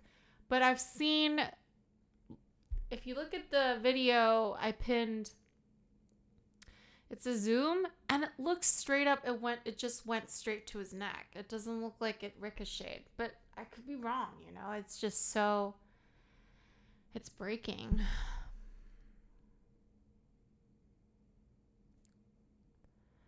Fool, most cadets when I was young could have pulled that off with a simple, okay, I don't know what 22 means. Not that shot. Yeah, that was like pretty, that was crazy. After getting the target, the jets disengaged immediately, rendezvoused once again with tankers for a final refueling, and then made their way back to Israel. But there is another case study on when Israel used 80 semi-bunker buster weapons on a multi-story block to assassinate a single target at the basement of a building. So let's examine their strategy in 3 different scenarios that led to this assassination. The first scenario involves a tip-off allegedly provided by an external spy agency, giving precise coordinates for dropping multiple bunker buster bomb. A 22, is that what you're saying? The use of laser-guided targeting. What does caliber by Israeli mean? Mossad agents. In the third scenario, 5 years of communication hacking was used to determine the exact What do you date, mean by stopping allowing them to power? deploy around 80 different types of weapons on these 2 buildings complex. I really don't know We'll also anything look about into the guns. engineering behind this bunker buster bomb, the GBU-39 glide weapon, and the Mark 82 used in this strike, all in the video ahead. This is Dahia, a neighborhood near Beirut known for being a focal point during Israeli airstrikes. Yo. One of the key landmarks here is the Hezbollah headquarters. At first glance, it appears to be an ordinary 6-story It's really residential. sad because there were two really good friends of mine from CU. One's Lebanese, one's Israeli, and now they're no longer friends since the war. And it's really sad because we were all really close. And it's like now I'm like the go-between. It's just sad. Building complete with a solar paneled roof. However, there's more to this structure than meets the eye. What makes this building particularly noteworthy is its underground basement, which is rumored to contain a network of tunnels. These tunnels are believed to serve as emergency escape routes, adding to the site's strategic importance. Let's take a look at scenario It's not a big one. hitter. Hassan Nasrallah, a high-value asset, has been in hiding for the last 4 years. The IDF was able to pinpoint the date, event, and location of a 6-storied So like multi-building it doesn't complex where he was believed have to enough be power present. to go like through and through or something. However, there were like reports that an undercover agent, possibly Iranian, informed Israeli officials about Nasr Allah's arrival in a car. and what is He 22 reportedly mean? arrived Like at Hezbollah's underground or like a headquarters in the 44 southern or like suburbs of whatever, like a Beirut for a 52. meeting with Like is several that the leaders. size of the bullet? The tip-off was allegedly received by Israeli officials on the afternoon of Saturday, September 27th. A fighter jet was expected to target and illuminate the building using its laser targeting pod, focusing on one of the specific buildings. Subsequently, a dozen of F-15 jets dropped not one but 80 bombs of various types. I also The tip of the heard a spear would have been rumor the bunker buster bomb that can penetrate through this 6-story building, that leveling all they're 6 structures to the self ground and in the shit. process eliminating Hassan Nasrallah in the action. Their Let's consider air scenario defense 2. systems were If an Iranian spy had not mysteriously assisted the disabled. IDF, a Mossad agent or soldier might have For been Qatar. nearby, confirming Nasrallah's location or possibly illuminating the target with a ground-based laser. In this case, GPS coordinates would have been transmitted to the 9-year-old. IDF. Once ready, the F-15 jets would have dropped around 80 bombs of different types, leveling the entire I 6-building am complex. anti 9-year-old The reason playing for with dropping guns. so many bombs was to ensure the elimination of a high-value target like Hassan Nasrallah. Unfortunately, the collateral damage resulted in a significant number of innocent civilian casualties, a tragic cost associated with this operation. And finally, we have scenario 3, which is the most likely. Hacking Hezbollah's communication system for the last 5 years to intercept encrypted messages without deploying any agents into Lebanon or Beirut. Upon Dude, learning the that the Hezbollah leader freaking had arrived at the building, an beeper F-15 fighter attacks jets were flew and dropped crazy. barrage of bombs, eliminating the entire leadership inside the underground bunker. Out of the 80 bombs used, the IDF also deployed the Mark 82 weapon, the Bunker Buster and the GBU-39, which were part of a purchase valued at around $3 billion from the US. This is the Bunker Buster bomb. It has a laser sensor at the front, and just behind that are adjustable fins. In the midsection, there is a warhead that weighs approximately 650 pounds containing tritonal explosive. This is a mixture of 80% TNT and 20% aluminum powder. Finally, we have the retractable fins at the rear. To give you a better sense of its size, comparing it to a person can be helpful. The casing has a length of approximately 19 feet long, which translates to around 5 meters. This section is made of an artillery barrel, which is very strong, and has a diameter of 14.5 inches, which translates to around 37 centimeters, making it relatively narrow. They intentionally made the smaller cross-sectional area. This means the bomb displaces less material, whether earth or concrete, as it penetrates layers of reinforced bunkers or so it can building, get thus lower. allowing it to travel further to almost 100 meters. Damn, that's crazy. 100 meters on Let's the take a look ground at how this works. through a Step one. building. First, a laser That's is used to crazy. illuminate the target, or GPS guidance is already assigned to it. Step 2. An F-15 jet flies near the illuminated target and the bomb is released. Step 3. Once the bomb is dropped, the guidance system at the front connects with the tail and fins. This enables the bomb to make precise adjustments, guiding it accurately to its target. Step 4. As mentioned, this is a bunker buster bomb designed to penetrate around 6 meters of reinforced concrete bunkers and can travel up to 100 feet of soft ground or buildings. Step 5, in the past, the GBU-28 has been Even you, equipped with a Turk. delay fuse You're like this MAGA. one, Even you, Turk. allowing it to detonate after penetrating its target rather than exploding on impact. The bomb contains 700 pounds of TNT, which generates a blast radius of several hundred meters, quite significant for a bomb of this size. As an engineering channel, we will also look into how these Mark 80 and 82 series of weapon can be turned into a guided bomb. Can these When released, carry it falls nukes? just like a normal dumb weapon. As stated, the bomb can be fitted with a nose fuse, a tail fuse, or both simultaneously. What does that mean? Upon hitting the ground, the frontal fuse activates, burning the fuse conduit from the front to the back, thus creating a huge explosion. The alternative option is using the tail fuse FMU-139. This is usually used for delayed action and is set by the pilot. When it hits the target, the weight of the bomb will penetrate the concrete surface of a building, the fuse activates, and the conduit rod, which creates the 500-pound explosion after a few seconds as programmed. This can create a lot of damage considering its small $4,000 price tag. So this is what I remember watching on stream once about the Hiroshima and Nagasaki bombs, and how they chose whether to detonate it like above ground or like when it hit the ground.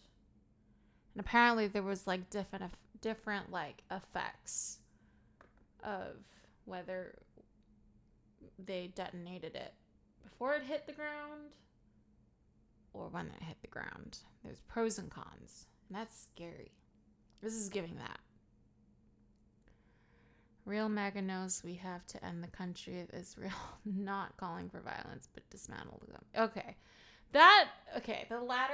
The latter qualification was very important because the beginning of that chat message was wild, Turk. I was like, I'm definitely not pro-Israel what they're doing now, but they deserve to be a country too. You know, like Japan was a test. That's the really scary part. Let's delve into the process of upgrading this into a guided weapon. First, the transformation begins by removing the low-drag tail. Did you see paving the way for Oppenheimer the installation of the guidance section. Within this new configuration, nestled inside the tail, we discover the intricacies of its guidance system. I mean, there's a Here, lot of the different inertial types of guidance MAGA. kit collaborates seamlessly with a military-grade global positioning unit, ensuring precise navigation towards its intended target. Alongside these components, one can find the adapter ring facilitating the attachment of the telemetry antenna, crucial for transmitting data, as well as the encryption key battery, safeguarding sensitive We have information. so much tech Venturing for deeper into weapons. its structure, Can we we just make encounter sure the our thermal planes batteries don't vital for freaking powering fall the out of the system, sky, and Boeing? the composite fins strategically What the positioned fuck? to aid in directing the missile towards its objective. These fins, meticulously controlled by gears within, maneuver with precision, Yeah, responding there to commands are to gay adjust the MAGAs. trajectory with accuracy. However, the evolution of this weapon doesn't halt here. It can also be added with a laser-guided kit in the front, elevating its intelligence I don't quotient think a one further. state. I don't To know. increase the range, they Maybe even added two-state wings called solution the has glide failed bombs, or completely. JDAM, extended range, or JDAM There's no ER, neutral as they party. called it. The wing kit will triple the range To of like JDAM make from sure they're 50 miles following to the 46 two-state thing. miles, which U.S. translates is not to neutral. around 75 kilometers But how with do the same we accuracy. do one state? Let's take a look at how this JDAM works. How? Step 1. Like we're Target coordinates spoiled in the U.S. where we are capable of relatively living with each other of different races and religions. We are very lucky in that sense, and so it's hard for us to understand. Why can't they just live? You know what I mean? But it's so deep, ancient history that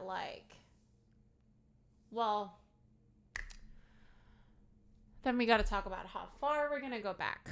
I mean, the state of Israel wasn't even created, it's very young, and it could have been in South America. I remember watching something on stream. it's complicated, as you all know. I mean, one state, it would... I'm not a military general, all right?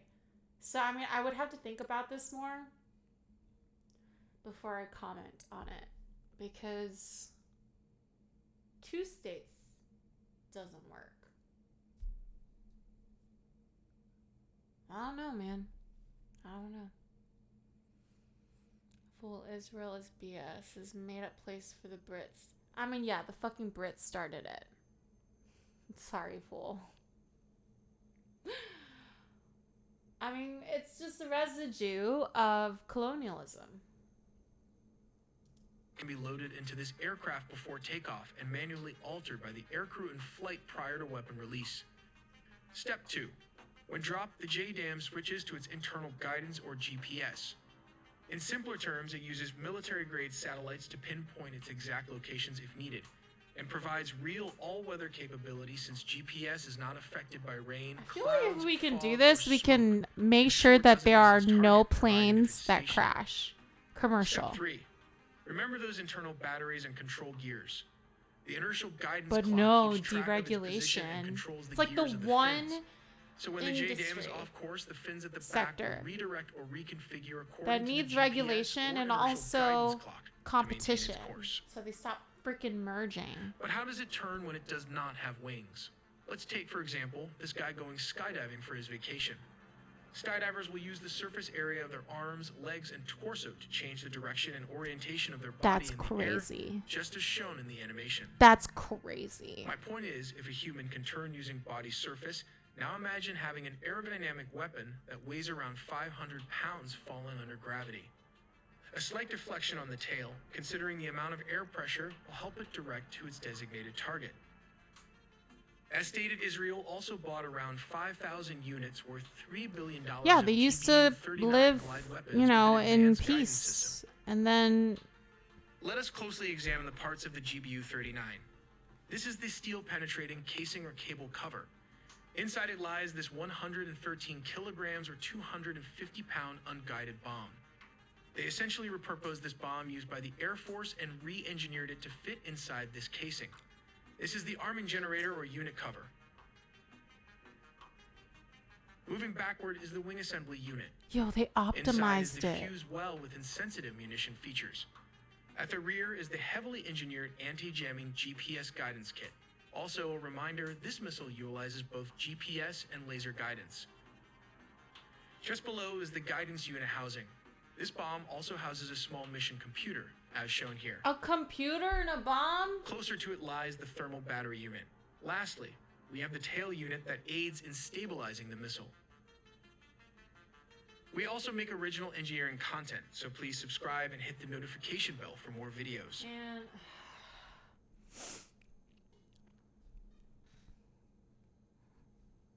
I can't. Colonialism, man. I mean, just...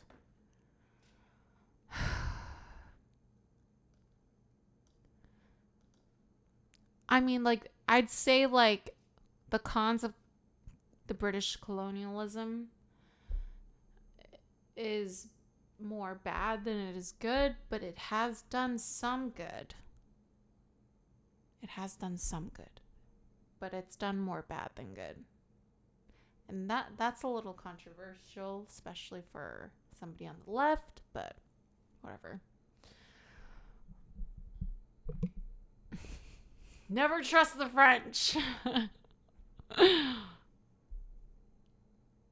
If you know, you know. And you should know, fool.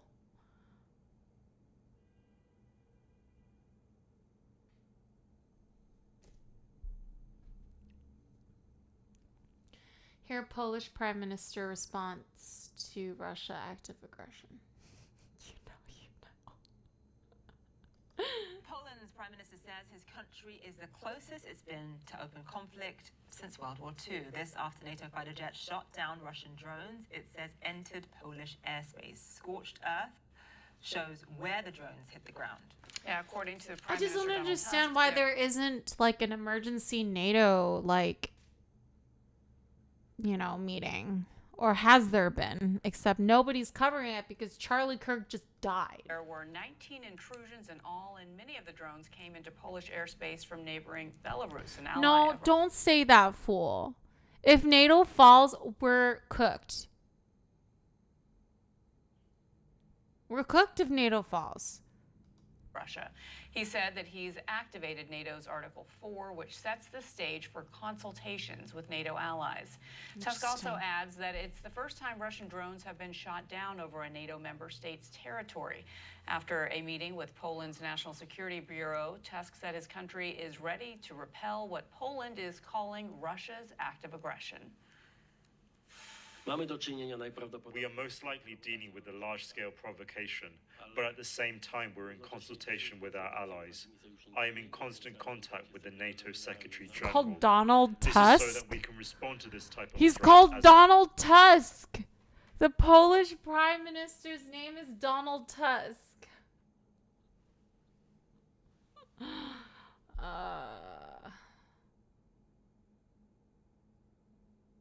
That's crazy. Effectively as we did tonight.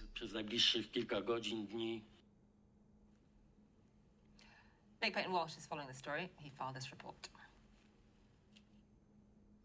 Behind me here is a meeting of what's called the E5 top European defence officials. The Polish defence minister, meant to be, had to rush back to deal with the crisis in his own country. The French defence minister, actually now the prime minister. No. But still, a message here of unity that's Putin running about. invaded The Ukraine. UK Defence Secretary John Healey calling this a new level of hostility from Russian President Vladimir Putin, and saying that the actions taken by NATO jets, Dutch aircraft scrambled to intercept these drones, marks the first defensive action of its kind since Russia invaded Ukraine. What we know is that during the night, 19 intrusions were recorded by Poland into their airspace. That may not mean 19 separate drones, but certainly 4 of them shot down, according to some initial Polish official reports, and indeed damage done to civilian infrastructure from that debris falling. Extraordinary to see some of the video, the noises we've become accustomed to hearing over Ukraine now over NATO territory.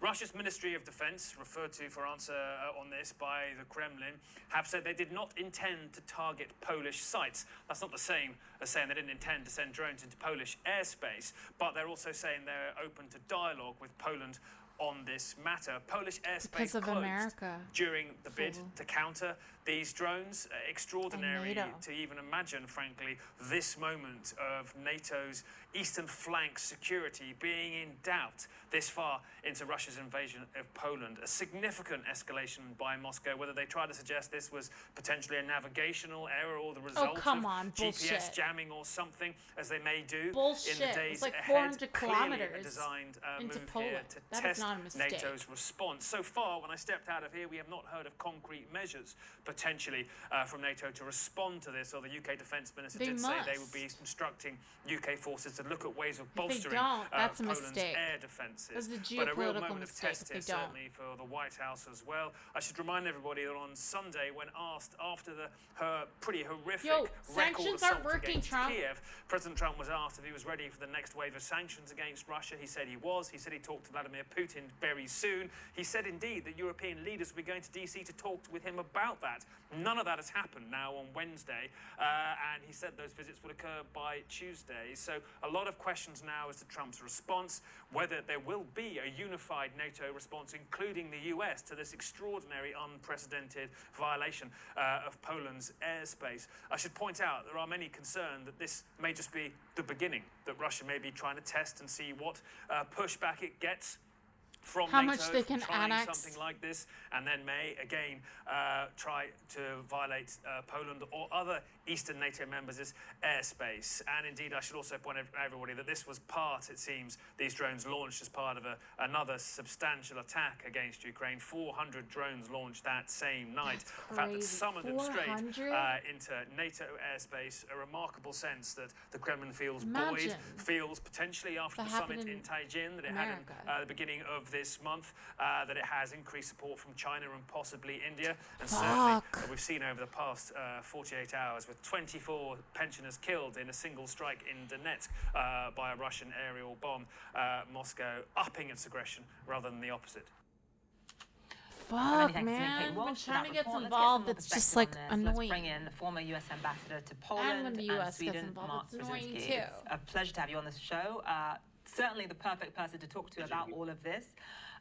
So here's the thing. Russia is saying this was an accident. Most experts believe that this was possibly intentional to some degree. We know that Article 4 was triggered. That triggers consultations, but not necessarily a military reaction. When it comes to NATO's response, given that Vladimir Putin only seems to understand Was just the going language to of take? aggression, what is the right response That is by NATO here, wild. do you think? That is wild. For any country to be like, okay, we're going to invade you. And we're just going to take like 20%. We're just going to take Alaska. You know? But now that you're fighting back and trying to defend yourself, then we want the entirety of the West Coast and the Midwest. You know? Like, that's wild to be like, oh, we should have just given them Alaska. You know? Like, that's nah. Disagree, Turk. Disagree. They got pregnant women fighting? That's insane.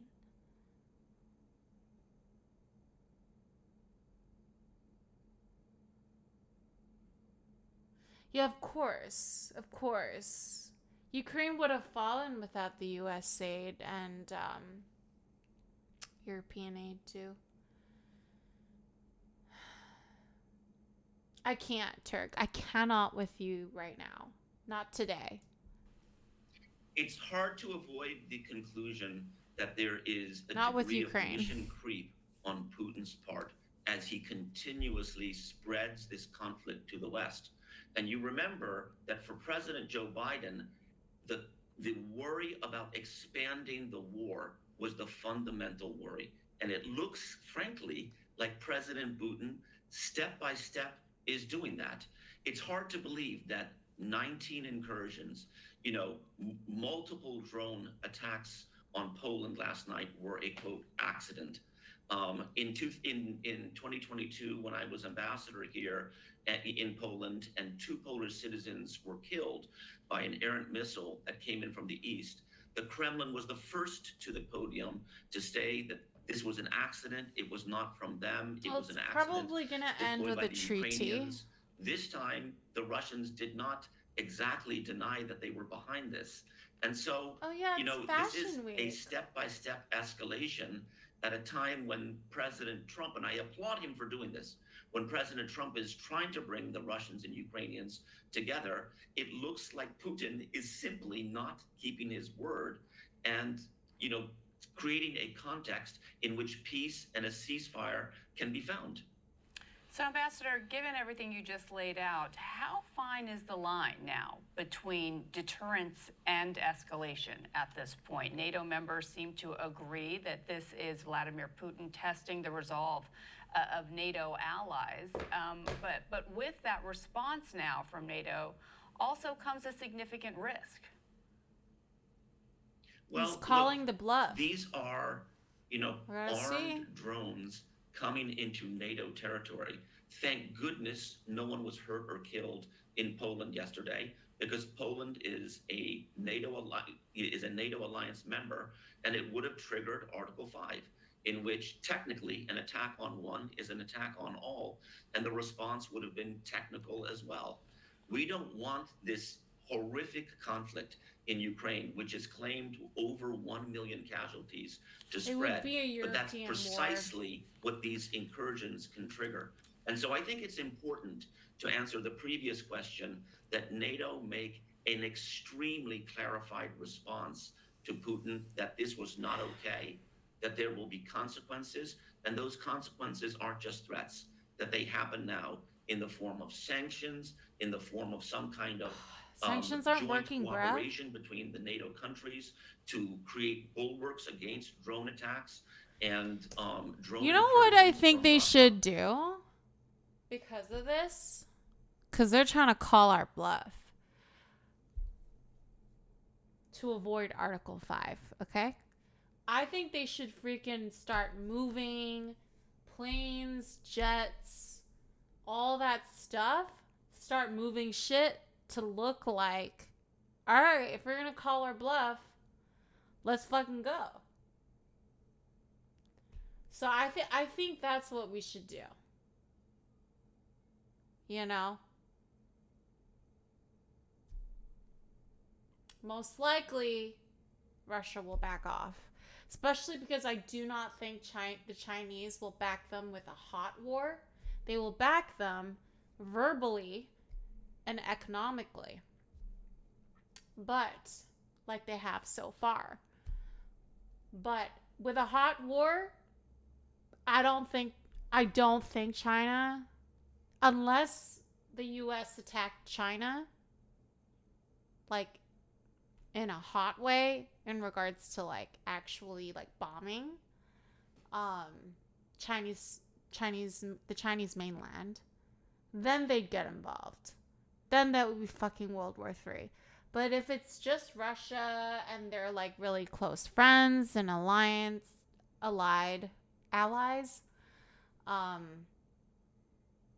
if there was a hot war in Europe between NATO and Russia, the Chinese would not. They would not do that. And without China, Russia ain't gonna. They can't win. They can't win against NATO without China. China's waiting for Russia to fall and we'll take it over. Dude, China doesn't need Russia to fall. Turk, Russia is fully ready to bomb anything that can carry nukes that get too close. I mean, yeah, sure. So are we. So is NATO. But we ain't sending drones into Russia being like, oh, sorry, accident, 40 kilometers into Russia. Like, sorry, accident. Something should be done to yeah, exactly. The Chinese strat is soft power, kind of like with economics. These things happen, and this is step especially in Africa. Is this the kind of thing that will at least trigger Americans a are greater turning increase in European defense spending at the very least? Back to hot power.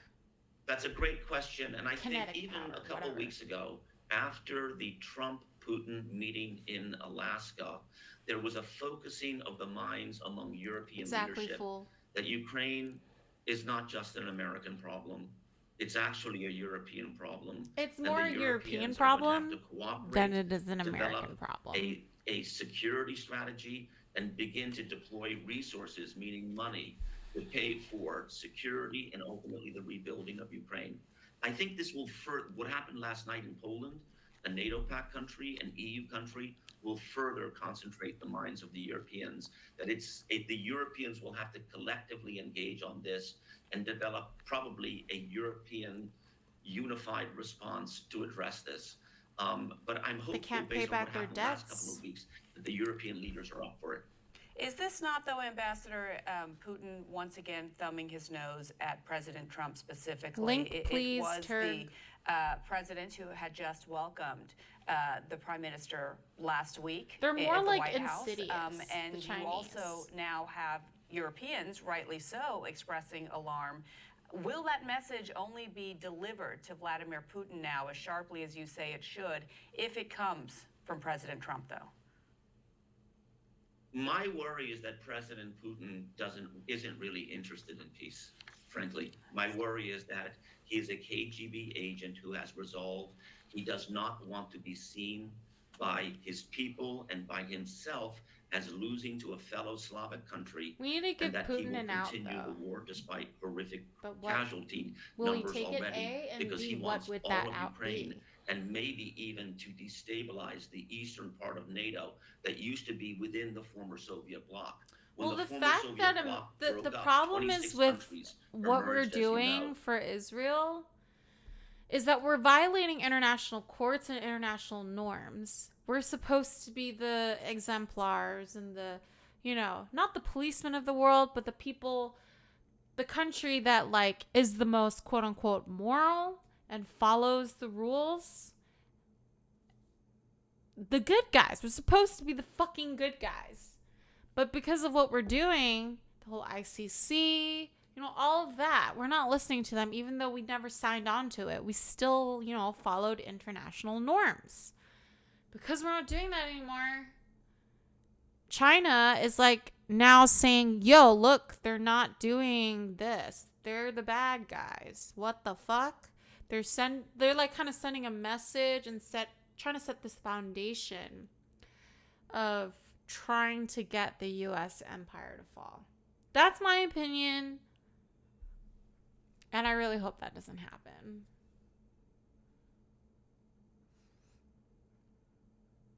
They play the long game. They play the long game. Runaway capitalism plays a short game. Short game and short gains. Short-term gains. Money.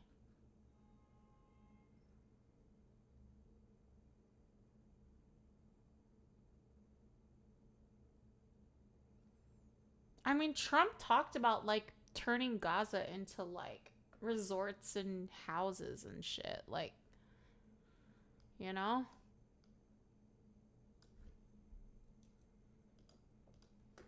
Some of them have joined the West very successfully, and some have stumbled along.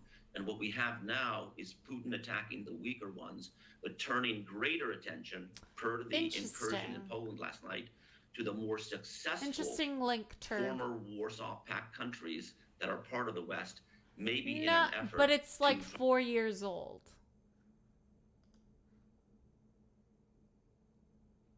It's 4 years old. Do you have something more new?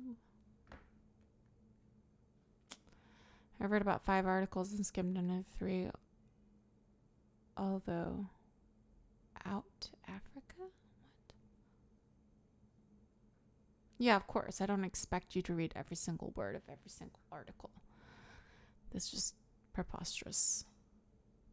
That was 4 years ago, so I don't know. Many things have changed in 4 years.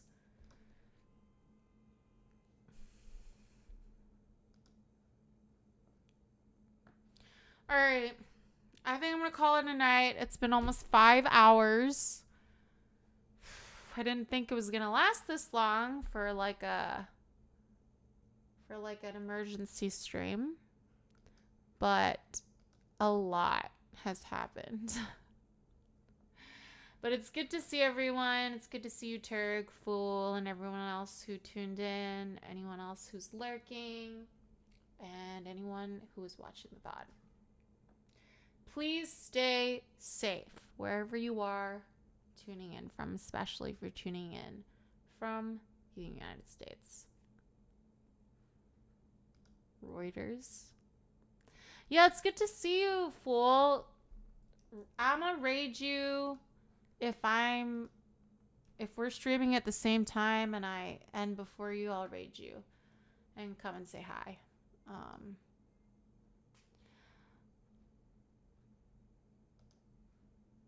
Turk, thank you for the link. I am going to look at that. I'm going to read it off stream, though. Yes, and please get a little prep kit. Prep kit for what? What are you talking about? You did get a Twitch alert? Nice. I tried to blast off, like, on Twitter and Instagram story. And then my Discord as well. So, 3 days notice. All right, guys. Take care. Peace.